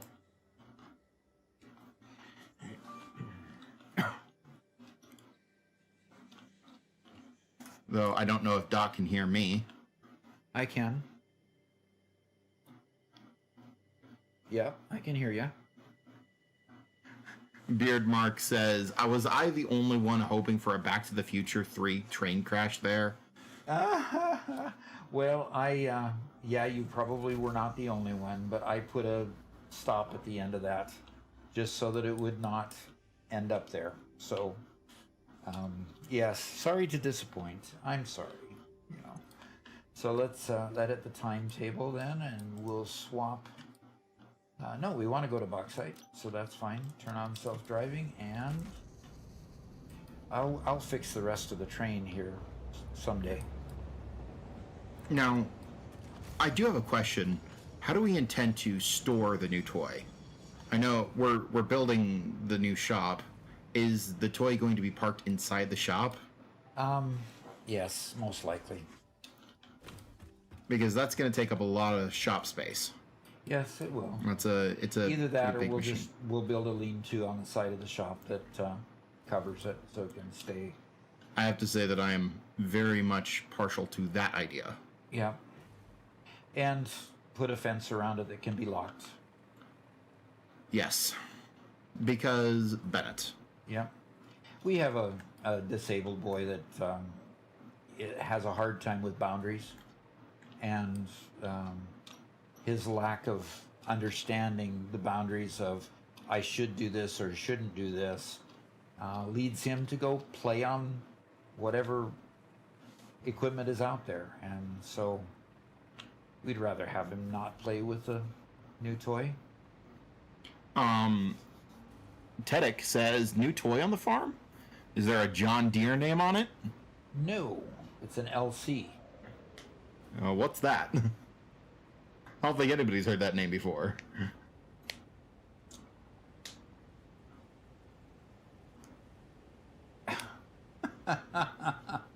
There's where Robert decided to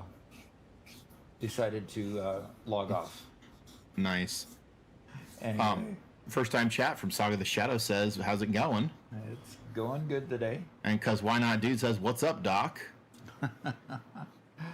It's what's up is I'm slowly getting the aluminum factories put together the way I'd like it, and it's going good.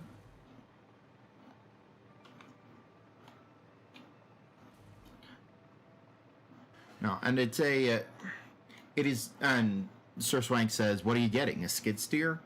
No. You guys decided against the skid steer, right? Yeah, it was too small. We got a general purpose small tractor with a bucket on the front and an excavator on the back. This wasn't a subject I wanted to talk about online because of Sorry. possibility of Emmeline, and we're just not telling the Beach family because we'd like to surprise them when it comes, because they're going to enjoy the things that it can do as well. Maybe not enjoy driving it, but they're going to enjoy what it can accomplish. So, but anyway, yeah. So we're getting a small general purpose tractor that has an excavator on the back and a front loader on the front, which means that we'll be able to update the various tools that are on it and add other things that are needed around the property. I'm quite excited. Yeah, me too. This is the exact tool that I would have gotten. And the neat thing about it is that I just felt I had the reason to be driving by the place because I drive by it every Sunday going to church, and so I happened to be having to go to church to handle some other church business, and in doing so I drove by it again. I said, I need to stop and I need to figure out how much it's going to cost to get what a piece of equipment we want. And so with that in mind, I stopped by and he says, well, let's show you what I've got over here. I've got a used one that's only got 100 hours on it. And it's sitting over there and I've had it since January. It's got this price tag on it. And I said, good. Let me let my wife know about that. I'll take pictures of it and I'll get her, and she got excited about it. And with her getting excited about it, I said, that's a good result. And so she said, yay, verily, let's do that. And so, Yay, verily. Yep, let's do that.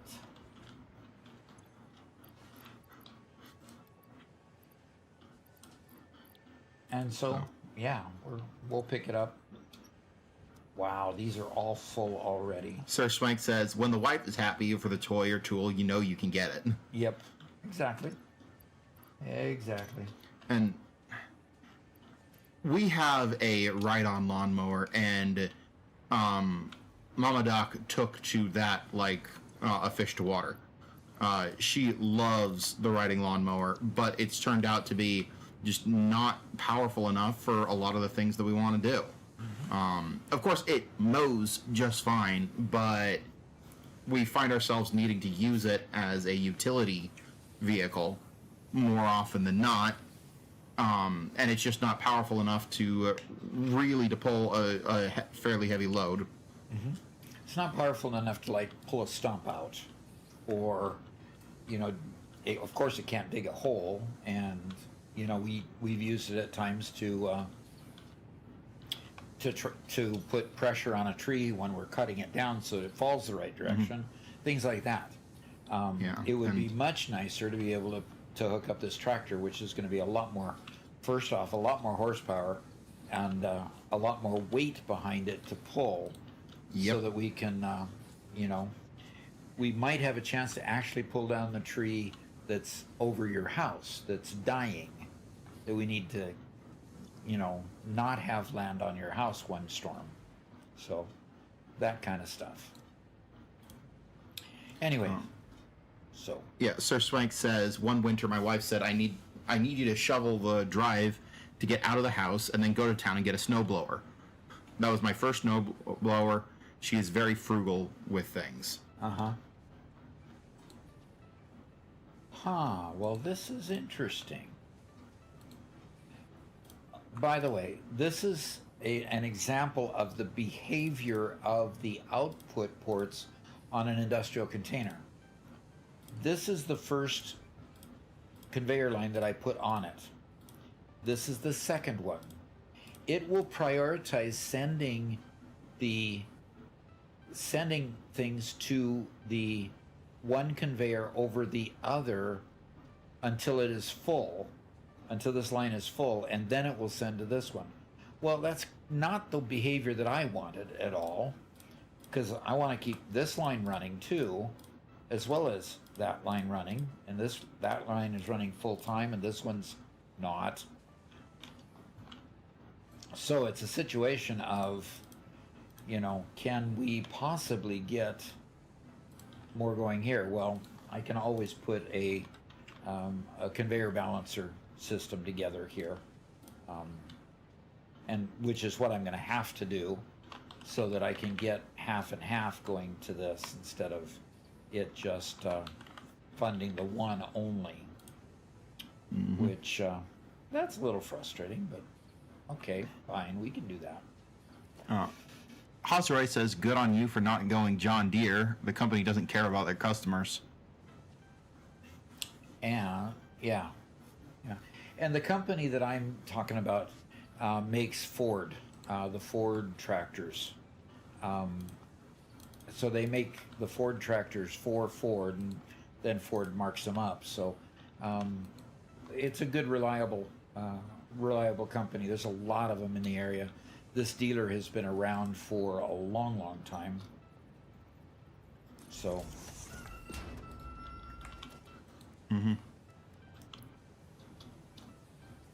Yeah, but this is it is very cool. I am very excited. I'm probably not gonna get the chance to drive it for like 4 or 5 months, as Mama Doc demands to be the one driving it every time. But after that, I might be able to get a chance on it.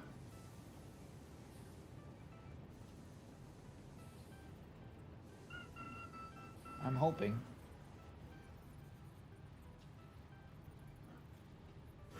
Well, is it going to go in there or not? Nope, it's not. Okay, so that's not going to work. I'm going to have to put the merger offset so I can have a conveyor go down to it. Interesting. Sir Swank says, I don't like the storage units. I want to be able to trigger an LIFO/FIFO meter on those containers. What's that? Last in, first out, and a first in, first out. So yeah, exactly. But you just can't do it. So at this point, if they're all going to go to the top, because I don't have enough production to fill up both of these lines, thus filling the container, I'll just have to settle for splitting this half and half and putting half to each line. And that probably won't keep the lines going. Probably won't keep both lines going full tilt. So we'll see. Yeah.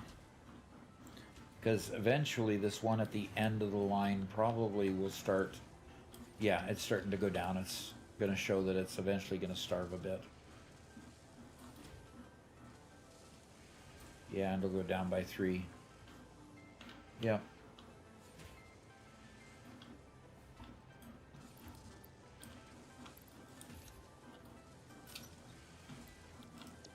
Okay. So it'll starve a bit. What I really need to do is increase the production here, but I don't have enough water. Each of these take 180 per minute water. I've got a 300 per minute water source, I think. So that's why it's staying starved a little bit for water on these. There's just not quite enough water coming up here. So I really need to bring a second pipeline up here. That's gonna bite. That takes a lot of effort to get a second pipeline coming all the way up here.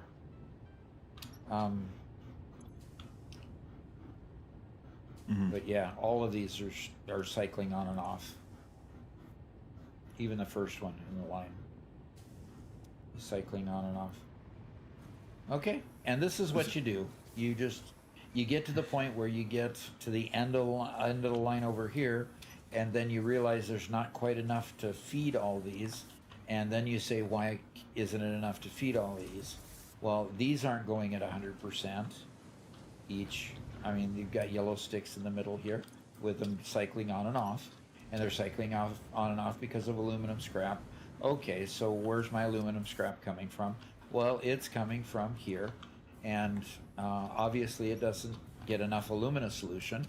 In other words, because the initial foundries here are not, you know, getting enough water, they're not producing enough aluminum solution, which in turn goes to here. So the real choke point is here, and the choke point is pointing to the water, and so I need to get another pipeline of water up here, and let's see if we can increase the amount of water going into these. Now, one thing I could do is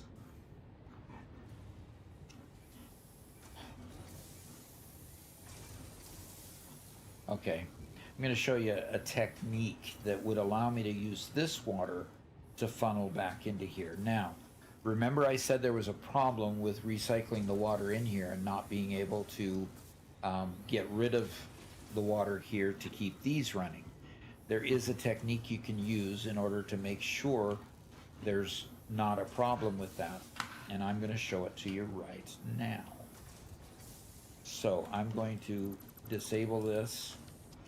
I am going to build stackable pipeline right here.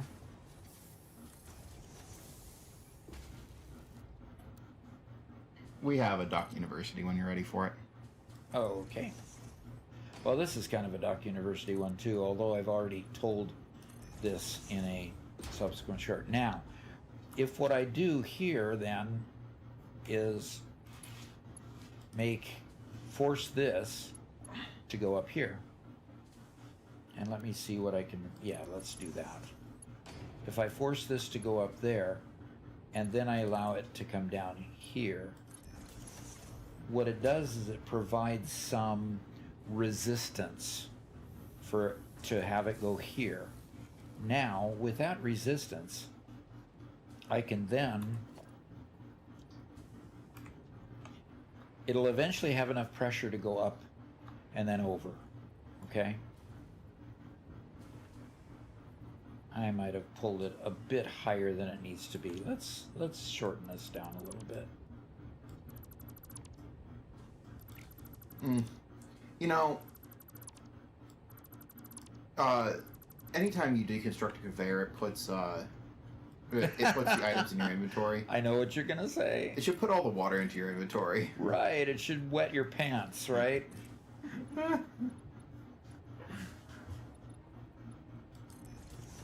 All right. And probably Beardwa Mark says, "This is amazing. This is exactly what is wrong with my aluminum factory." okay, so we'll do this, and we'll do this, and what will happen is it provides enough resistance here that it has to push. Hi, Lizzie. We're on live stream right now, okay? All right, my granddaughter has arrived with my great-grandson.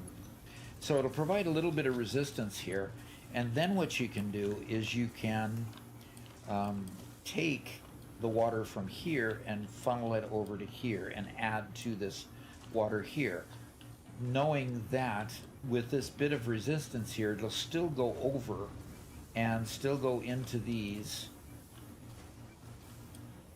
after it's, you know, given all it can over that direction. And I'm actually going to take it right at the level here.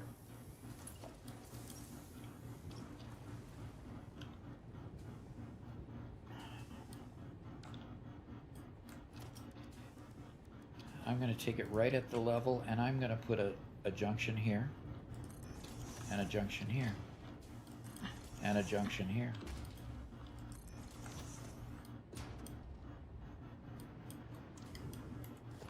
So and we'll put it there, and there to there, and there to there. Now we're going to have to work on making sure this stays fine-tuned so that, you know, the extra still is getting over here and into here, and it looks like it still is.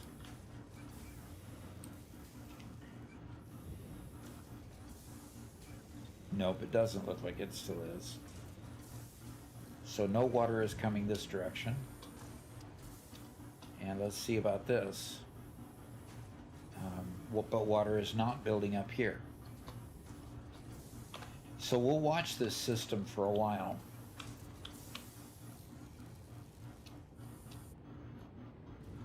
We've got 2 machines, 120 per minute. And it's still actually filling these up. So we need to watch it for a while to see at what point this starts getting filled up, and then see if it has enough head lift to get over this. But right now it's taking the path of least resistance, going through this pipe instead, and going to these machines because it is the path of least resistance. And then it'll fill these machines up. And once it can't go over here because these machines are full, it will then start pushing it up over this and into our recycling path over here. So this should work, and it allows us then to keep these running full time. And this is now full. Takes a little bit to get full again. But yeah, that one's full, filling up so to full. And let's see about this one. After a while, it'll take a little while to get to where it's at 50. So the criteria here is going to be when this machine here, when all 3 machines fill up to 50 at the end of each thing, at the end of each cycle, we will be good to go.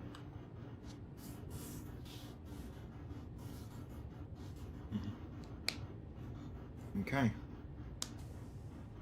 Are you All done right. with this section, or Let's are go you ahead still and going? go to the university and answer this question. Okay, Humptifier says, okay, says, if you don't mind me asking, what is the distance I should use drones over trains? I can only automate packaged turbo fuel currently on tier 8. Oh, you're using turbo fuel for the drones. I don't know that it's necessarily a distance question. It's whether the drones can carry enough items there. The drones will tell you after one trip what the cost of a round trip is as far as fuel goes. Turbo fuel should be totally adequate for that. Pretty much turbo fuel could cover the entire map and come back as well. You need to have a good solid turbo fuel line so that it keeps them full of fuel. But you shouldn't have to worry about distance. Now, if you've got plenty of turbo fuel that can keep them full, and you usually need to keep them full only on one end, if you find that this distance is too far and it can't make it there and back both, well, then you can always fuel them on both sides, and you'll definitely be able to cover the full map there. But honestly, I think you can cover the full map on regular fuel simply by just fueling it on one side. But you can check that out and make sure. If you have enough fuel, you can always add more drones to get enough distance, enough product moved in order to fill what your need is at the place you're taking the items. Okay, so I don't think I'd worry too much about distance in particular. I'd just worry about, can I get a consistent batch of fuel to the drones, and if I can, any distance and number of drones and number of drone ports can travel that distance. Now remember, you can put a drone on both ends, the pickup end and the drop-off end. Put a drone on both ends so they're constantly going back and forth, so you can have 2 drones on one route between 2 drone stations. And then just put multiple drone stations if you need more product moved at any one time. So I hope that helps. Let's go ahead and go back to the game.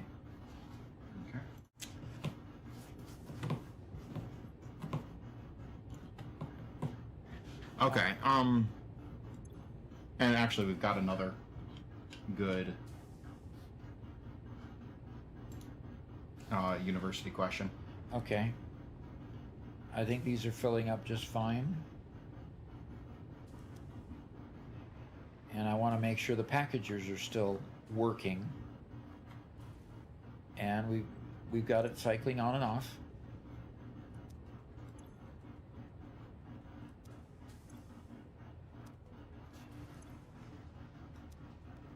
Well, we'll see.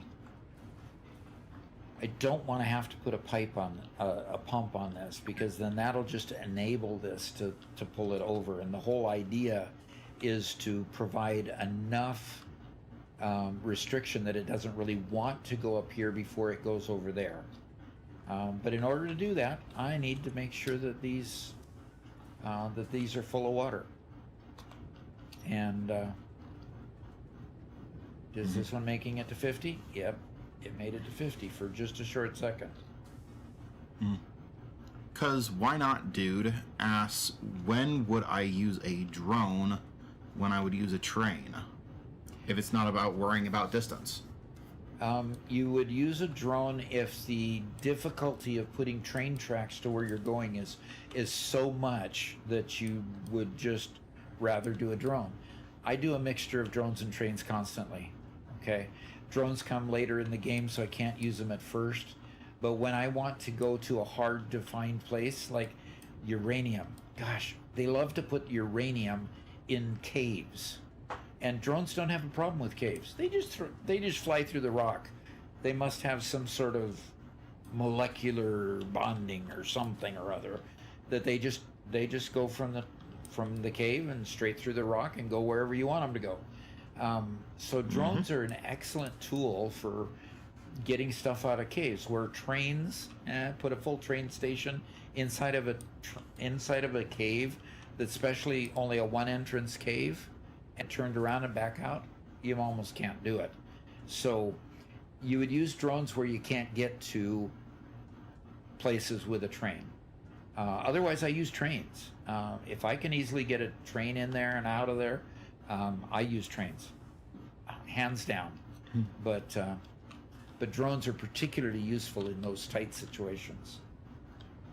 Yeah, and I also want to point out that with stuff like uranium, you're not transporting very much material, and so the drone's lower amount isn't a bother. Yep. So these are getting little trickles of water still. And over here, these are still getting to the point where they're staying. This one's almost staying on full time. It goes a little bit dry. There it goes, idle. But because it always wants to have twice as much, or almost twice as much water as it needs. So basically, we're using pretty much all the water that the outputs are doing, and I'll leave it for some good amount of time and see what happens.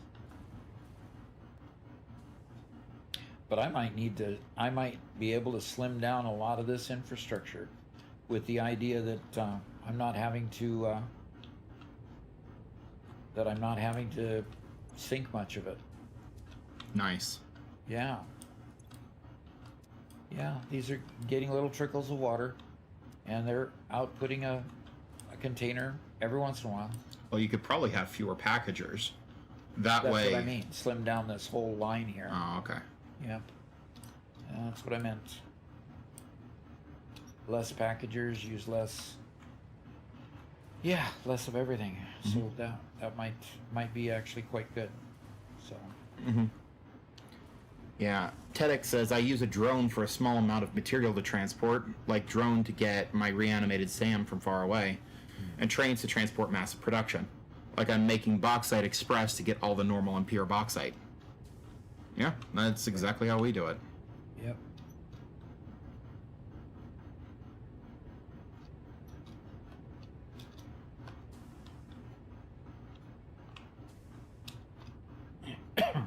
Well, I escaped I think I escaped having to. I think I escaped having to create a whole new water line coming from that lake over there. And I increased the amount of production coming out of there. Now, if I want to increase the production further, I obviously am going to need more water than just this much. So overclocking these at this point is not an option. Although I would very much like to, because I'm not getting as much aluminum production as I would like.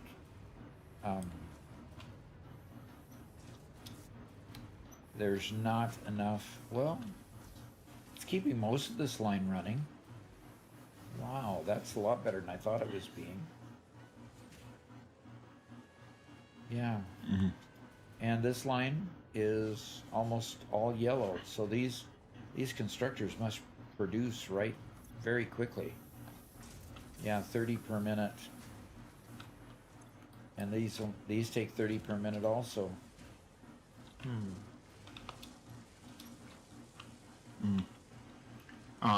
Legalogian says, Satisfactory developer. Nah, we're not putting collision on it. Deal with it. And he says, however, drones need a power source to be constantly fed, while trains just run from one station. On the entire network has power, so they do have other cons apart from capacity.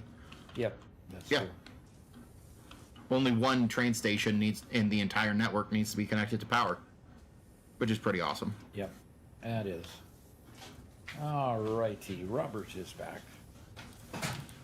About time. About time, he says. What? About time.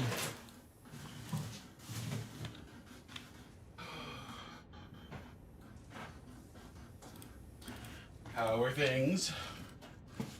Terrible. Everything fell apart while you were gone. The channel no longer exists. Oh boy. Garrett and Robert love to tease each other if you don't get the drift of that. It's also fun to I'm saying it when it's obviously not true. It's obviously not true. Yeah. Because why not, dude says, all right, I gotta go shovel some snow. Wish me luck, gents. Have a good stream. Oh, gotta shovel some snow. Oh boy. One Metal Fist says, Doc, did you know that in Japan you can actually rent an elderly man for a day? It's a real service. You could spend a day walking around, talking, or just hanging out. Okay. It's equal parts wholesome, strange, and kind of fascinating. Yeah, that's pretty cool. Yeah. Cool and weird and strange and fascinating. I think he hit the nail on the head. All right, I've got the aluminum working mostly the way I'd like it to work. I don't see any more tweaking that I need than that.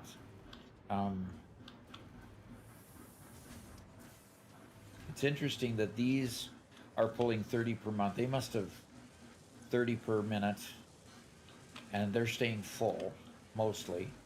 And these are pulling 30 per minute also, and they weren't full when we started, is the problem. Anyway. Okay. Mark says, the AI taking another unpaid break. Doc, what are you doing apart from being a great grandpa and living life playing video games? I'm managing a 10-acre property that has not been managed for years. Yeah, that's absolutely true. One unfortunate side effect of that is the fact that when we got here, there were a lot of really nice shade trees, especially right around and near the houses. But on closer inspection, nearly all of those were growing over power lines, or had previously gotten half chopped down, or were actually rotting from the inside, or had some major problem. And so we unfortunately have had to get rid of a significant number of very pretty shade trees around here, which is unfortunate. Yep. Which is very unfortunate, but it's something that has to be done.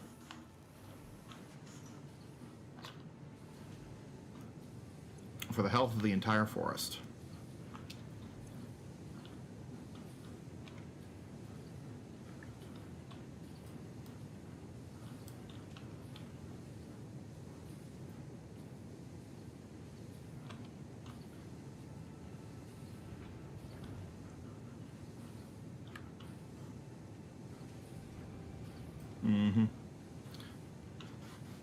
Legalogian says, for aluminum in my current build, I have the water byproduct feed back into the input directly.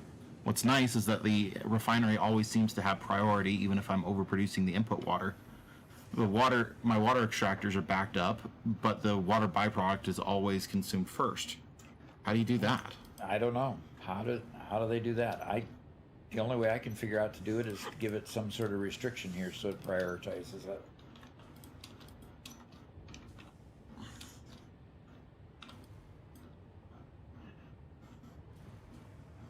That's weird. That's weird. Yep.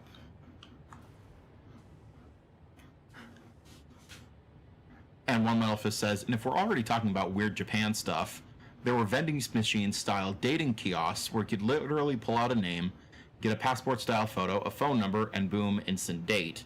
Guy or girl, total mystery box. Equal parts cool, awkward, and peak Japan. Interesting. Yeah. All right. Well, the one thing I've got to do is I've got to go create a radio control unit line. So let's go figure out what it's going to take for radio control units. And I believe it takes a manufacturer and computers and something else I've not made a line for. Okay, dear. Okay. I need to make a crystal oscillator line.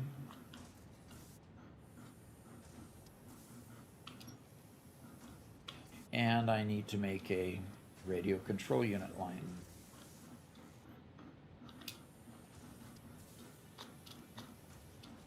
Okay, so that's the next thing. I've got those being made, so I can put the line up to that. I'm going to do it on the next floor up, I believe. If the next floor up is vacant, I'll put some manufacturers up there to make these. The computers are coming from a floor 2 or 3 below. Obviously, I need to make crystal oscillators. And at this point, quartz is going to be an issue.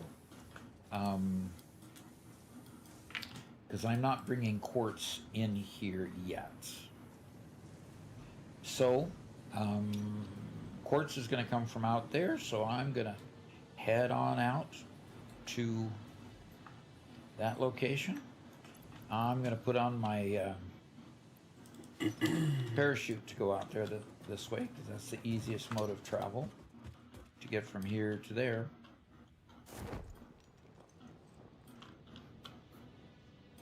Okay. Aviator says, Doc, your tip about creating fluid sections with a raised pipe makes starting a fuel generator a lot easier. Thanks. Cool. So, Robert, what just happened is I needed to recycle the water back into it, so I made basically a mini water tower. Yeah. You know, like we showed. Wanting to restrict the flow there so it prioritizes it one direction. And okay. It looks like it's working beautifully. I'll keep checking on it, making sure. But I'll keep on working on that. Yep. Okay. I've got 2 quartz lines over here that... look at all that beautiful SAM ore that's not being used.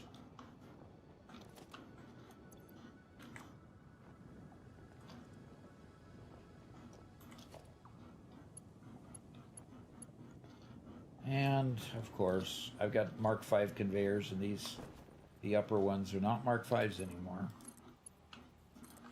Okay, let's get this to there. And Mark, you've been pretty quiet today. Oh, no, he hasn't. Oh, well... I just can't understand most of what he's saying. Like, let's be honest. He just said, Doc, why are you sinking all that silica when you can use it to make silica circuit boards or silicon high-speed connectors? Why sink it if it has a use? Why not store it for later in game? Don't do that, Mark. Don't. Stop giving him more bad ideas. More bad ideas, huh?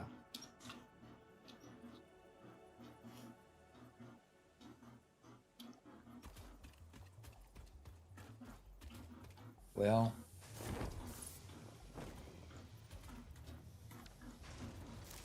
do I need to go over and read the bad ideas?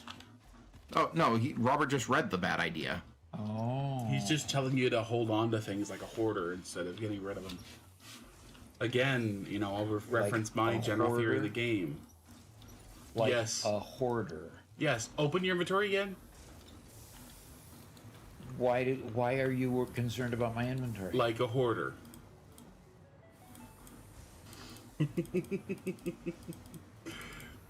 I'll say generally in this game what matters is parts per minute, not parts stored.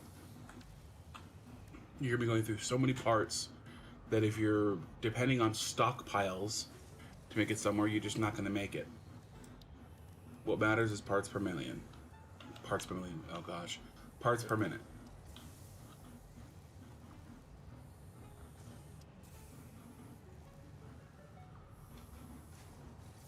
Mark says, "Oh my, I do apologize for speaking in Swahili. I will be more English speaking so as not to confuse that muddled mind." TEDx says you need a priority junction, meaning the byproduct pipe should come back to the one refineries in a lower position than your pumps. In other words, pumps pipe over the return pipe. And Legologian says, nope, nothing fancy, normal horizontal junction, so no priorities at all on the same level.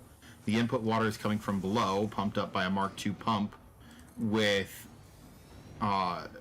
plenty of head lift.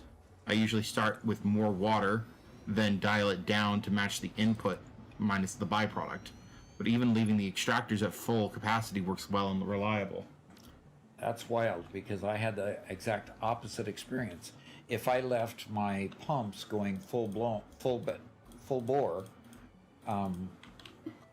they would overpower the other line, so, and then shut it down. So that's interesting.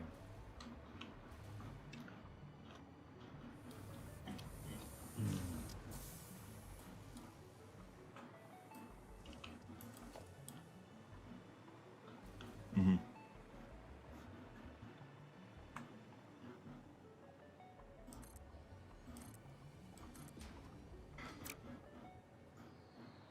Well, I do think that I'm going to follow Robert's example and go get something to eat. Mm-hmm. Do note, Garrett, that half my break was taking care of groceries and all that, so, you know, keep it snappy. Robert, what the heck is wrong with you? What type of shit do you mean? What I mean is that I think I've got a delivery coming here in just a couple minutes, out of nowhere. Oh, yeah, that delivery. That delivery. Yeah. Well, take the time you need, Garrett. Right. But be snappy. I'll see you guys in a minute. Like, Garrett's getting delivered a delivery of eggs. If he rushes too quickly, he'll break them all. Mm-hmm.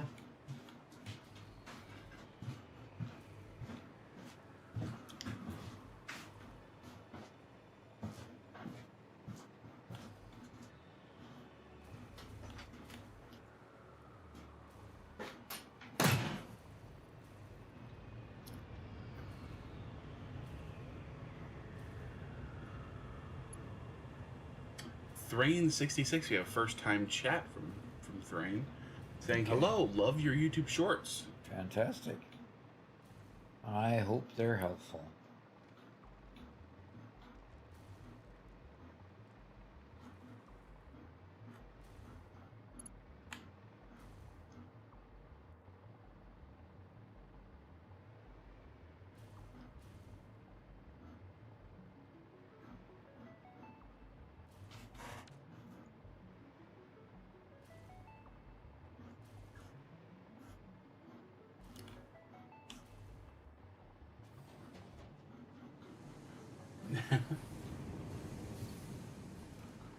Now that was just cool. Mark, I'll make sure to save your comment for as soon as Garrett gets back, so we can, you know, so he can appreciate it to its fullest. Okay, cool.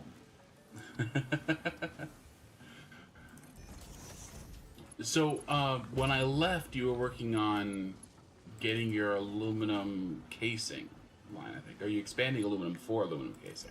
Yeah. That's still what you're working on? No, Oh, okay. it's done. Wow, that was quick. Yeah. Very nice. It's So what are you done. working on then? What I'm doing is I'm putting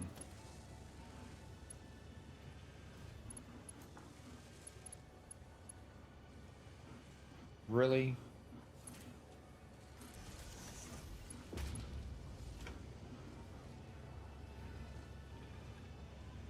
Well, we got half a sentence out of him.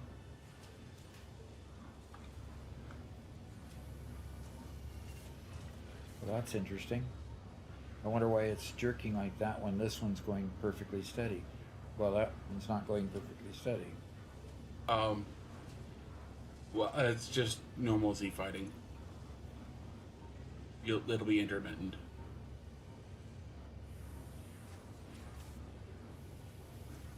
Okay.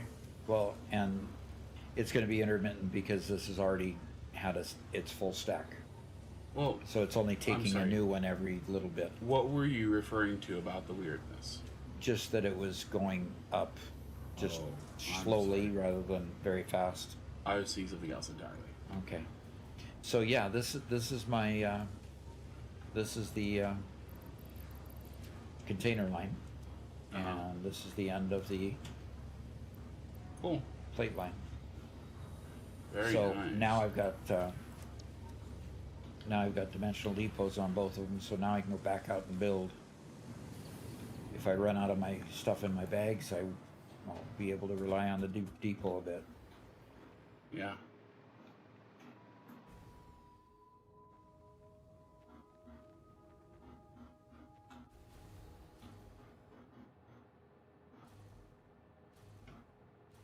I like the lights on the side of the conveyors.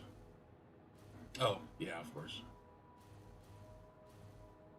Yeah, again, I'll have to say I'm kind of disappointed with Mark 6. They're pretty, but Yeah, but you can't see stuff passing on them. yeah.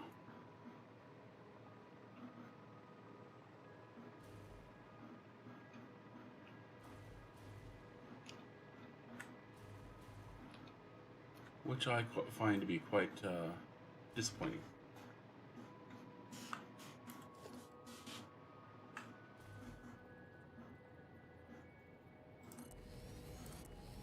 Gur says, wow, is this the same world as earlier? A lot of progress has been made. No, this isn't the same world. I switched from our server world to the world I was working on before we built the server. Kind of do half duty on each one. Yeah. And now I'm just upgrading the conveyors. You'll also seem to enjoy having multiple worlds and lots of projects doing different ways. Yep, I do.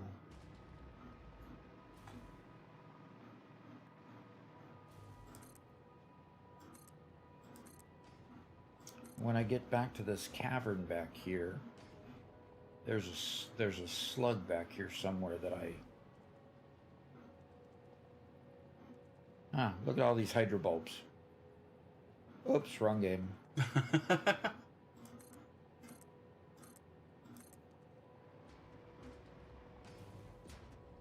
They do look very familiar. Very similar, yeah. So Mark says, I asked Doc why the color change. Robert, as you stated, he's been to follow the chosen color scheme I added in the last game.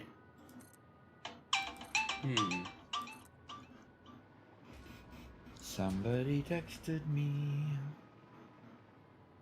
Gotta say, I don't recall him. I have to ask Garrett what the current rules are.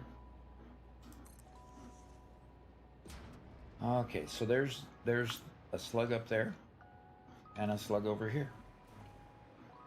So now with my hover pack, I can actually get up here. Maybe. Oh, excellent.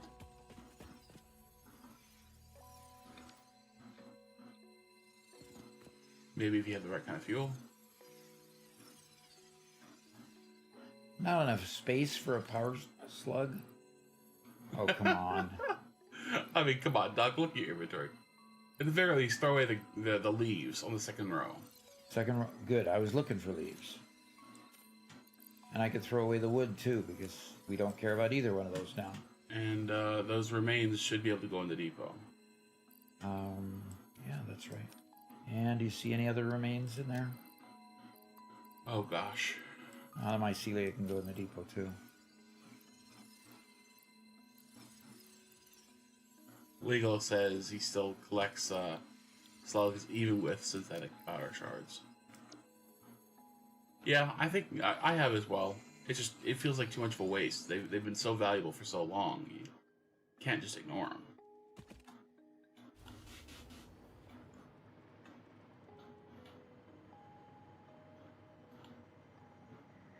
VR Aviator asks, do you think we'll ever get a new world? That you mean in Minecraft? I mean in Satisfactory? Yeah, I think he's meaning like a whole new map. I don't think so. Well, that's interesting. There it's filling in. That's interesting. Yeah. How did that appear? That's you know how it always leaves a little bit of a glow when you pick up a slug? Oh, really? That was the slug glow? Yeah, that was the slug, being the leftover from the slug. Weird. Okay. Anyway, you were commenting about the new map? Yeah, I don't think so, because the one comment that the person who is the main creator of the map before, when she was asked about creating new biomes, she said, well, yeah, that'll be when I'm not with the company anymore. I mean, it was so difficult to do. So either they made her task easier, or she's all of a sudden become willing to do it if there's going to be a new one. I don't think there'll be a complete new map. I think you'll just still have the same map with the different, maybe an added biome here, or possibly an underwater biome available later, something like that. But they could prove me wrong with any announcement, that's for sure. Legal says, I feel dirty for using the vanilla game replication glitch to make thousands of summer sloops. We need synthetic summer sloops. Wouldn't that be nice? Yeah. I don't think we're ever going to get it, though.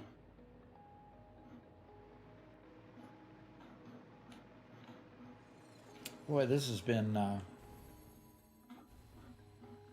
wonderful hunting time, and I just blew that one. Okay.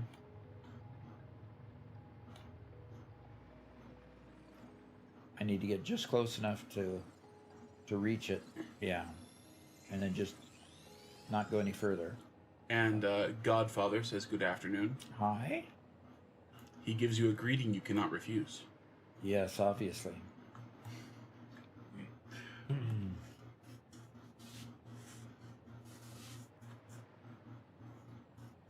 All right, let's turn on the conveyors here. Upgrade some more conveyors now that I've got more in the depot.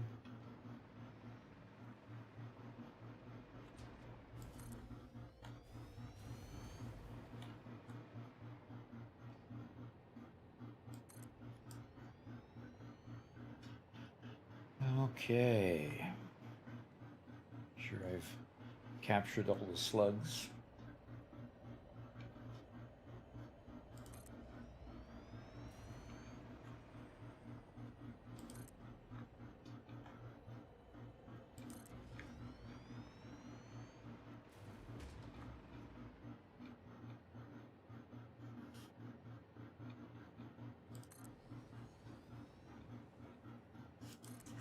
One Metal Fist says, I was at the beginning of the live stream, and one of the devs said something kind of strange. He mentioned that we might not get randomly generated worlds someday. that we might get randomly generated worlds someday. Not anytime soon, but that it's something they've thought about. I honestly couldn't tell if he was joking with Chad or being serious. Interesting. Yeah, I find that very interesting because they were very much against that previously. Yeah. And exactly. I think that how good their map really has borne out their decision that randomly generated worlds have problems. I think Minecraft is the best and worst example of it. Minecraft never creates so many inconsistencies with the world, with how it looks and how it operates, that it is part of the core identity of Minecraft, that it is generated so weirdly. And Satisfactory doesn't have that identity, and I think it would be contrary to what the game is to do something like that. Yeah, I agree with that. I guess I would struggle with the idea, mainly because I guess I get used to where things are on the map. Yeah. Now, I mean, they could always come out with some new tech which significantly improves it. Look at this. Yep. That's an interesting flower. It pokes. Oh, stop it. Stay flying so I can look at things.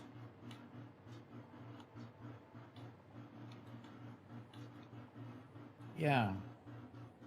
Interesting. It has a stick upward. On some of them, some of them don't stick all the way through. Interesting. I think the acid just has that stick in it to ground it, and Yep. in that one case, they placed it with the tail coming out a little bit.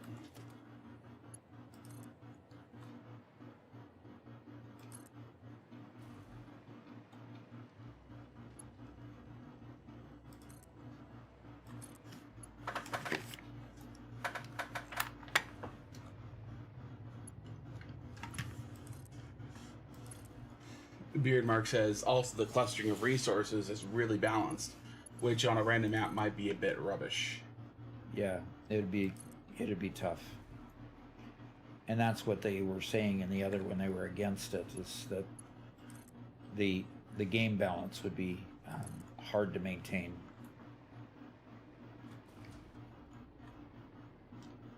I'm not finding any other slugs down here, so. We have a first-time chat from Baron Kartek, who says, "Hello, love your shorts. They've helped out a ton." Thank you. I'm glad to hear that. That's why they are there. And we've got some shorts that we're working on for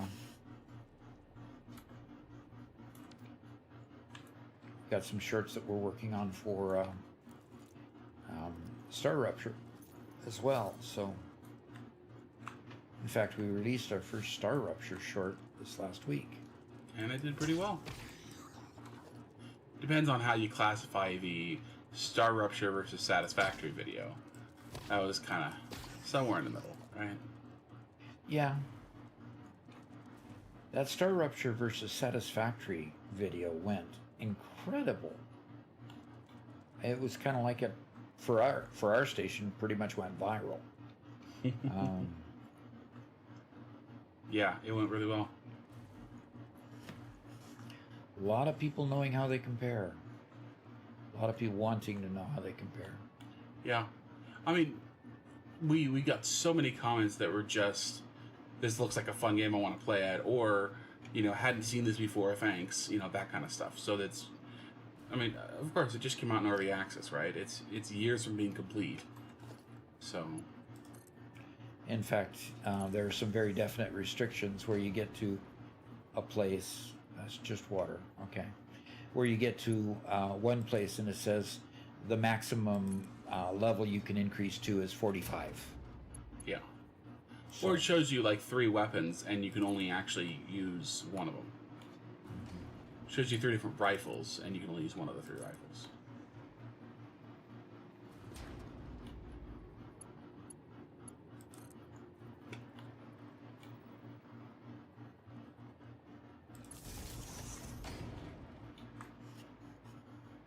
And then we got the spider cave.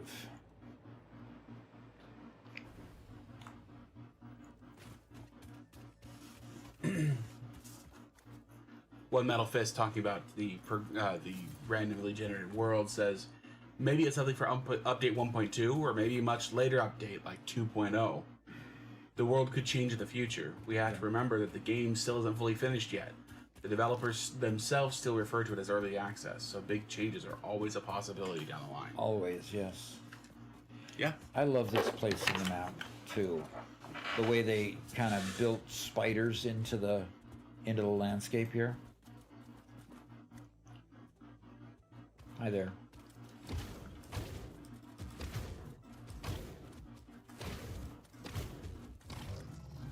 I am interested in knowing what those things are.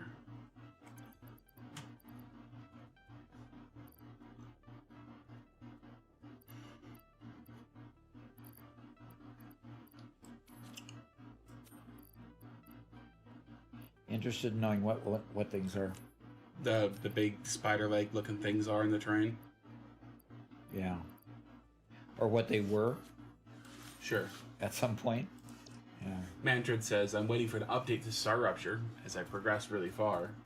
But want some of the rough edges smoothed out to make exploring and building easier too.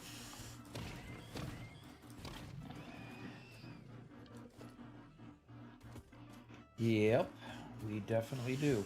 Okay, so there's a coal mine. Isn't there multiple coal mines here? Or is it just that one? This is one of the There's weird almost places. always multiple. Yeah, usually.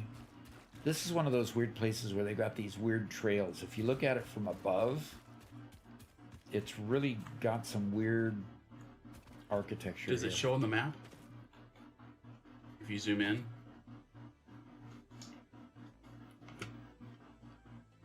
Okay, I'm up over here.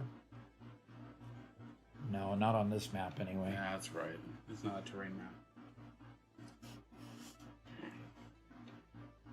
T3D says, on the first 5 minutes of playing Satisfactory, I was flabbergasted by the design of the non-flying bird. His open beak looks like an arcada. Orchid? Arcada? Could it be a trick to attract pollinator insects to eat them? Possibly. And Eat More Sharky confirmed that, yeah, there's 2 normals and 2 impure coal nodes there. Where you are. Okay. Because I could easily... not that I need more coal right now. Ish Kabobble asks, why do you eat nuts versus berries? I don't know. Do berries provide more nutrition? Yep. Nuts are half a heart, berries are a full heart, and the bacon, agaric, is 2 hearts. 2 hearts. Okay.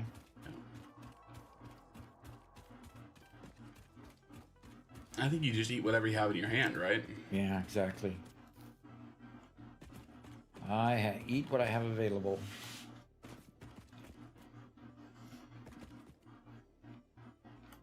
So, okay, so somebody said there's 2 normals and an impure.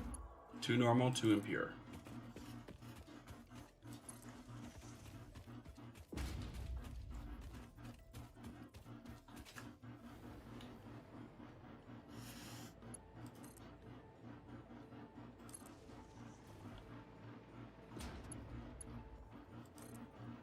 Well, there's one of them.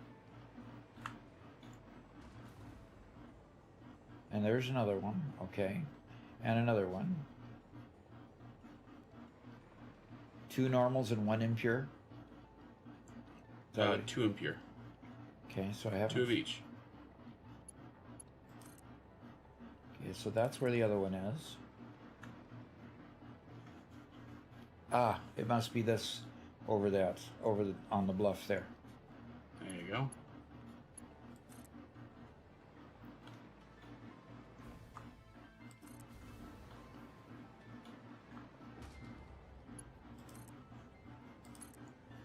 Okay, so that takes care of a power pole for that one.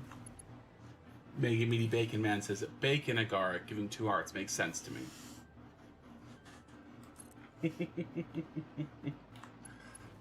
Bacon, of course, being the superior food, but this bacon, this is fake bacon.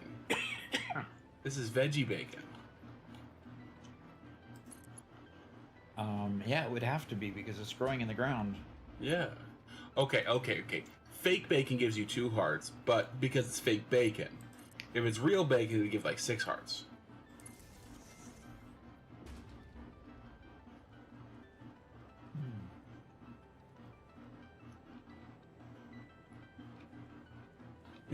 He says, that's a good point.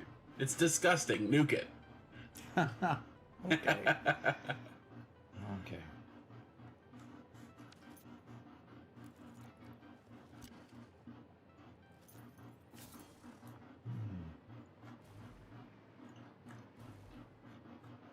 Oh, by the way, in Star Rupture, Yeah. I'm researching the different foods, but you can't make any of them until you get a, from the food corporation, until you get a food processor. Oh, okay. So that made sense. Sure. That makes plenty of sense.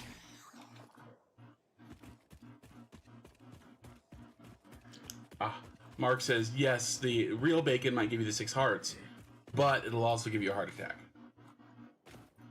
Okay. So it gives you 6 hearts, but it has a 1% chance that when you eat it, you die. A nice big one. Or, not that you die, you immediately have a debuff that if you do not use a medicinal inhaler within 10 seconds, then you die. Okay. It's like you have a heart attack, you gotta get rushed to the hospital,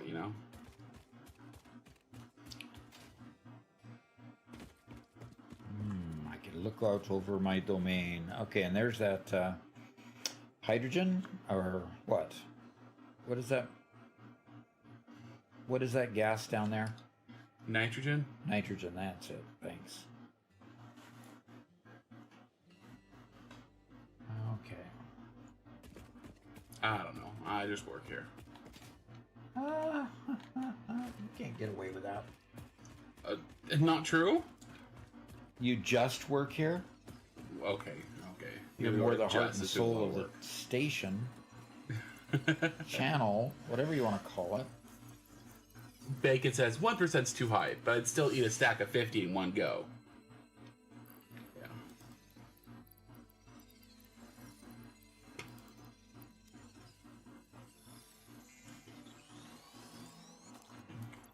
One Metal Fist says, there's already a mod that does something similar by randomizing the location of resources, and from what I've seen in community feedback, it doesn't completely break the game.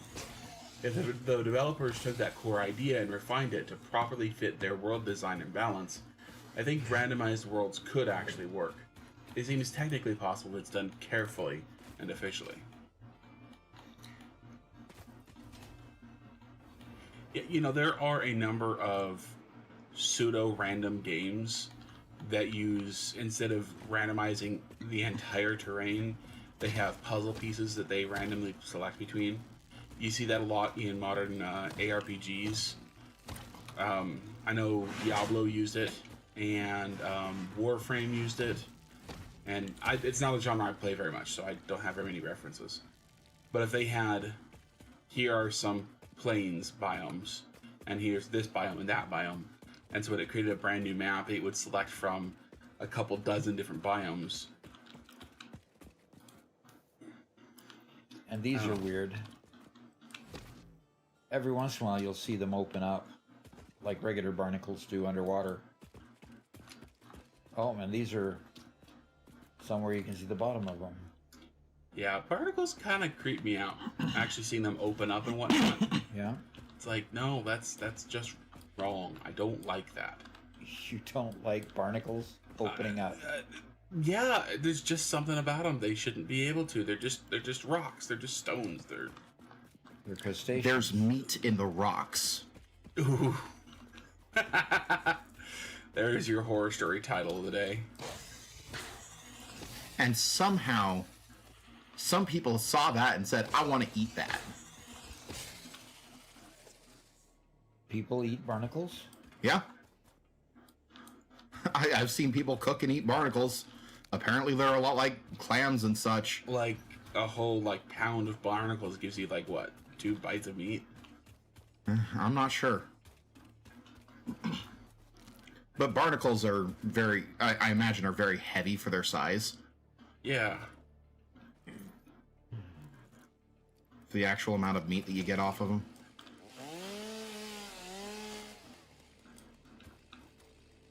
See, I can't cut that one, but I could cut the one I just cut. Just weird. What defines whether I can cut it down or not?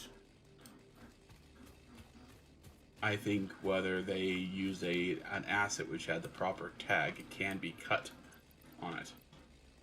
Oh.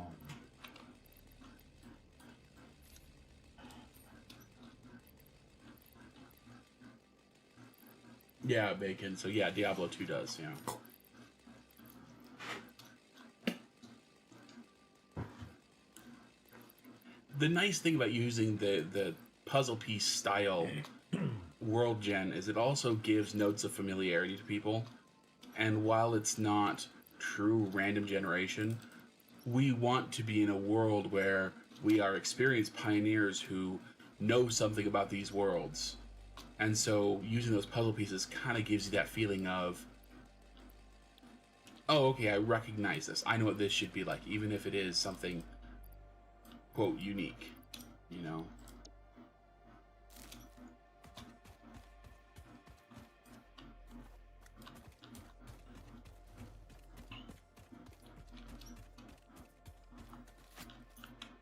Yeah, what are they talking about grilling? I think they're talking about oysters still. I wasn't here for the beginning of the conversation, and I can't find the, Okay, so what's the difference between this one and like those other ones that I could not cut down? Why can I cut this down and not others? They're a great source of mycelia.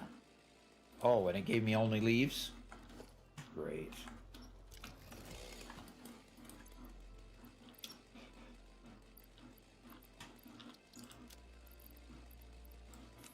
All it gave me was leaves. I'm going to throw away the wood.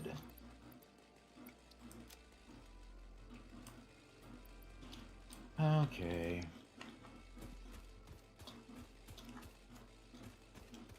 If I need more coal, I know where to get it.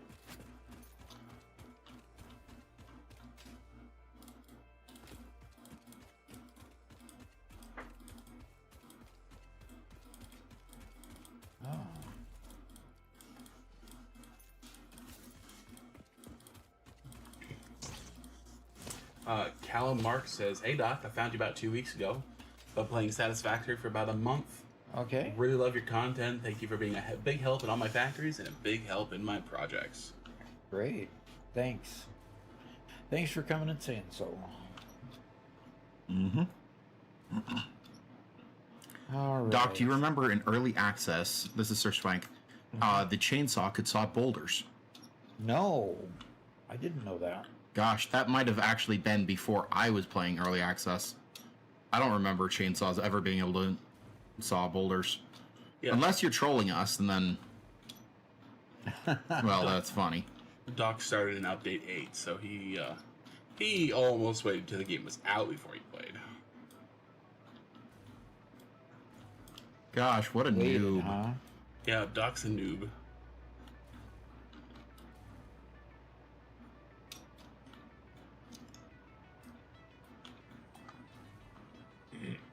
Doc is a noob. Yes, sir. Newbie. I understand that. Or probie if you want to use an NCIS term. Oh, brother. There you go. Sorry, what? Probie is the name for a first year guy. Sure. If we were talking about your membership on the team, you know, then I'd call you a probie. Okay.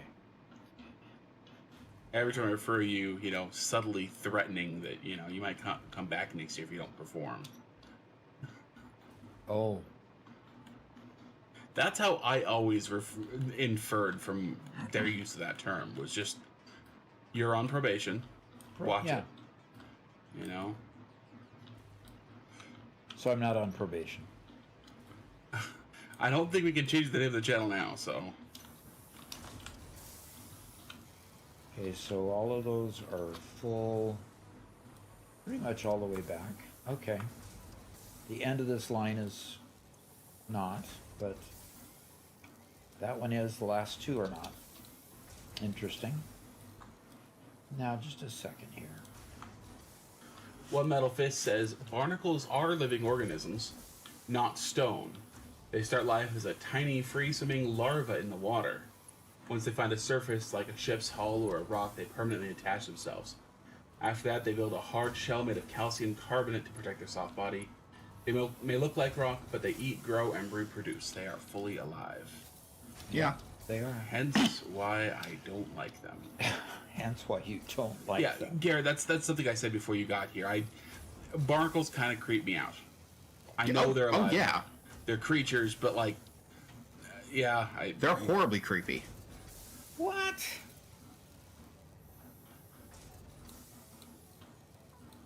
Okay, so now that these are upgraded 100%, they're coming as fast as the miner can bring them. Now I need to bring one more of these.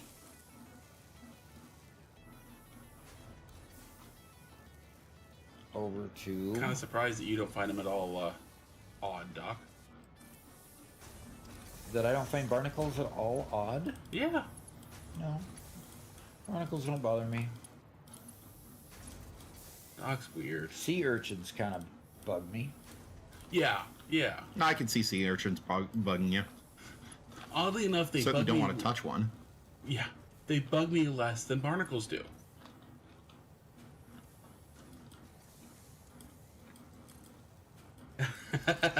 Bacon says, Robert is an AI and hates living creatures. What a revelation.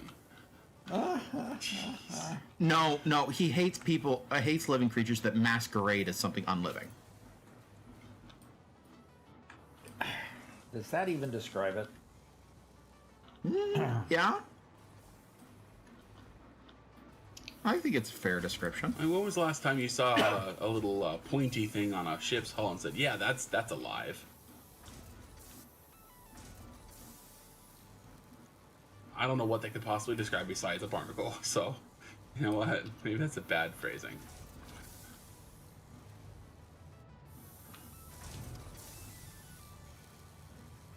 O5A says, hello, thank you for teaching me very useful information, and the water tower was a saver.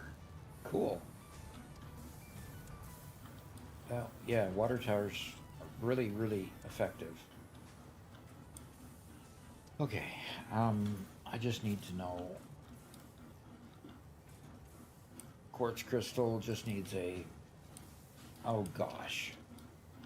I can make pure quartz crystal and use less quartz. Or I can just do an assembler or constructor. And I gotta use a refinery for that? Pure is really nice, Doc. Yeah, but do I want to put refineries down here to do it? I don't know, it just depends how lazy you're feeling, I guess. Oh. Oh. You cut me to the quick. I hit him in his weak spot. It was super effective. Yeah, I guess so. Pokemon music. Mm-hmm.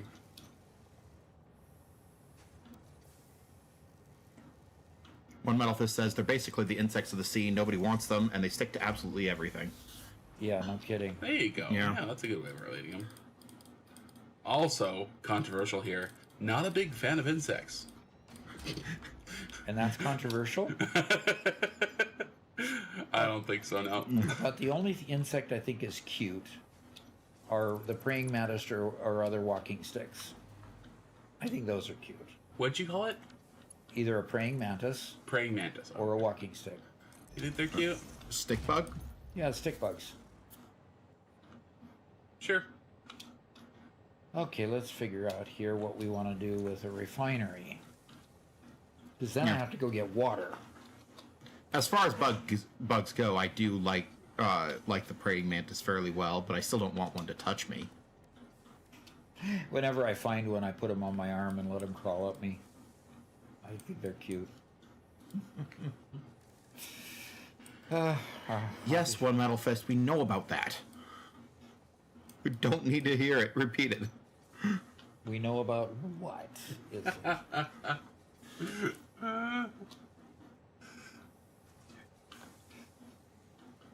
Robert, you can read that one if you want to. I'm not going to read it. Yeah, I've heard this one before. I don't know if One Metal Fist has shared it, but there's a parasite that enters a fish's mouth, eats its tongue, and then replaces it. The parasite attaches itself where the tongue used to be and functions as a substitute tongue. Every time the fish eats, the parasite feeds on part of the food as well. The fish stays alive, often without realizing what's happened. It's one of the strangest examples of parasitism in nature. Kind of a very weird symbiotic parasitism. Very weird. I mean, true symbiosis requires you need both to survive. In this one, it's not quite. It's replacing a function that would normally work well, but...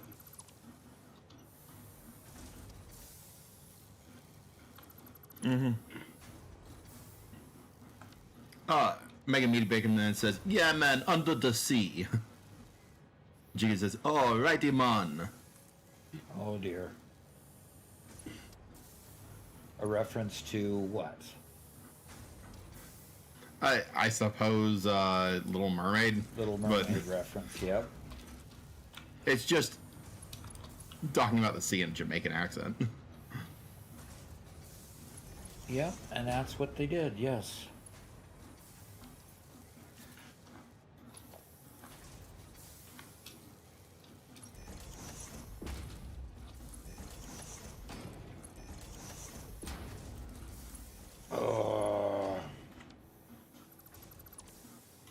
Alrighty, man.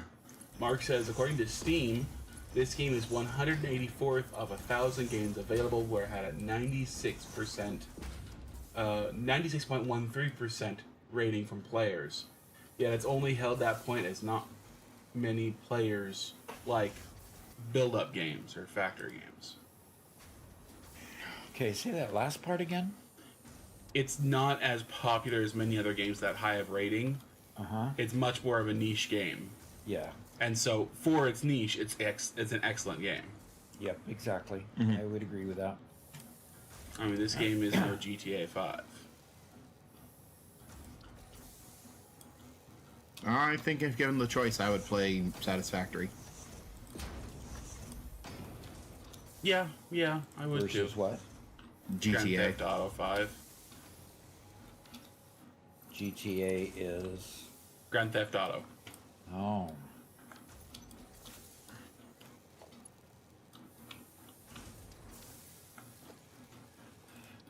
Okay, Grand Theft Auto, interesting. And how would you compare Grand Theft Auto to this one? I mean, how did that even come in the same... It's one of the other extremely highly rated games. Oh, I don't know if it's 96% high, but it's very, very high. Huh. Bacon says he hasn't played any other factory building game before Satisfactory. Really? interesting. I don't know if I did. Yeah, I certainly didn't. Satisfactory was the first factory building game. Then I played a little bit of Factorio, but didn't like it. I mean, I think that's part of the reason why it's so successful. It has taken a genre which was generally very niche, like Factorio, and made it palatable for a wide audience.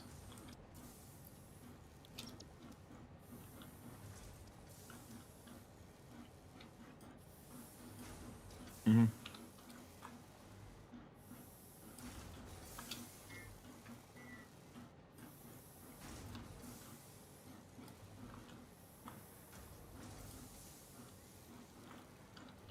Yeah, my friend Corey really loves Factorio and did everything he could to try to get me to play, but gosh dang it, it's just so boring. Okay, I need a calculation here. Sir Swank says, my friends didn't want to show me this game. I don't know why, but they thought I wouldn't like it. Oh, and look what happened. What? He liked it. Oh.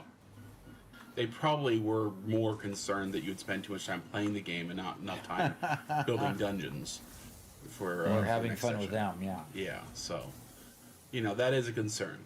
Definitely. I've been kicked out of group chats before, so I can go prepare the next dungeon. So, it does happen. Yeah. Mark says, according to Steam, this game is 184th of 1,000. Okay, we already read that. Yep. He says Robert K. Garrett to read my comment himself. Yes, he made a comment right as you left earlier.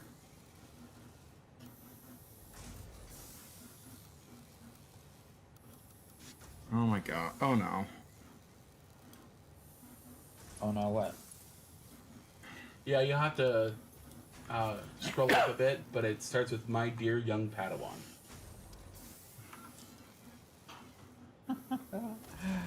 My dear young Padawan. Okay.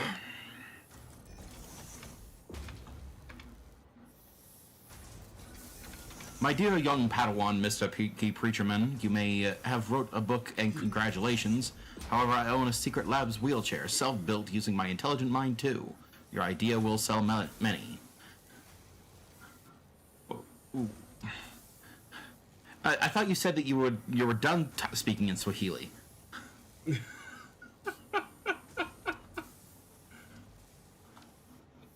I think there's a follow-up comment right after it. And there's more. Mine is more productive and usable. Good luck with your future, young man. Oh my gosh. Yeah, you're not selling your wheelchair. If I were to buy a wheelchair, I'd buy that one, though. I mean, come on. Who wouldn't want it?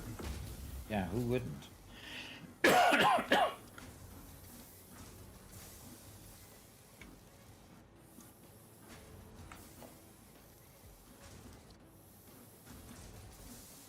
Well, Doc, if the time ever comes for you, we'll make sure we only get you the best Secret Labs chairs, okay? Exactly. The channel will purchase it, of course. Of course. Chica says, I wouldn't. I like my chair. Yeah? He wouldn't sell it? Wouldn't get a Secret Labs chair. Sir Swank says, no, that group didn't care about me. They ditched me as a friend group when my dad died, so I think they just wanted to judge what I would or wouldn't like as jerks. That ain't cool. Yeah, No, that sucks, dude. I'm That's sorry. not cool. Okay. Production. I need a water extractor. I need to put the water extractor down here. I I've been can lucky face that it almost this direction. that like 95% of the D&D I've played has been with my brothers, and they aren't willing to run games, so they don't ditch me. Yeah, we've tried several times. To ditch him? Doesn't last very long, did it? To run games. Yeah, that's true. They did, and to be honest, both of them can perfectly fine. They just don't care to. That's a lot of work for not nearly enough payoff. Yeah. Spencer does want to play again. Yeah, especially now that I'm writing. I mean, talk about creative outlets. Trying to write professionally is the ultimate creative outlet. I don't need an extra one. Yeah, that is very true. The time when I was the most productive building dungeons and making games was when I worked basically as a register attendant at a convention center. You know, I'd spend 8 hours in a row doing zero of anything mentally stimulating. So, Yep. And coincidentally, Garrett, the time when you've been the most productive as a rider is when you were a truck driver. Yeah.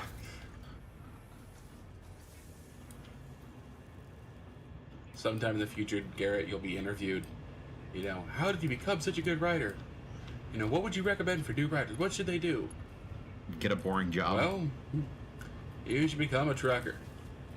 Is that so you can get some unique insight in how vehicles work? And no, so you can get bored. Oh, gosh. And I wasn't a truck driver. I drove a delivery vehicle. For FedEx, wasn't it? Yeah. What kind of delivery vehicle is this?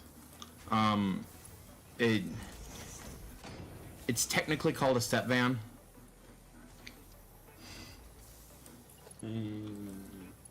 It is a truck. It's just not a semi-truck, Right. like what you would imagine when somebody says trucker. That's all I'm getting at. Garrett doesn't like stolen valor, so he's going to be more precise. Okay.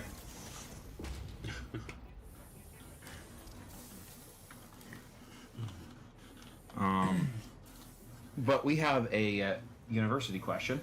Oh, we do. We do. It's about time you included me in something. Okay, good. Let's go. Okay, Grurum asks, "Hey, I've seen some of your shirts for Star Rupture and had a question.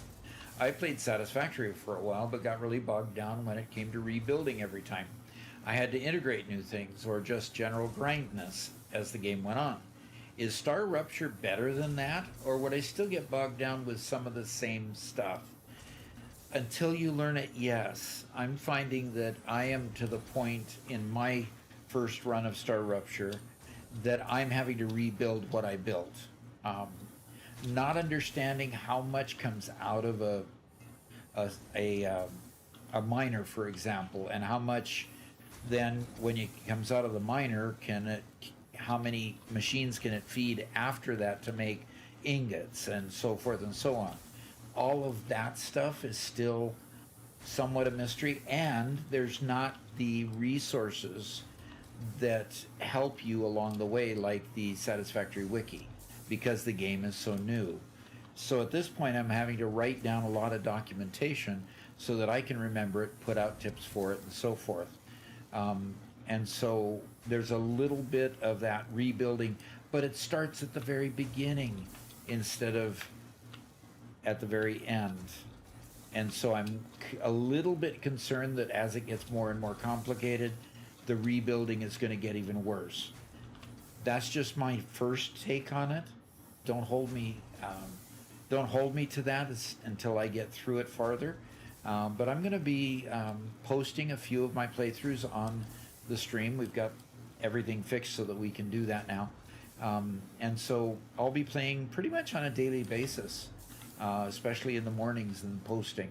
So you'll get a feel for what I'm doing in the comments that I make. So wait for that coming up, and hopefully that helps. So let's go back to the game. Okay. There's our Star Rupture Q&A, Robert. Ooh. I'll have to make sure that we list that as a Star Rupture Q&A. Yep. I'm sorry, is this an unauthorized stretch break? It was. I'm sorry. Wow. Come on, somebody quick, redeem stretch. Yeah.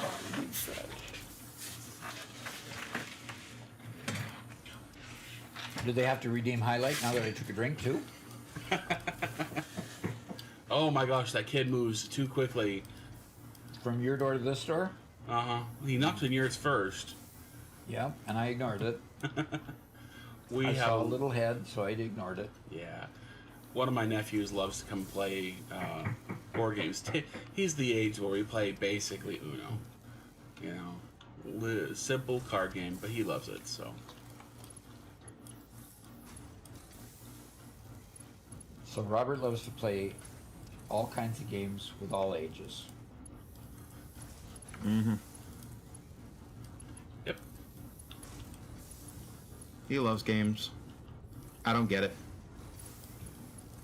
He says we're playing Minecraft.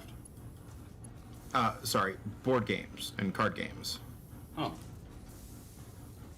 Simple, because for the first 35 years of my life, if I wanted to play along with my dad, I had to play a card game.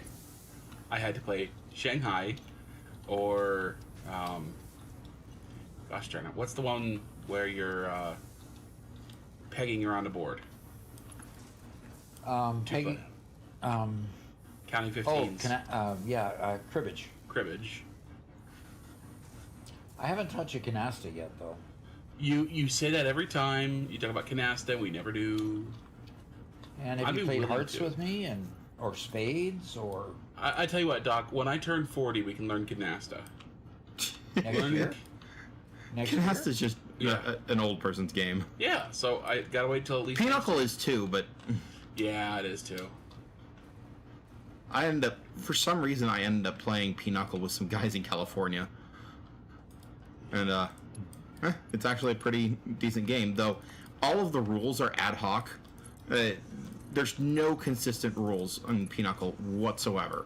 Oh, that's not true. The basic rules- Every rule is a niche, specific circumstance rule.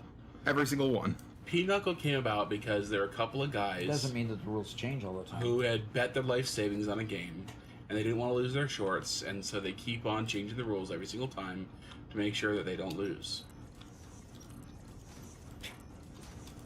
Obviously, you guys need to play some Pinochle. I've played Pinochle. I never have, but I read the rule book and I was laughing the entire time. It's ridiculous. What? Sir Swank says, I love that game. There is consistent rules. Pinochle is There about an is. affair. Good heavens sakes. I have nothing against Pinochle, I just haven't played it.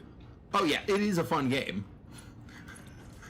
But the rules are really weird, and you have to memorize them very, very completely in Yeah, order to.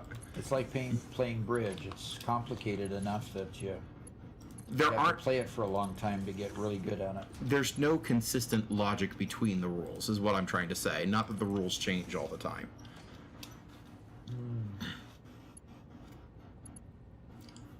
No consistent logic, he says. Mm-hmm.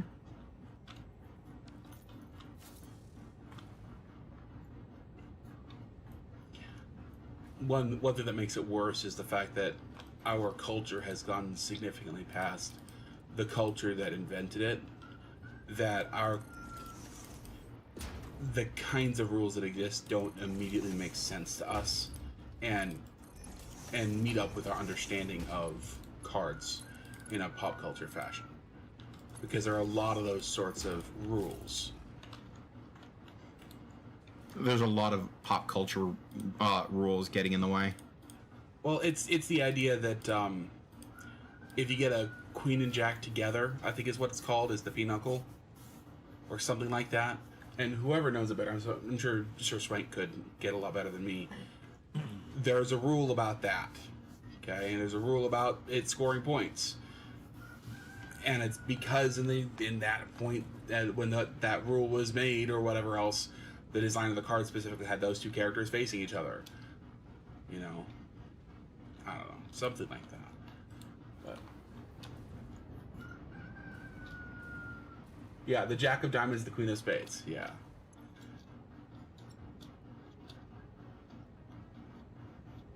All right. Well, we are not getting enough water flow.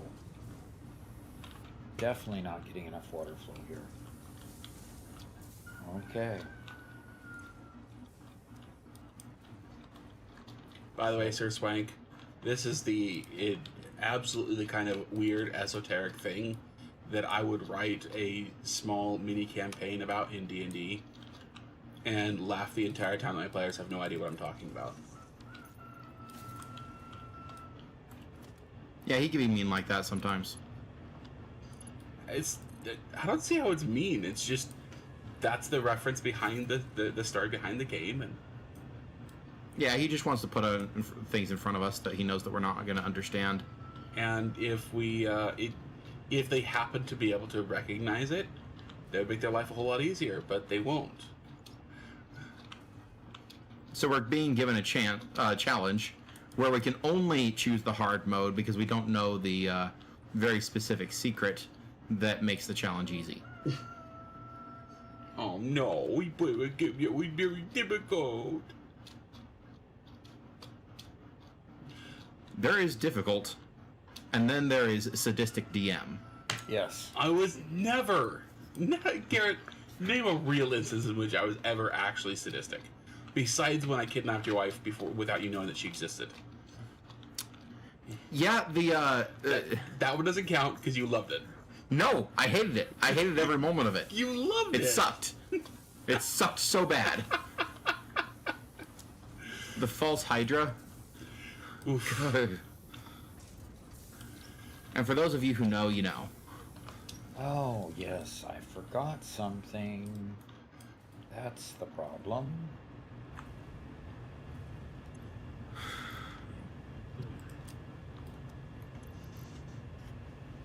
Or the time that you got Britta excited to save the little girl, only to reveal that the little girl was a ghost the entire time.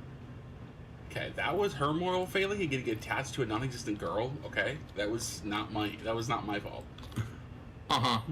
A girl that was specifically designed to play on her heartstrings. Okay, I will admit that was also one of the first games I ever ran. Okay, and that was a very long time ago. And you did this to the woman who had young daughters. Daughter, singular at the time. Oh, okay. One. Who very recently had one at the had time? a child. Yes. Her first child. This is when she was living in the condo back in O'Fallon. If you remember that time, Doc. Yeah. Okay. Yeah. Quite a while ago. Before the So- family really started to bloom, huh? And by the way, Garrett, we're not talking about sadistic story, because yes, we're talking about sadistic difficulty. Which was all. No, I'm just explaining how you were sadistic. In multiple instances. Oh, Having a cool story doesn't make.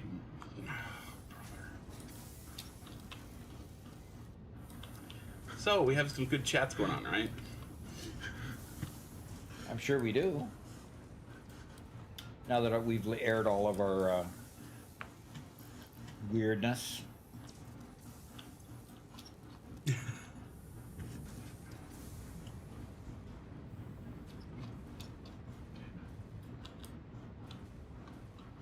Bacon says, I vote for a sadistic DM. Sometimes you gotta knock the wind out of the sails to appreciate the good times. And I don't even play D&D. There you go. Okay. I think he's talking about his coworkers or something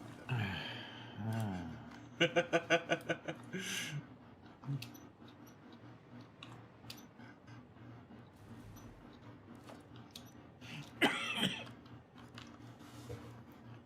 All right. Yeah. Logistics. And I could just do 3.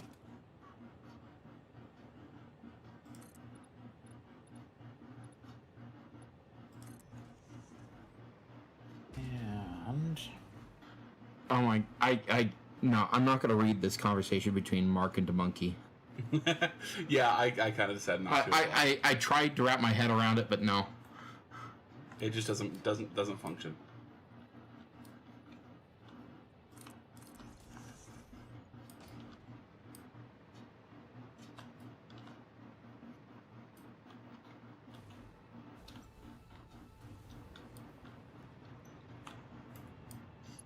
Oh my gosh. Megan 80 says, I have a brother too. Sometimes you gotta make them suffer. My brother is really competitive. I just try to win against him out of spite. I don't care if I win or lose. you just want to make his life miserable. Okay, I understand now. Brothers. It sounds like Spencer. Yeah, my brother was 7.5 years younger than I was. So the relationship between Robert and Garrett is kind of similar in a lot of respects. Uh-huh. It sounds familiar, huh? Sounds very familiar, unfortunately.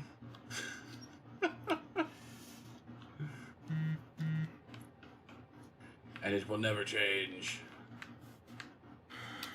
Robert, why does your phone keep buzzing? Because I'm popular. No, you're not. Thanks. I guess. Thanks, I guess. Yeah. No kidding, Garrett. Why would you be so mean? What? He said I had a problem with stolen valor. Am I wrong? No, I'm just saying that you stole some valor, so I'm gonna call you out on it.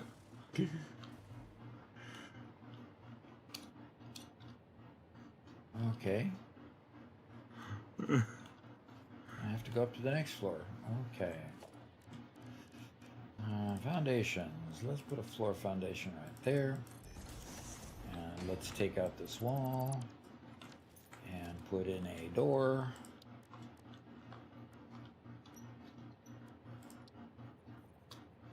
Pardon me. An automated gate. Pardon me. Gotta be precise. Yep, gotta be precise.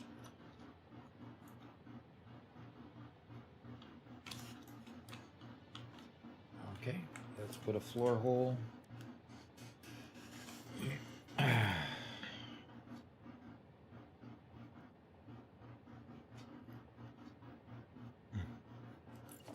Yeah. Mark says, we all fall in bad times. It's how we get back up from them that defines us. We each have our own ways of struggle and each get the outcome that they want. But my choice was to bin the cripple ideals and start over afresh. Cool. That's refreshing.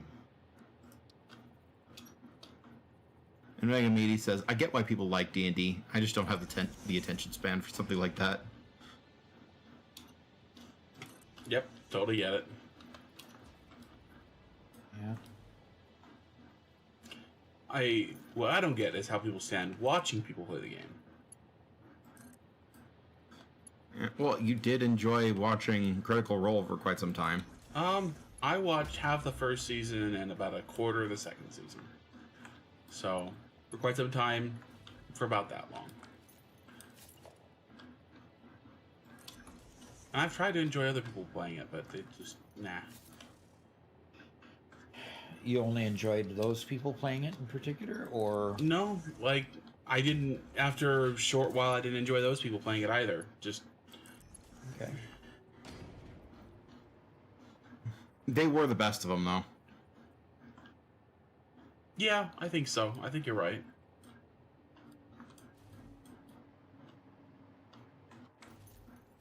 No, I can unequivocally say they are the best of them.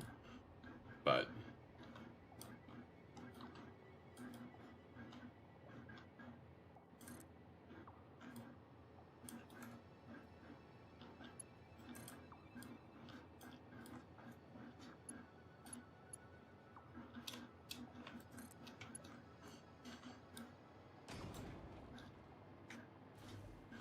Okay.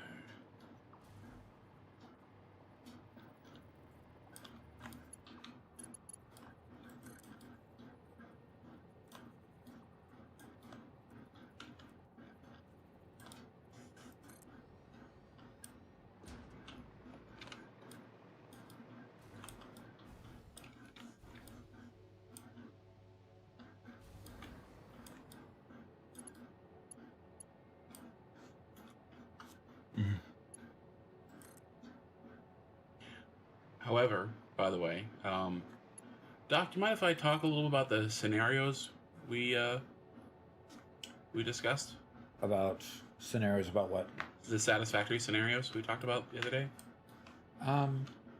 Yeah, go ahead. So, we have had, infrequently when D&D comes up as a topic on the channel, there's a couple people who message saying, hey, it would be cool if Doc would play. Or they'd watch it if Doc played. And one, that's really far outside the channel's wheelhouse. And I think that probably wouldn't be worth anybody's time. I don't know if Doc's going to enjoy it all that much. He has tried playing actual D&D a couple of times and never really hit it off. However,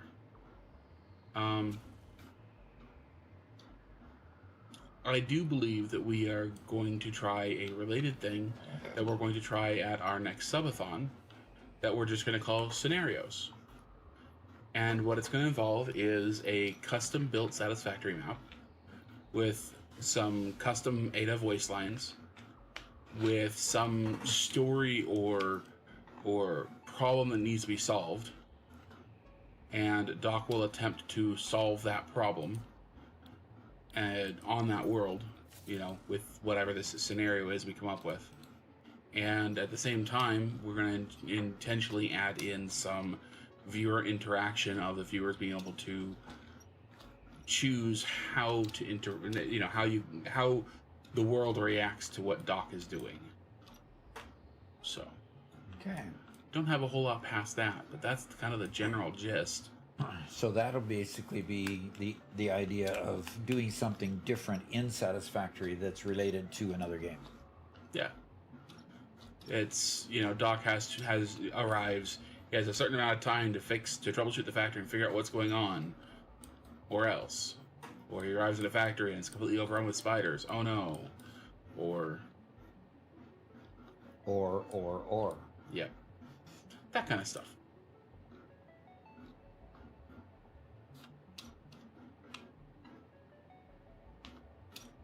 But yeah, sticking with the factory builder idea, we go there, he goes in, figures out what's wrong, and gets the factory up and running again. Yep. So, we'll see how that goes. See if that's an idea that's fun, both for Doc as well as for you guys. And if it's fun, we'll continue developing more. Yep. I'm anxious to try it.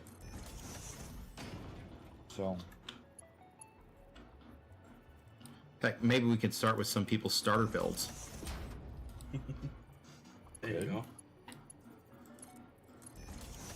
Like if some people have some old saves that they abandoned or something like that, and we have to go back, and Doc has to go through and figure out what's going on.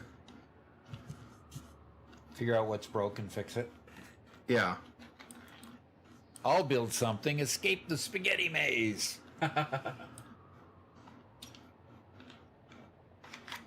Oh, there you got one offer. That could be fun.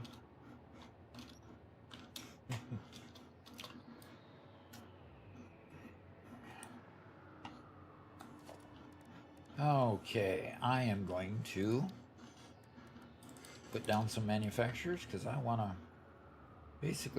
to have that be. Let's start that right there. What is this for, Doc? This is for the crystal oscillator. Okay. So I need the crystal oscillator to make the radio control unit. So this will be crystal oscillators. There's 5 machines side by side there, and we'll make as many crystal oscillators as we can with those 5, and then I will continue production on the other side with the radio control units. Bacon said he's thinking about doing a race course at some point.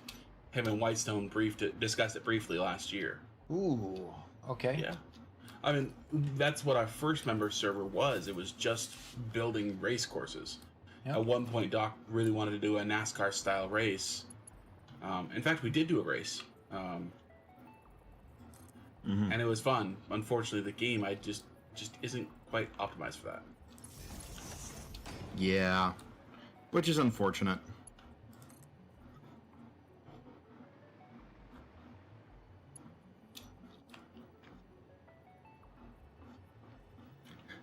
Yeah, let's put it right on there. We had a lot of situations with us thinking that we were ahead of somebody only to have somebody else win. Yep. Have that person win. Yep. In other words, each individual machine, if you're looking at your screen, you got a slightly different perspective based on how fast the data was getting to your machine. So, oh, Tid Gamer 12 says hi. Gosh. DeMonkey says, Doc, if I were to build you a dungeon in Minecraft and it was just a maze without a map that takes roughly 7 hours to beat, would you walk through it? Sure. 7 hours?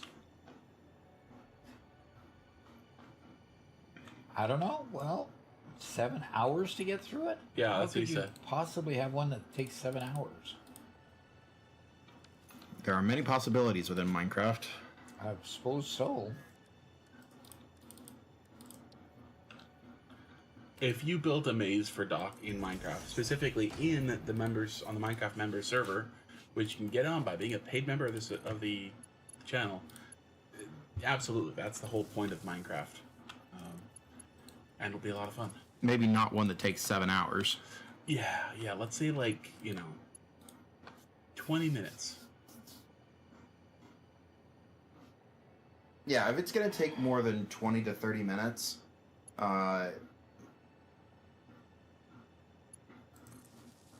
yeah. And Sir Swank says, has Doc done a reaction to Let's Game It Out? Yes, I did. Yeah.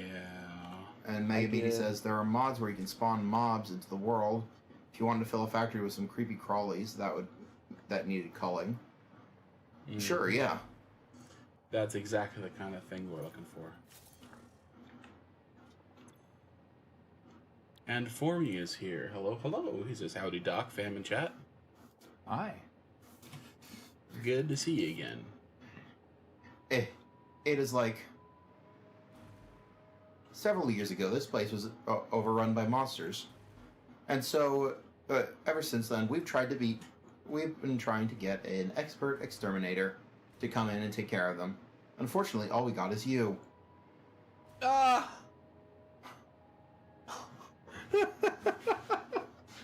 You know, That sounds like an excellent Ada voice line. It sounds a little bit less like Ada, a little bit more like a different AI we know. Yep. But I like it. Yeah. Don't worry, I have the box set of Paranoia coming in the mail. I'm going to be studying.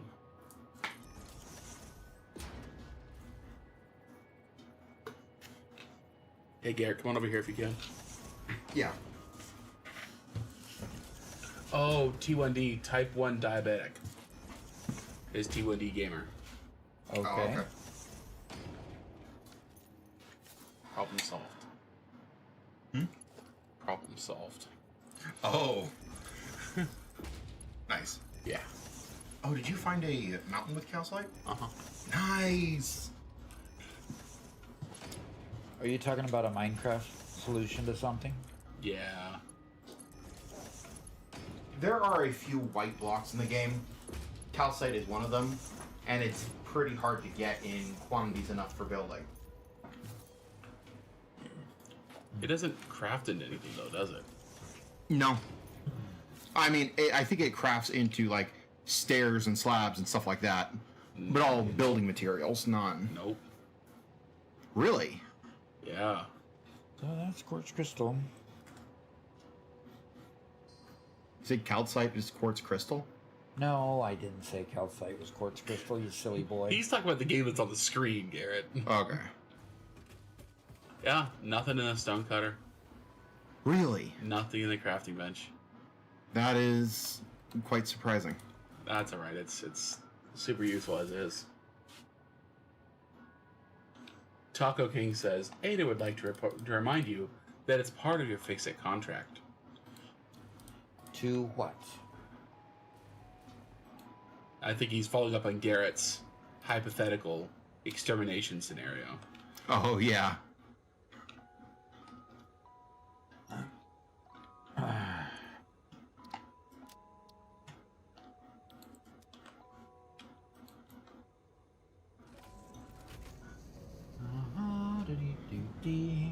I really need to connect the other side of this train line so it'll keep running all the time. Oh.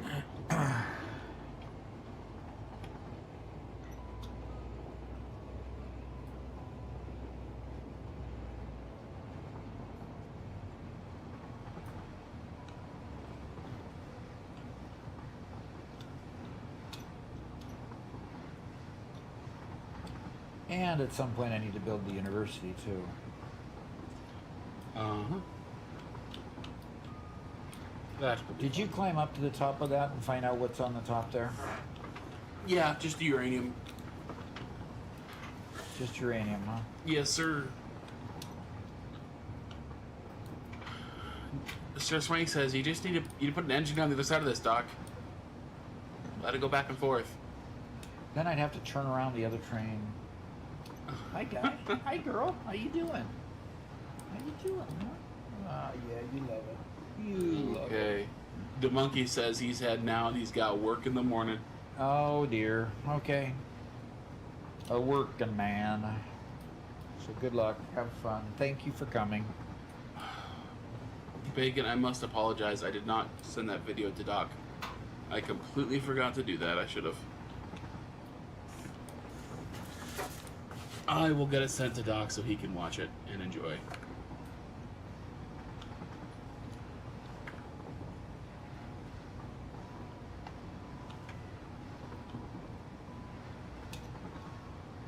Chica says, well, those bananas won't peel themselves. Mega Meaty says, speaking of extermination, did you watch my gingerbread video? No. No, that was commenting to him about. I missed it. Missed informing Doc about it. Okay.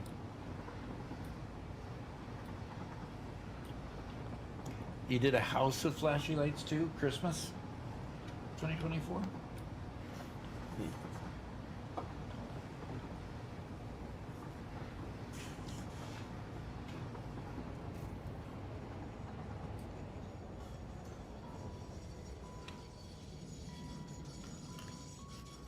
Alrighty. Turn on the self-driving.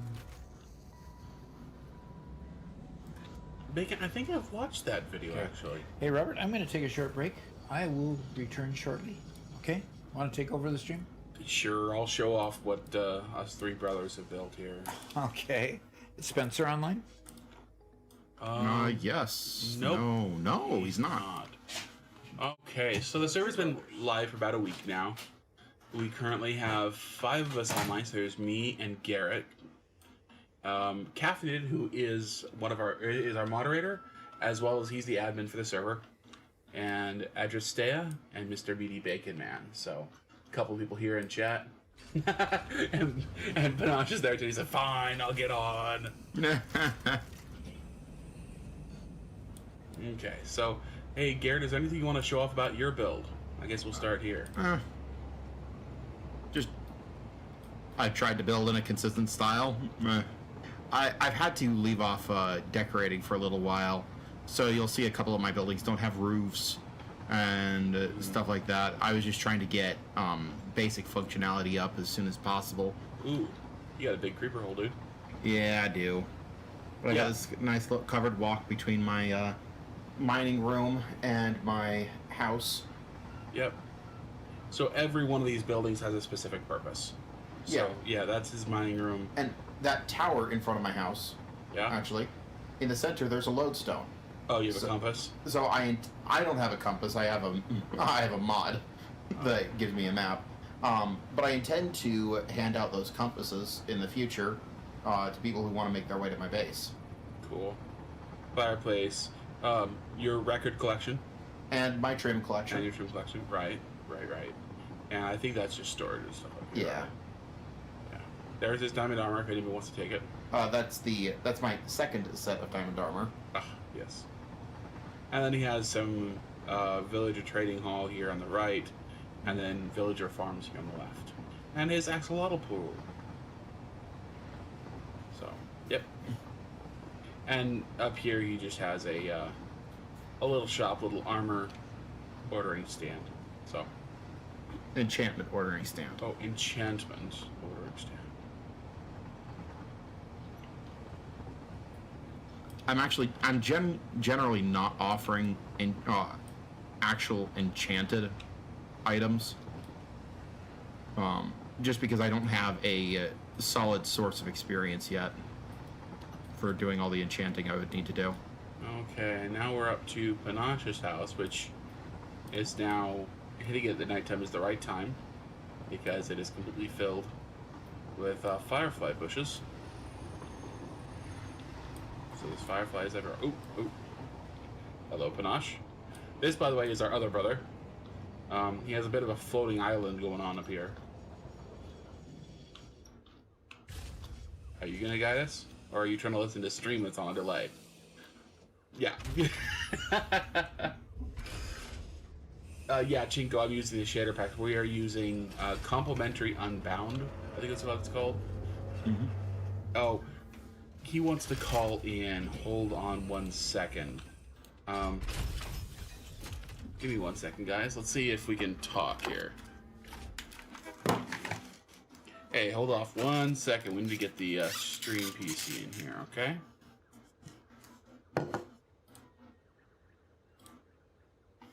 Garrett, can you answer with the stream PC? Or, I guess I can. I got it. Boom. Yeah, I hope that you Okay. can... Oh, I hate that. 1 second. So who do we mute? Who do we mute? Mute me. Yep, gotta mute both of you. Okay. Well, Is I'm the sound okay seeing. for everybody? I'm This should be hearing good. you twice, Hey, Robert. I'm Panache, hearing I you can't and hear you because my headphones are on. so I'm gonna mute you. Garrett, can you talk again? Hello. Hey.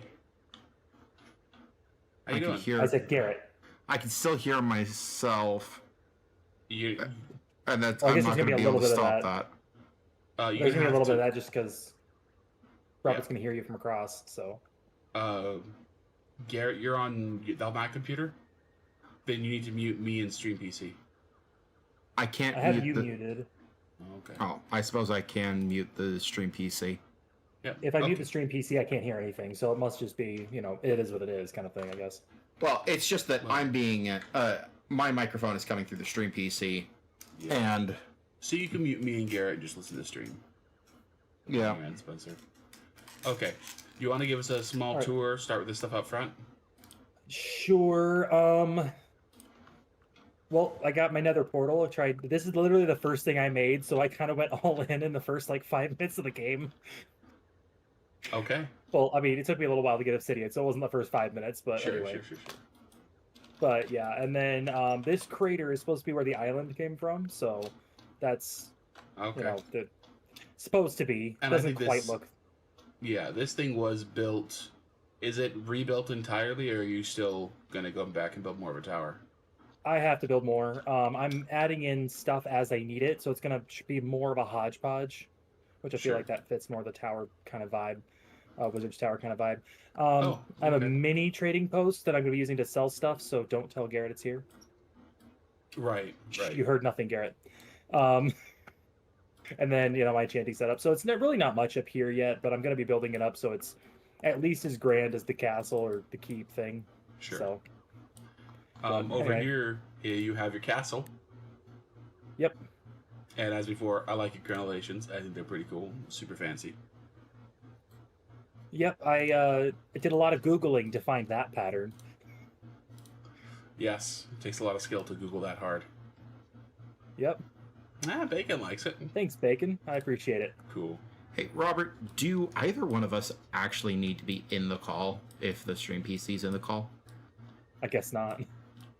No, I guess not. If I'm listening to this, sure. I mean, I don't like the stream PC as much, but You don't like the Stream PC? yeah. Stream PC isn't your It's not as brother. friendly. Yeah. And then behind, keeping it. Oh, by the way, this is your gravestone. What's Yes. this to commemorate? Well, I died after killing Garrett, So he built this. and yes, I left the chest in there too. Ah. I left it as is. Nice. You should fill it My with bones. casket is still there. Oh, good lord. I don't have any. I don't know if it was total deaths, then Roberts would be at 3,000 by It's now. deaths since he installed it, I'm pretty sure. Oh, geez, I'm not doing well. Yeah, you had. I'm not doing well. Yeah. I spent so much time online when everybody else was offline, getting the mob grinder working and constantly falling into my death. Yeah. Anyway, You know my one death, by the way, up there? You know what that one death is? Stepping off Working your in. mob grinder. well, why didn't you look where you were stepping? Where do you find your... I was trying to get a better vantage point to look at it, and I just accidentally let go of shift at the wrong time. Where do you find Lord. your info? What info? Right. Kills and deaths and stuff like that. Tab. Oh, Total. you hit you open your menu, hit statistics. There you go. I just don't know where on that list is Oh. deaths. Okay. Okay. And DSGZ is ready with a party of 18. Hey guys, Doc is taking a quick bio break, so we're just taking a quick tour of the Doc server, Doc Minecraft server, while we're waiting. We'll be right back to Satisfactory here in just a moment. So, I do like the stained glass starts We're just taking there. a pause in the regularly scheduled programming. Oh, okay. This is a redo. What's a redo? You redid the stained glass here. No, the original stained glass is still there.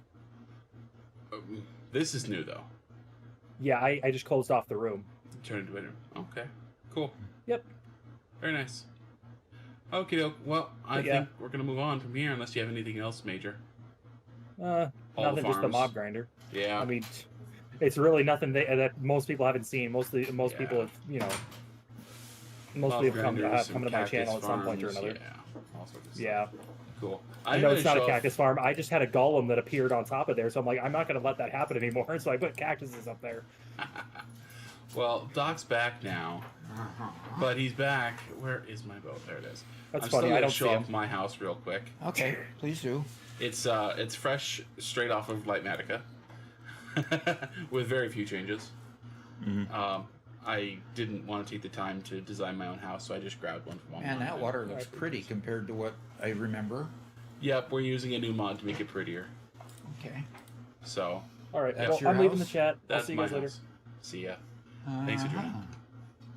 With jumping cows. Yeah. Okay. Yep. So that's my house. It's fancy. Yes, Bacon, it's fancy.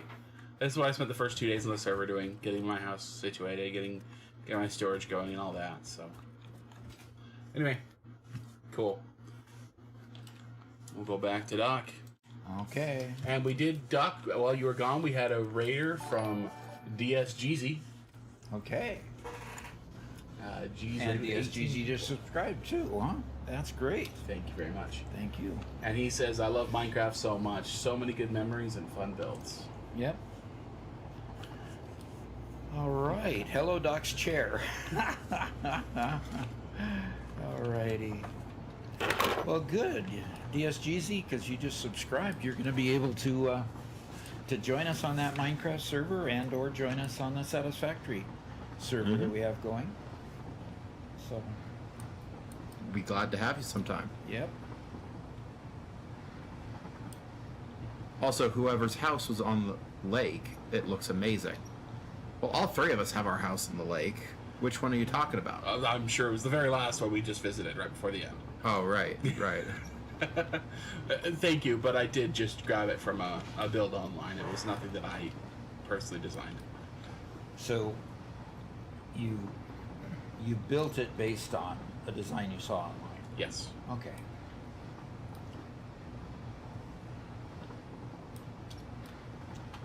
I am going to reverse the train station over here and put another locomotive on the other side and have it go back and forth.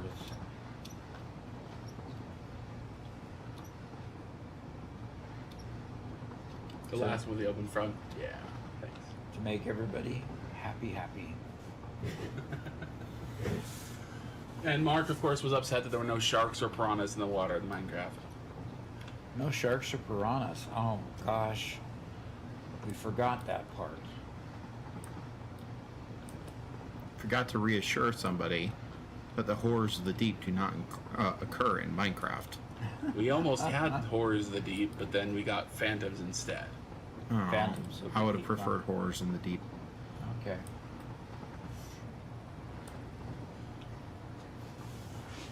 Darn you, mumbo jumbo. I'm sorry. What the what? Got it.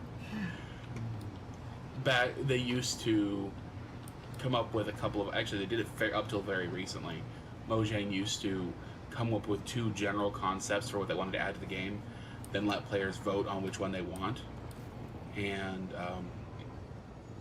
a very popular figure wanted the wrong thing. Uh-oh. Yeah. The wrong thing, huh? Definitely the wrong thing. And he fully admits it later. Yes. He himself says how it was a bad choice.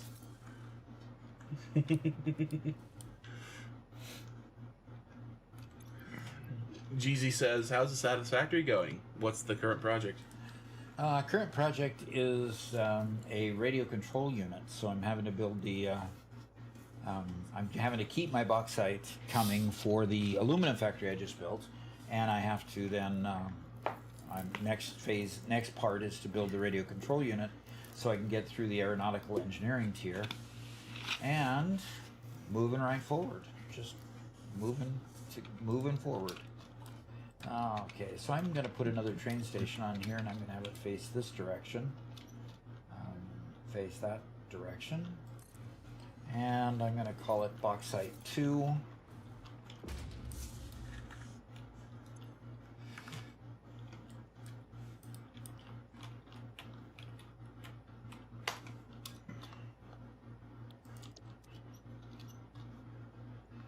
Okay, and replace the train, and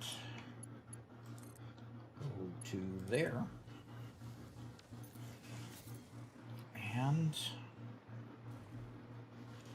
And Mark says, well, Doc is as close to 2,200 hours. I have to go as Ella is at the vets tomorrow. So be good, be kind, and most of all, stay safe. Alrighty, very good. See you later, Mark. Thanks for hanging out as usual. Yep, definitely thanks. And Jeezy says, oh, nice. I'm working on my own aluminum factory at the moment. On my second time, so I'm getting myself familiar with the chain. Uh-huh. Yeah, it can be quite complex.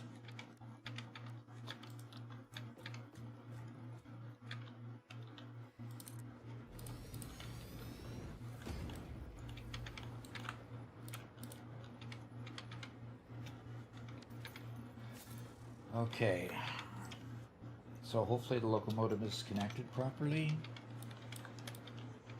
and we're going to edit the timetable. We're going to put Bauxite 2 after Highlands.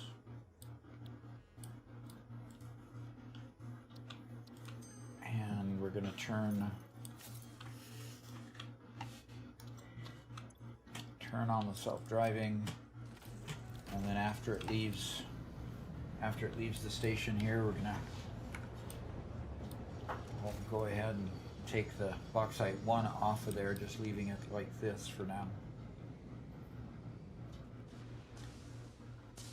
All right.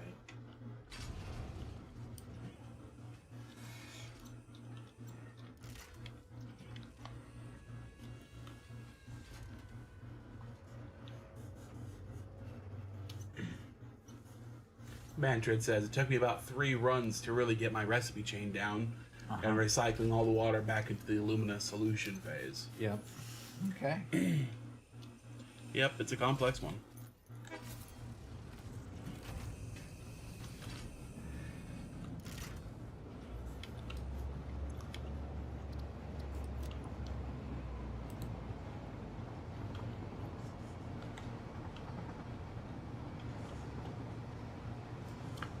Jeezy says, yeah, it was a few days of tinkering to get my first set of blueprints working with the recycling. Learned about priority junctions then. Whoa. Yep. And Formie says, nice. I think I did only about 9k when I'd beaten the game. I'll try to get it all this next run.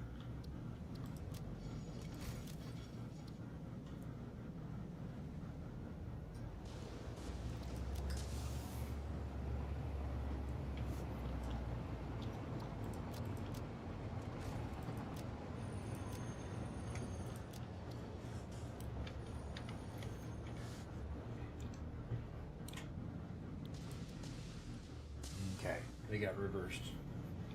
Okay, quickly change that.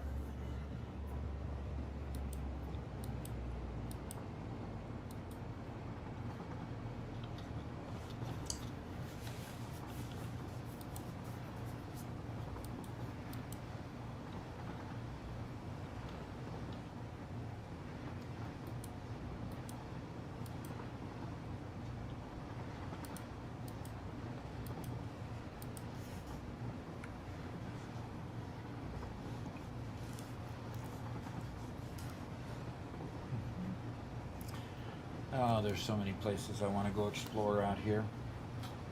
So many slugs. So many wrecks. Yay, slugs. Yay, wrecks. Sir Swank says, I'm working on diluted packaged fuel on the northern coast for my big project. Okay. What's the big project you're working on? That I'm working on? Sir Swank. He said diluted packaged fuel.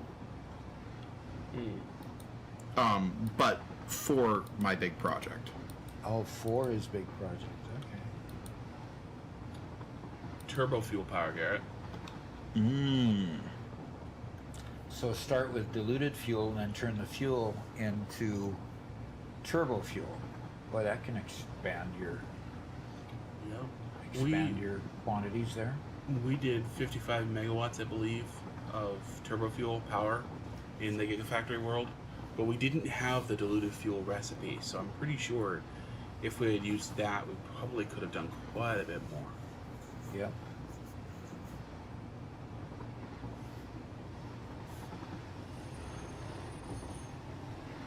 I really want to convince Doc to do a non-nuclear power run and make a full ionized fuel power plant. But like build the whole thing up in stages Yeah. as we progress.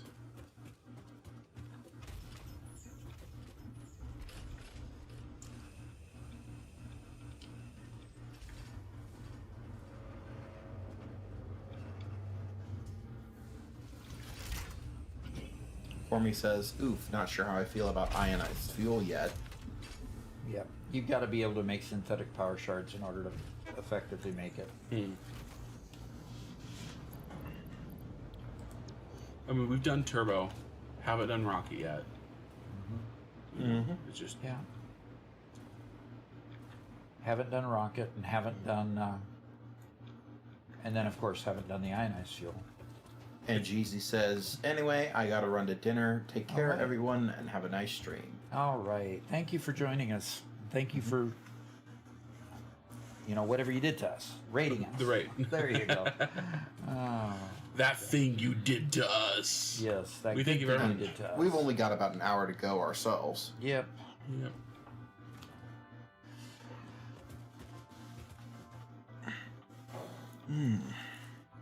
We did have a scan the hard drive, hydrate, and stretch come through. Did we already do those? Oh, yeah.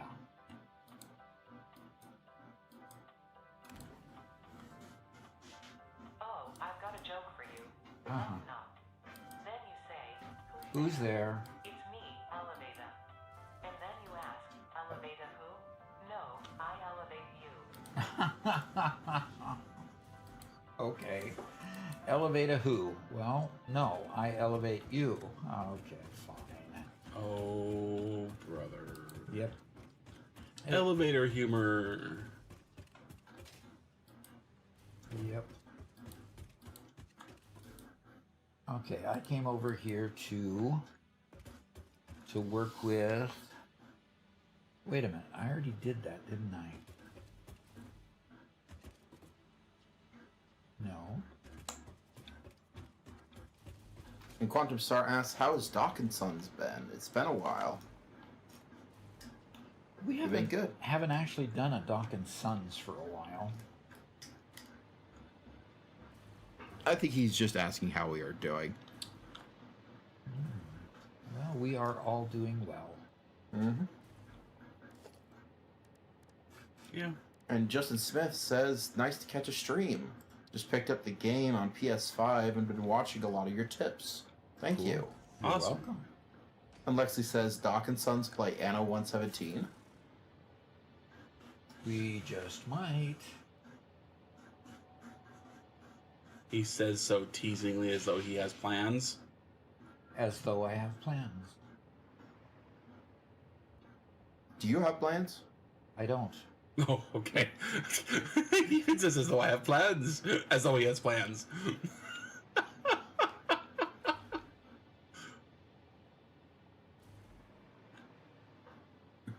And it says, no crazy shiz on the stead lately with the winter and all. Crazy what on the what?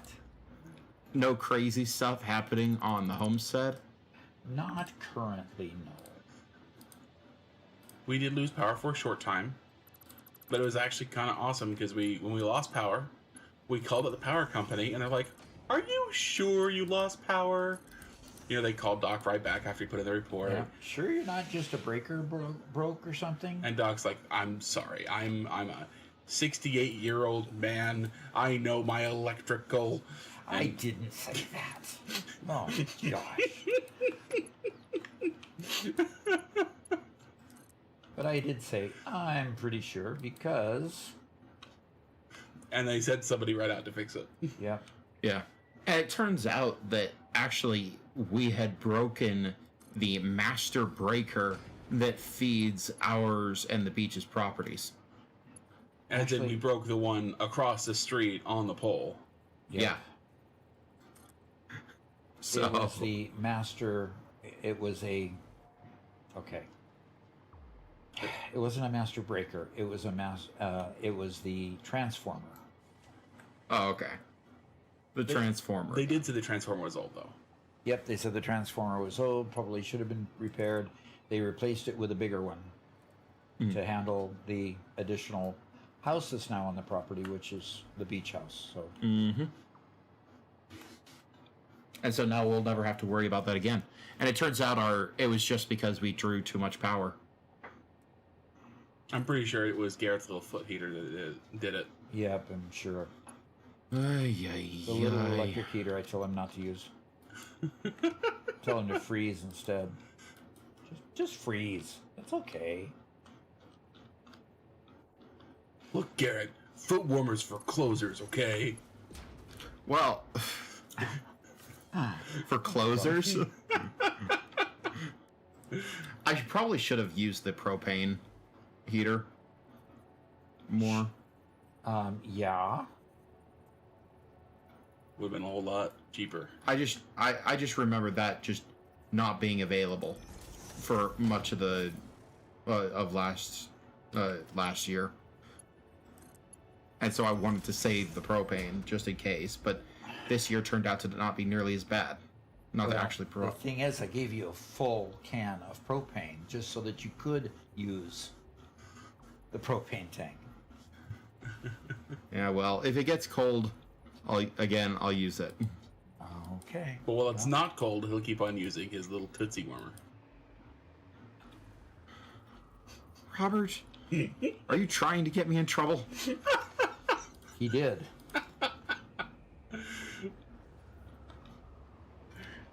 He definitely did get you in trouble. Lexi says, "Doc, you should have said I'm a 68-year-old professor and professional Minecrafter or professional gamer." Yeah. So I know my electrical. Okay. What kind of gamer would I be if I didn't know electricity? Sir Swank says electric heaters break breakers all the time. Yes, they do.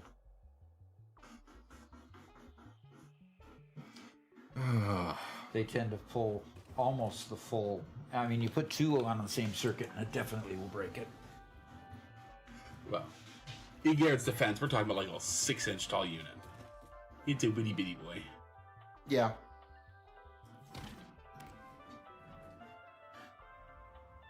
Like I said, a Tootsie warmer.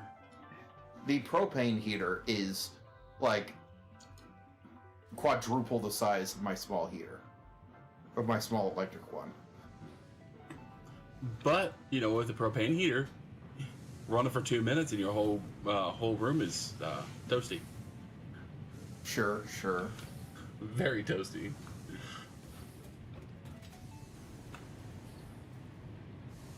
Quantum Star says that makes sense. Typically electric heaters are 15 amps, and most residential circuits only have 20 amp breakers. Yep. Yeah, but we didn't break any of our own breakers.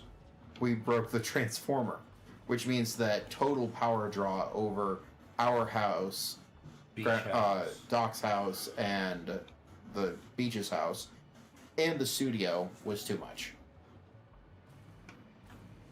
And yeah, with the snow, it was getting really cold. So other than that, the power never actually went out. Mm-hmm.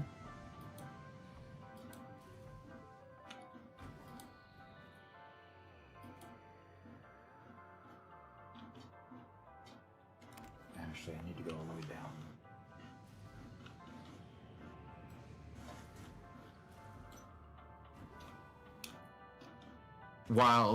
While Snowmageddon did drop a lot of snow, it didn't actually cause any real damage. There was just a lot of snow and it stuck around a while. Yep, Yeah, and exactly. for us, it wasn't even that bad. The snow. And that's too bad. It was like what, 3 inches, 2 inches? We had at least 6 inches. Robert and I keep on arguing about that. It was 6 inches over like 2 or 3 days, and so 6 inches over 2 or 3 days doesn't feel the same as 6 inches overnight. You know? That's true. Sure. I'll give you that.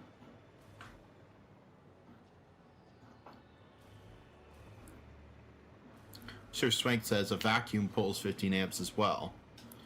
If a vacuum and heater are on the same breaker, it trips all the time. Mm-hmm. Hence why our little studio here has 4 breakers in it. Yep. Each wall has its own breaker, and it's a 400 square foot studio. Sir Swank asks, Doc, are you okay? I just heard you say you should go lay down. No, I didn't say that.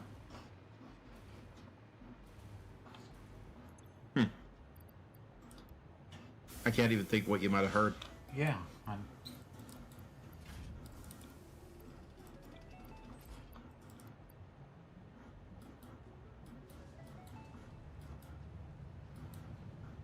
And I don't need that in my bags. Okay. And I can pick up new of those and new of those anytime I need them. And that, and that. That. I don't need that or that. Actually, I probably do need those that make power poles with. Question is, do I have that being put into the depot? Quick. Yeah, I have it being put in the depot. Yes.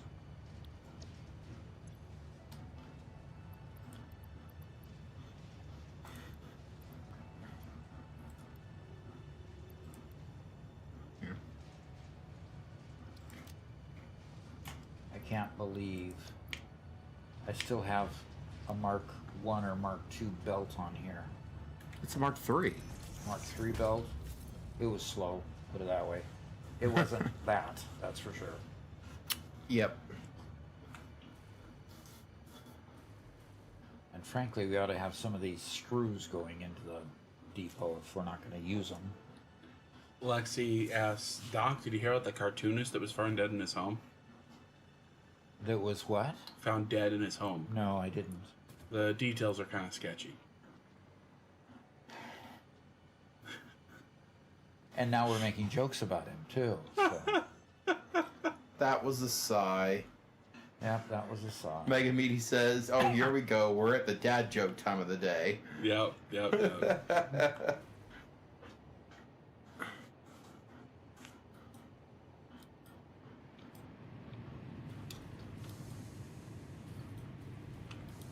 Yeah, gotta fill the airspace somehow.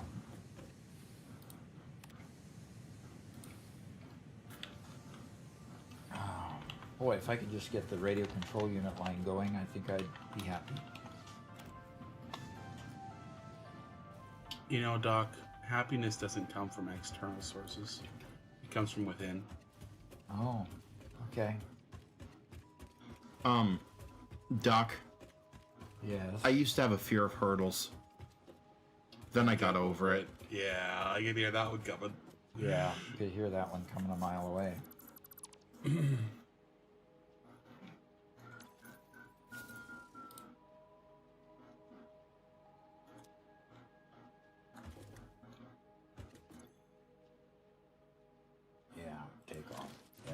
Lexi says, have you ever tried to eat a clock? It's No. very time consuming.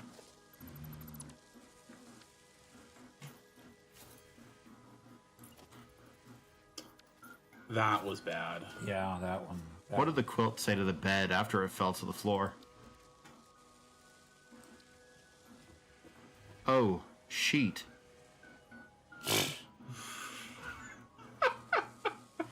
Okay. Oh, that's great. What kind of shoes do frogs wear? No, we don't have to get into all this. We really don't. Sir Swake says, what's brown and sticky? No, a stick. A stick. You're right. It's not a. I don't know joke. what you were thinking It's of, not Robert. a pun. No. It's not punny enough. So it doesn't qualify? How do you spot a nosy pepper? Oh dear. It gets jalapeno business.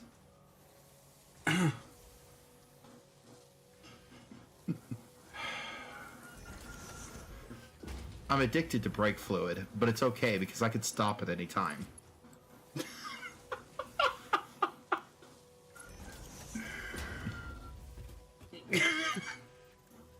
And Robert got a laugh out of that one. Okay. I hate it. I hate it. I should laugh at this. Why am I laughing? What's an astronaut's favorite part of a computer? The space bar. Okay, these are terrible. Please stop.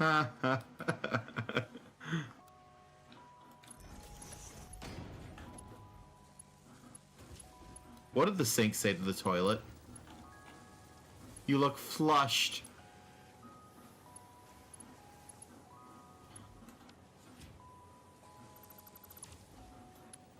Doc, are you listening to any of these? I am. I'm trying not to groan online. What do you call an alligator in a vest? An investigator? Ah, nice. Well done. That was a good guess.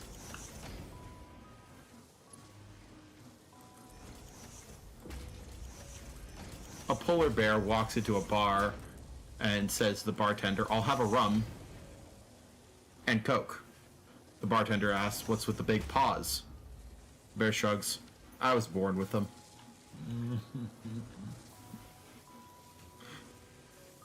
I got a little laugh. Yeah. A little groan. Did you know a deer can jump higher than the average house? No, I did not know that. Yeah, houses can't jump that high. Come on, get better Come material. on, Robert. Get better material. I'm not reading chat now. Know these ones.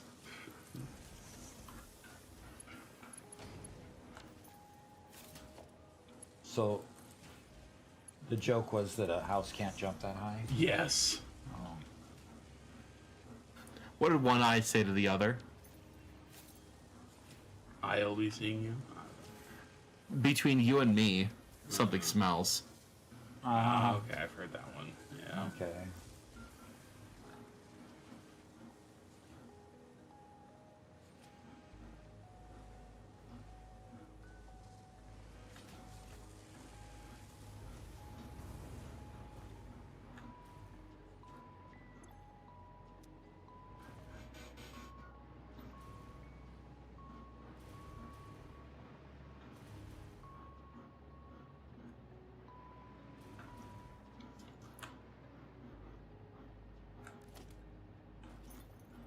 I want to see if we've got rotors in here. We are not getting a lot of rotors in here.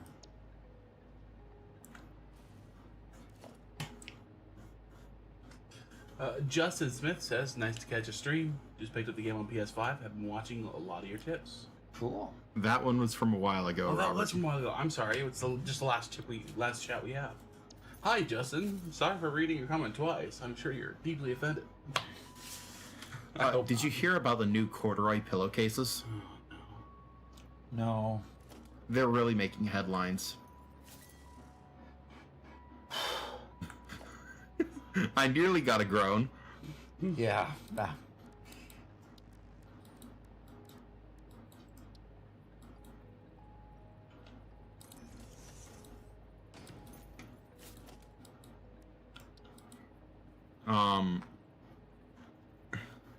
I can't stand Russian dolls. They're so full of themselves. Okay.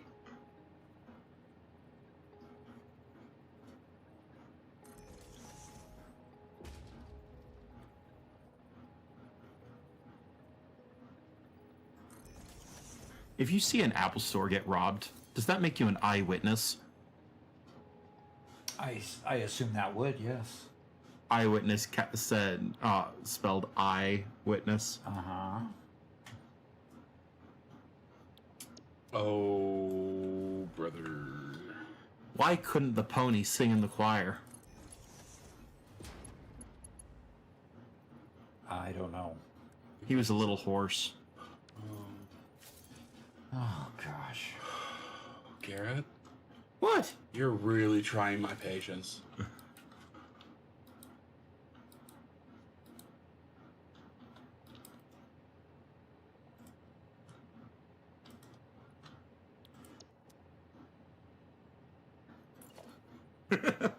Why did the hipster burn his mouth on pizza? Because he got to the pizza first. Because he ate it before it was cool. Oh, gosh darn it. I was so close. Mega Meaty says, what do you call recently married spiders? Newlywebs. That's it. That's the only one I shall contribute to this. And the world is poorer for it. To be fair, I say that about all of them.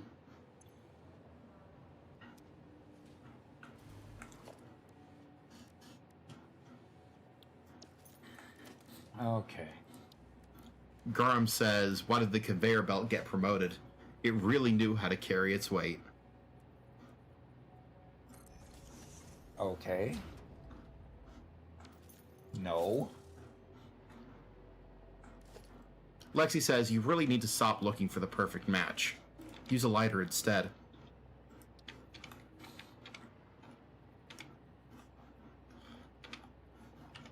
Oh, dear. Sorry, Sir Swank. I don't think those are very good. Robert can read them if he wants to. Robert, will you please read the good man's comments? Why did the neon sign bring a ladder to the party? Because it wanted to reach new heights of brightness. Why did the Polaroid get invited to every party? Because it always knew how to snap a good shot. Why did the Polaroid? Yeah. Okay.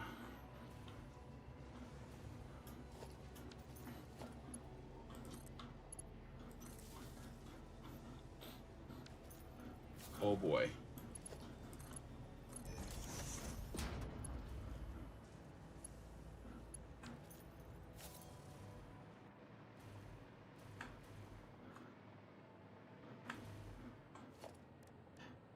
Are we done?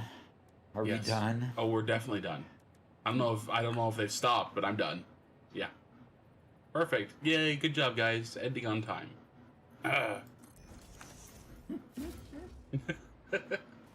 You know, the funny thing is I'm not against puns at all. I enjoy puns. I But if Garrett's gonna read them and enjoy them, I can't be pro pun.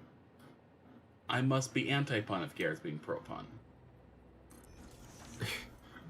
That If doesn't you make want any to. sense. Of course it makes sense. What did Gaming with Doc say when his son started spewing dad jokes? Oh, brothers. Yeah, okay.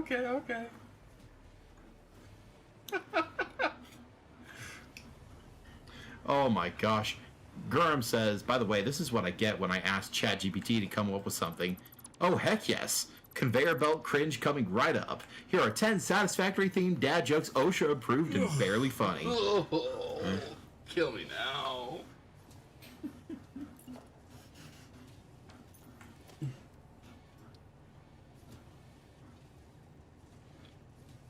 OSHA approved and fairly funny.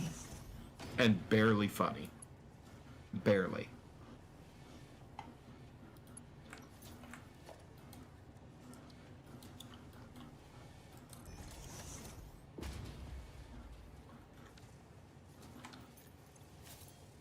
All right, left is going to go to overflow.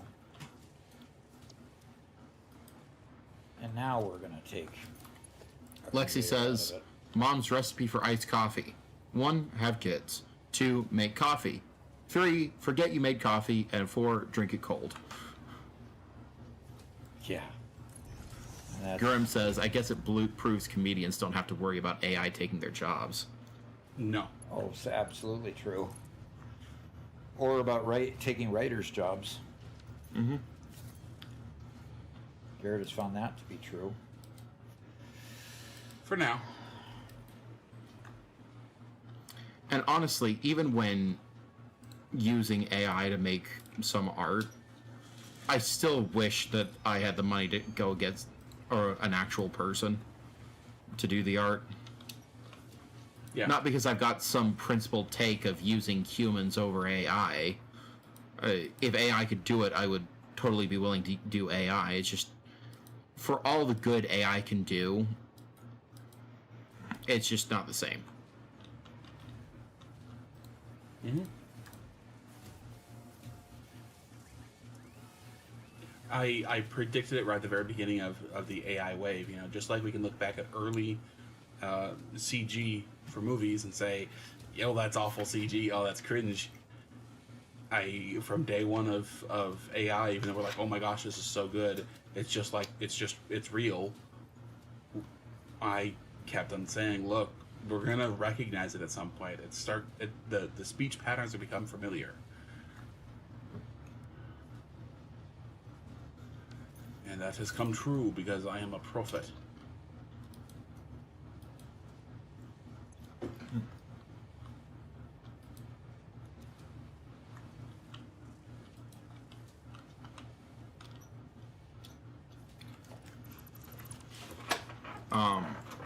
Mega Meaty says AI can be a good basis to get an idea for something to be done properly by a person.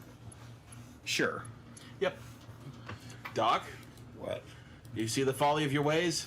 What? You see that conveyor right there? No, I don't see the folly of Fix my it. ways. Fix what? Okay. one's Hold the wrong? conveyor in your hand. Okay. That conveyor to your right. That's why it's not working. Yep. There. See that?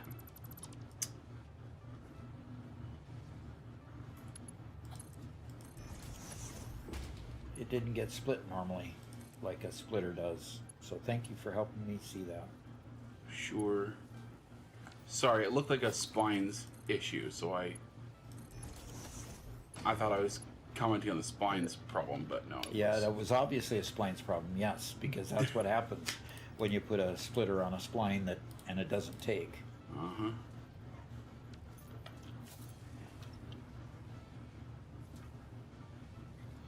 Gorham says companies will pay $5 to use AI to have a thing done in 10 minutes versus paying a person $10 to get it done in 8 minutes because in the end, it's still cheaper. Yeah, but at the same time, oh, yeah. There still has to be somebody there to feed the AI. Yeah. In the end, AI will become a multiplier on our work, just like big machines are, just like cars are, just like all these other things that had taken jobs in the past. It'll be uncomfortable in the short term, sure, but society will get past it and humans will find new places in a new society. Yep. Just right now, its unreliability makes it very difficult to work with. And Gorham says corporate thinks using one senior programmer and AI to replace 1 senior and 5 juniors is a good idea. Yeah, and I think that that's honestly going to... Well, go ahead. I think that's honestly going to bite back at them later on. Because of all the debugging costs. Who do you have to debug in those situations?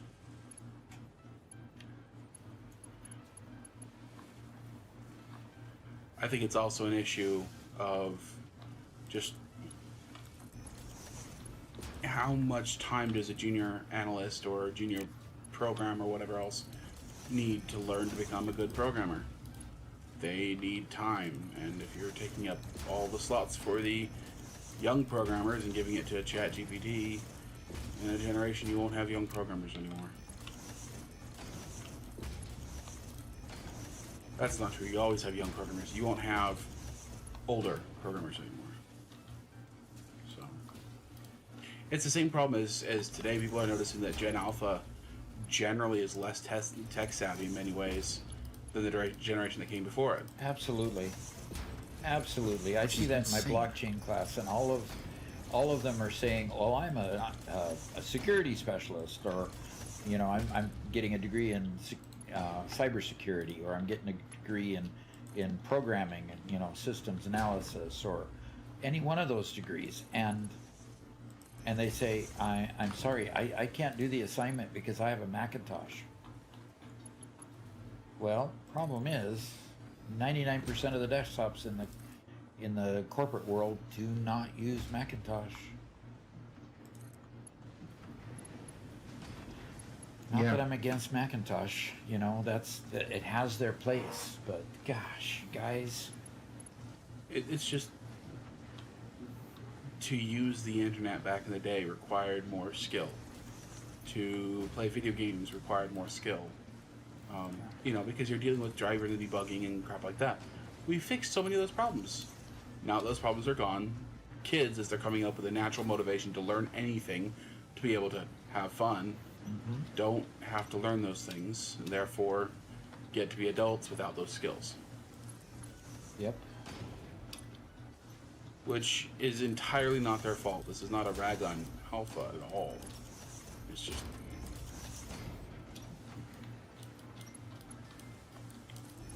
When I was a kid, I used to walk to school, uphill, both ways.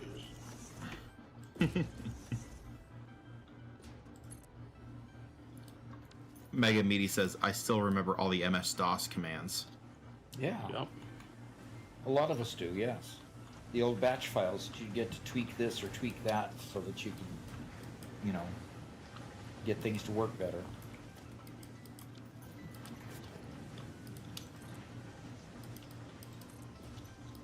Yeah. But everything that Microsoft does to make their program more user-friendly also cuts it off so that when there is a problem, it's less fixable. Which is fine for their service economy. Yeah.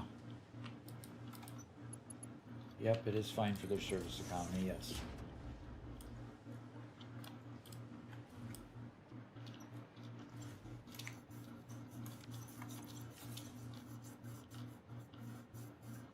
Sir Swank says, my dad did have to go uphill both ways, as roads have a slight elevation dip in the middle. He lived across the street from the school. That's too funny. Oh. Well, I'm glad he finally made through it, Sir Swank. I'm sure that was quite the ordeal. I would also hate it if my teacher could walk across the street and talk to my parents. Like, holy crap! It was bad enough that they could call them. Like mine did.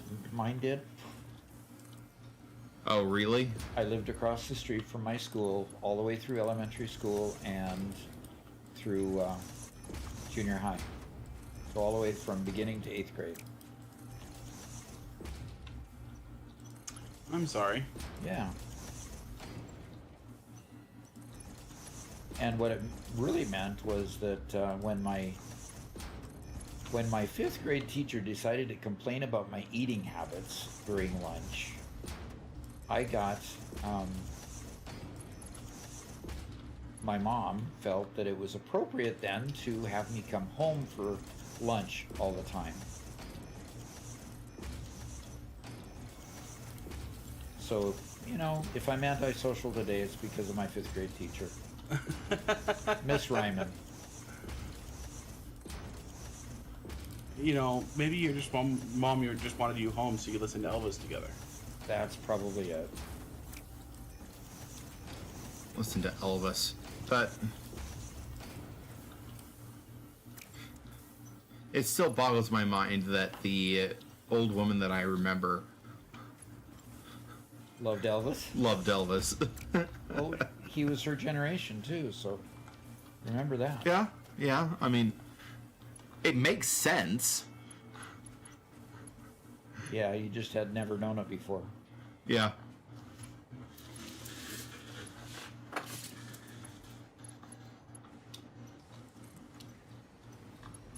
Oh, we got a good university question here. Okay. Good. Save us from ourselves. There you go.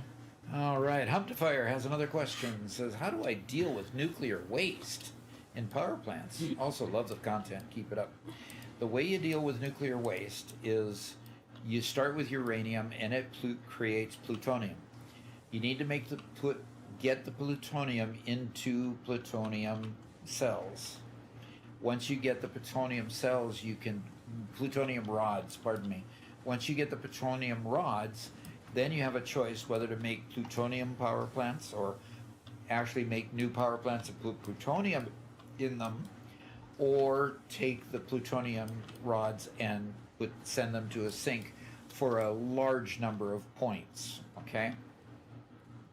So you've got a choice at that point. Now, if you choose to put them into power plants and they create their own waste, they create waste that you need to make into fixonium. And then when you get done making fixonium fixonium rods, you can then put them into fixonium power plants, and then they don't have any waste. So that is the path to, you've got two paths that you can do to get rid of the waste. Make plutonium cells and sink them, or go all the way to the end and make more power out of the waste. But understand that the process of making all the plutonium waste into the uranium waste into plutonium cells and making those putting those through and taking the waste from that and making fixonium, those supply chains are very long and create an awful lot of building that you need. You think that you're overwhelmed with phase 4 or phase 5? Try building a power plant from the beginning all the way through the end to use all your waste. My recommendation would be sink it and be done with it.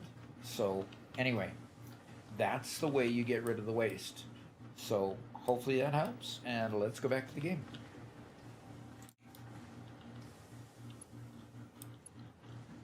Okay. I did get through all the centers here. Good.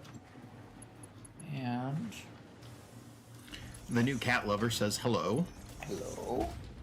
And DM Sir Swank says, my dad had a gun safety class inside the school building, and the teacher's lounge was the target room.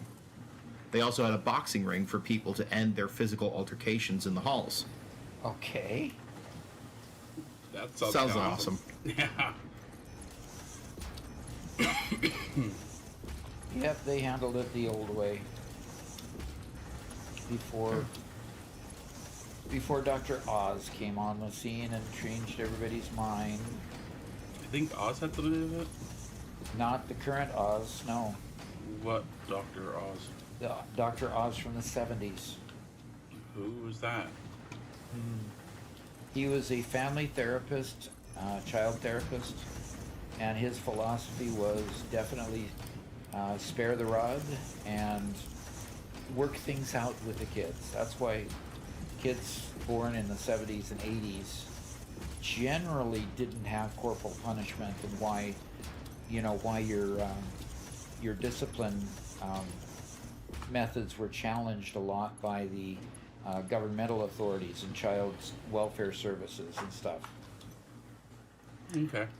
So Yeah. that's where that change in thought processes came about. Another practice in suicidal empathy. Well, And we have a first-time chat from the new cat lover. That's cool. I like cats. I'm the only one in the family that does. And because we need a good mouser, I got a cat. Well, the cat does her job, And so the she cat definitely earns her space. Yep. I may not be a cat lover, but I like having her around. we keep tally. We have a little account that we keep number of mice eaten versus how much food she gets.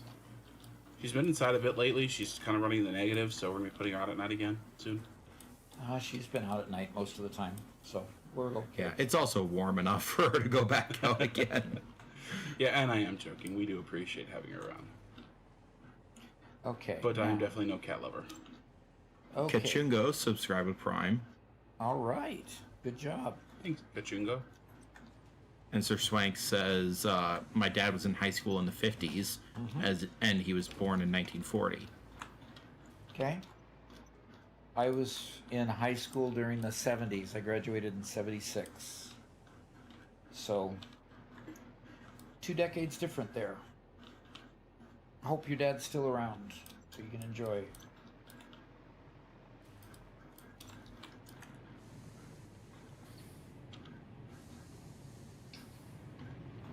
Okay.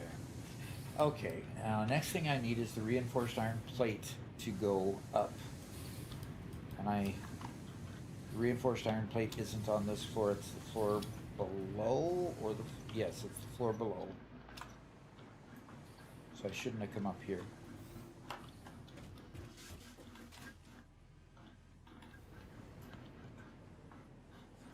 Okay, so the reinforced iron plate now is made in abundance at this point. And so let's Sanatianer says, hello, I watched some videos from you and it got me to be better and satisfactory. Thank you. all right. That's good.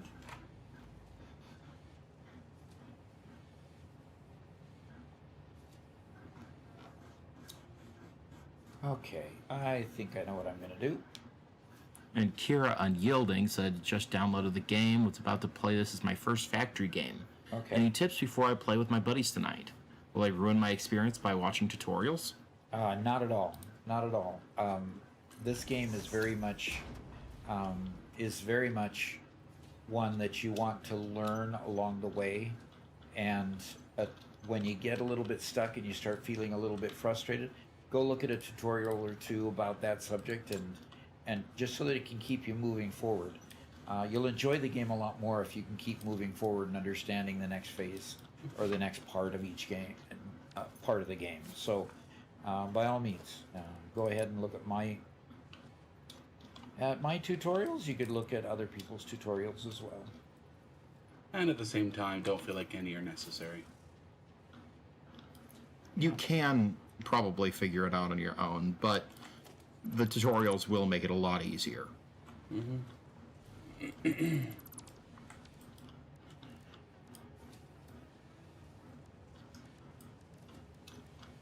Okay, I'm gonna do a splitter here, and I'm just gonna go ahead and put it here.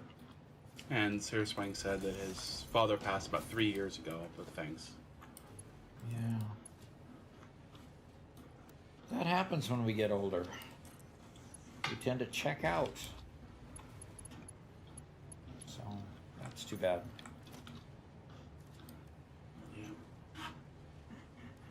I was very lucky to be able to join Dad in going to see my grandpa down in his little retirement home before he passed, and have a good final visit with him and kind of meet him as an adult, because we weren't super close, and as a kid he wasn't really a kid's guy, was he? No, he was kind of prickly. A little bit prickly, but as an adult I was able to talk to him and actually have an enjoyable conversation, so I personally really appreciated that.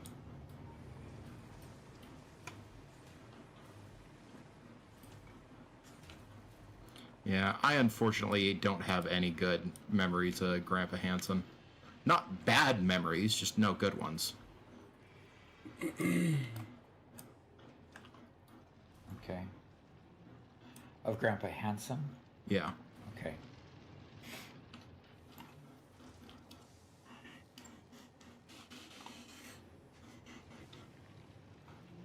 I'm gonna try, yeah, that's the way I'm gonna do this.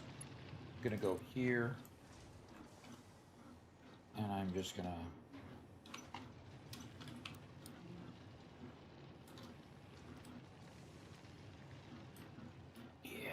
put that right to the edge.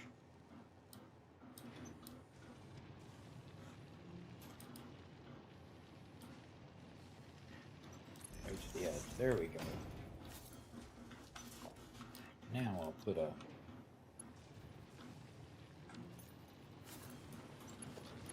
Iggy wants to know, how many hours do you have in the game, Doc? what did we say, about 3,000 Yeah. at this point? I haven't checked it in a while, but I know it's at least 3,000. So, yeah.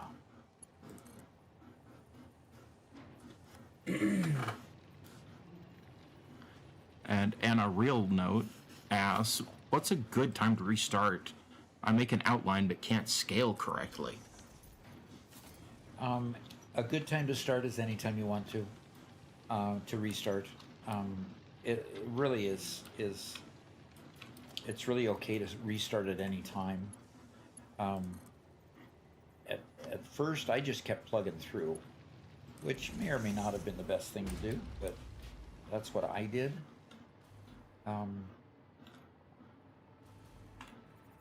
What did I do that for? Okay, so this can go here. Yeah. Okay.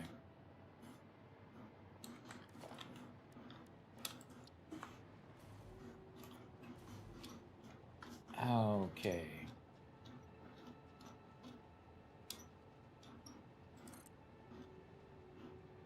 I think that'll give me a good kick there. All right, so I want to hit that.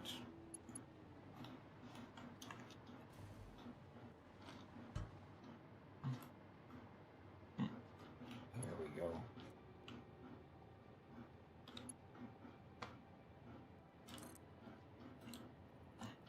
Oh, we had to scan the hard drive 26 minutes ago. Oh, we did? Uh-huh.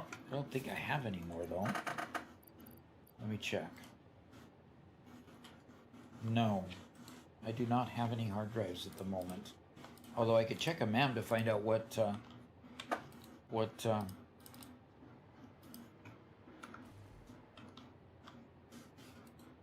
we've got.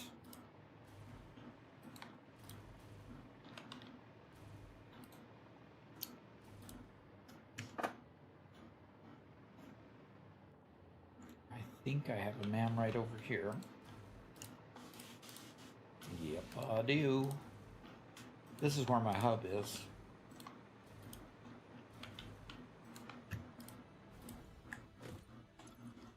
Hard drive completed. Let's go see what I got.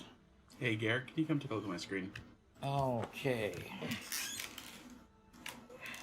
Smiley says, "Yo, Doc." Yes. That's it.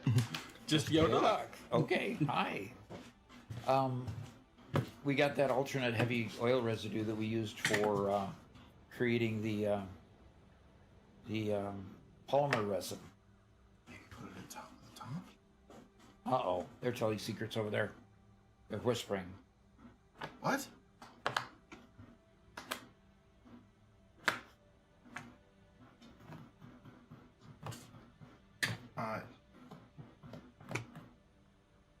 That seems like something to talk to Kath about. Okay. Huh. Probably. Here's an interesting aluminum ingot recipe. Yeah. I think that's actually one of the ones that Lexi uses. Yeah. The problem is my current aluminum plant has already got the silica coming up to it. Yeah. And I've Sure. got silica in abundance at this point. Sir Swank says that heavy oil residue one is good. They're using that oil, then diluting it, then turning that into fuel. Dilute the oil, or delete the heavy oil residue? No, dilute the heavy oil. Oh, dilute the heavy oil. Yeah. Huh. Okay. Then you've got a source of plastic in the heavy oil residue. You've got a source of plastic in the polymer. So I think, yes, I think I want this one. Don't you think, Robert? The other is good. Garrett, you are correct. It's been changed to copper. Wait, what? Oh, in this world? Yep. So, Okay. is this thing telling me that that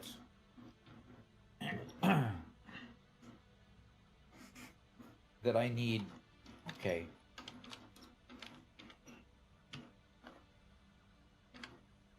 What's that water symbol telling me, Robert? You get water as a residue, As a byproduct? as a byproduct. But does this tell me my the item and the byproduct? Huh. What? Yeah, what? Let me look. Let me look it up. See what it actually is.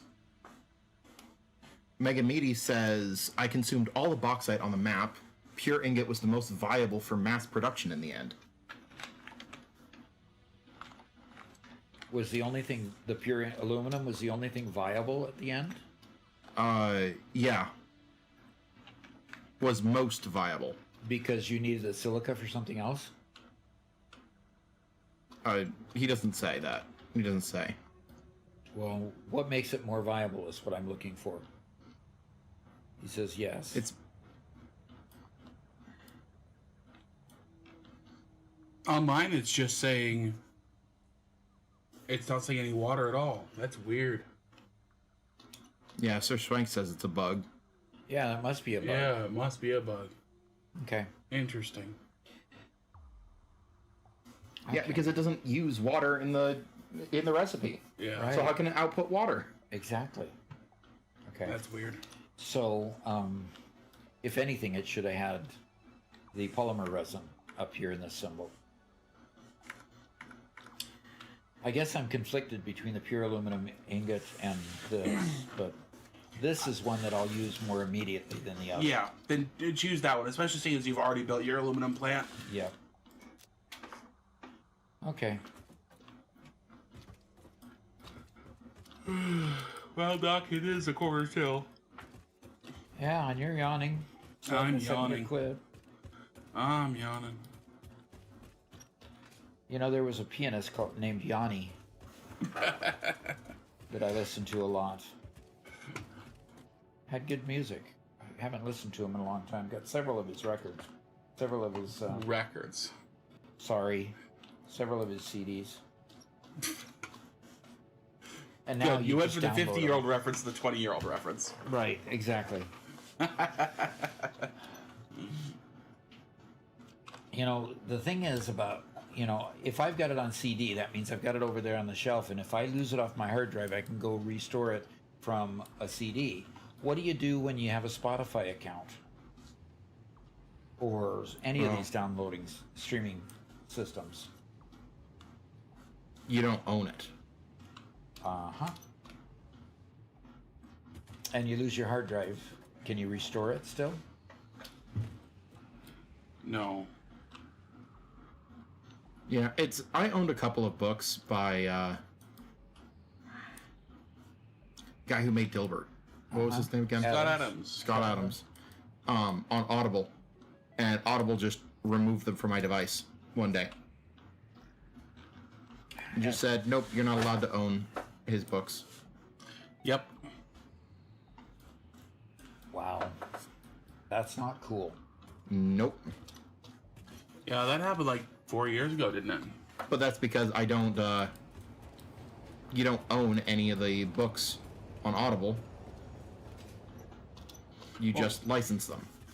that's the big problem when it comes to Steam, and of course, I already trust Gabe Newell, but he'll only be around for so long.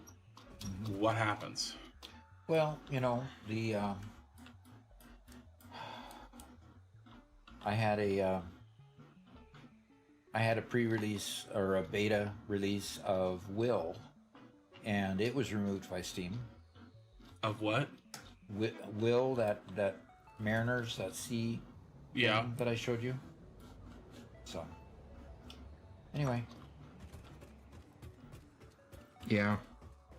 I feel like this whole licensing issue being pushed on regular consumers is, I don't feel like it's a state of the world that can last. I just don't know how it's going to be resolved in the end. Yeah. Okay, here's the iron plate that I have coming up. Sometimes you can see it here, sometimes you can't. That's weird.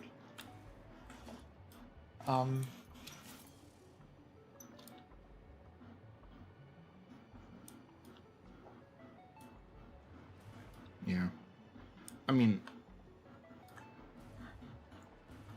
true monopolies are rare, but companies nowadays are big enough that even if they aren't actual monopolies, they can act very monopolistically. Uh-huh.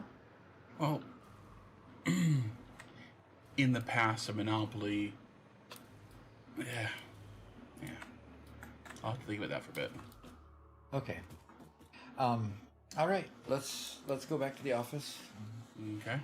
And it's been a great day. It's been really, really good. I'm glad to have everybody here, and glad to see everyone. So, 8 hours goes quick for me. It goes very long for Robert and Garrett because they're just reading chat and not having as much fun as I am. But I do appreciate them. I also appreciate Ping Players up here. Ping Players, because they sponsored the server we started playing on today, and we continue to appreciate their financial support. We're going to be putting out videos for them once a month for these 3 months. So we'll be increasing our stock of videos that they sponsor on their site that point to us, and so we give them the raw footage, and well, we kind of edit the footage down, don't we, to the things that we don't want to have in there. Yeah. And then we give it to them, and they do whatever tweaks they do with it and publish it. So it's been a good relationship so far. So we really, really do appreciate them. So if you do want to play with your friends, if you're on PC, Ping Players has a server for you that does a great job. So use Doc35 to get a discount on that to get you started. Do we have any other questions before we leave? Mega Meaty Bacon Man still with us. Interesting. Sir Swank said, well, night all. Have a great day. Thanks, Doc. Good. Your shorts literally improved the game for me. Yeah. And a real note. Okay. Very good. Very good. And Smiley says, yo, Doc, I hope you didn't just join, Smiley, because we're just saying goodbye. Yeah, he's been around for only about 10 minutes. So. Okay. We start streaming at 9 o'clock in the morning Central Time, which means we started streaming about 8 hours ago. Central U.S. time. What did I say? Central time. Okay. Well, yeah, specify U.S. if you need to. Central U.S. time. And on Thursday, we'll be streaming again, starting at 9 o'clock Central U.S. time. And we'll stream for 4 hours on that day. And we'll stream again on Friday. So if you became a member on YouTube or a subscriber on Twitch, you can also come join us in the afternoon on Fridays, where we stream via Discord. So you've already joined hopefully you've already joined our Discord. We stream in a, what is it, a member stream? Yep. Folder or channel there. And we talk about what's happening with the channel and how it's going to go forward, and we actually do some recordings, so you kind of get a pre-release version of, pre-edit version of the content that we're putting out pretty soon. So we record the shorts, we record some of the long form, usually the beginning and the end, and then I work through the middle part. And yeah, we do a lot of good things on those days. So appreciate you being here. Come join us on Thursday if you can, and on Friday if you remember, and we'll look forward to seeing you then. So for now, see you later. Okay. And we're going to send everybody on Twitch over to see Panache, who is our younger brother and is now collaborating with us on the second channel. So you're going to start seeing his face a whole bunch soon. So go say hi, introduce yourself if you haven't Yep. before. So Have a good one, guys.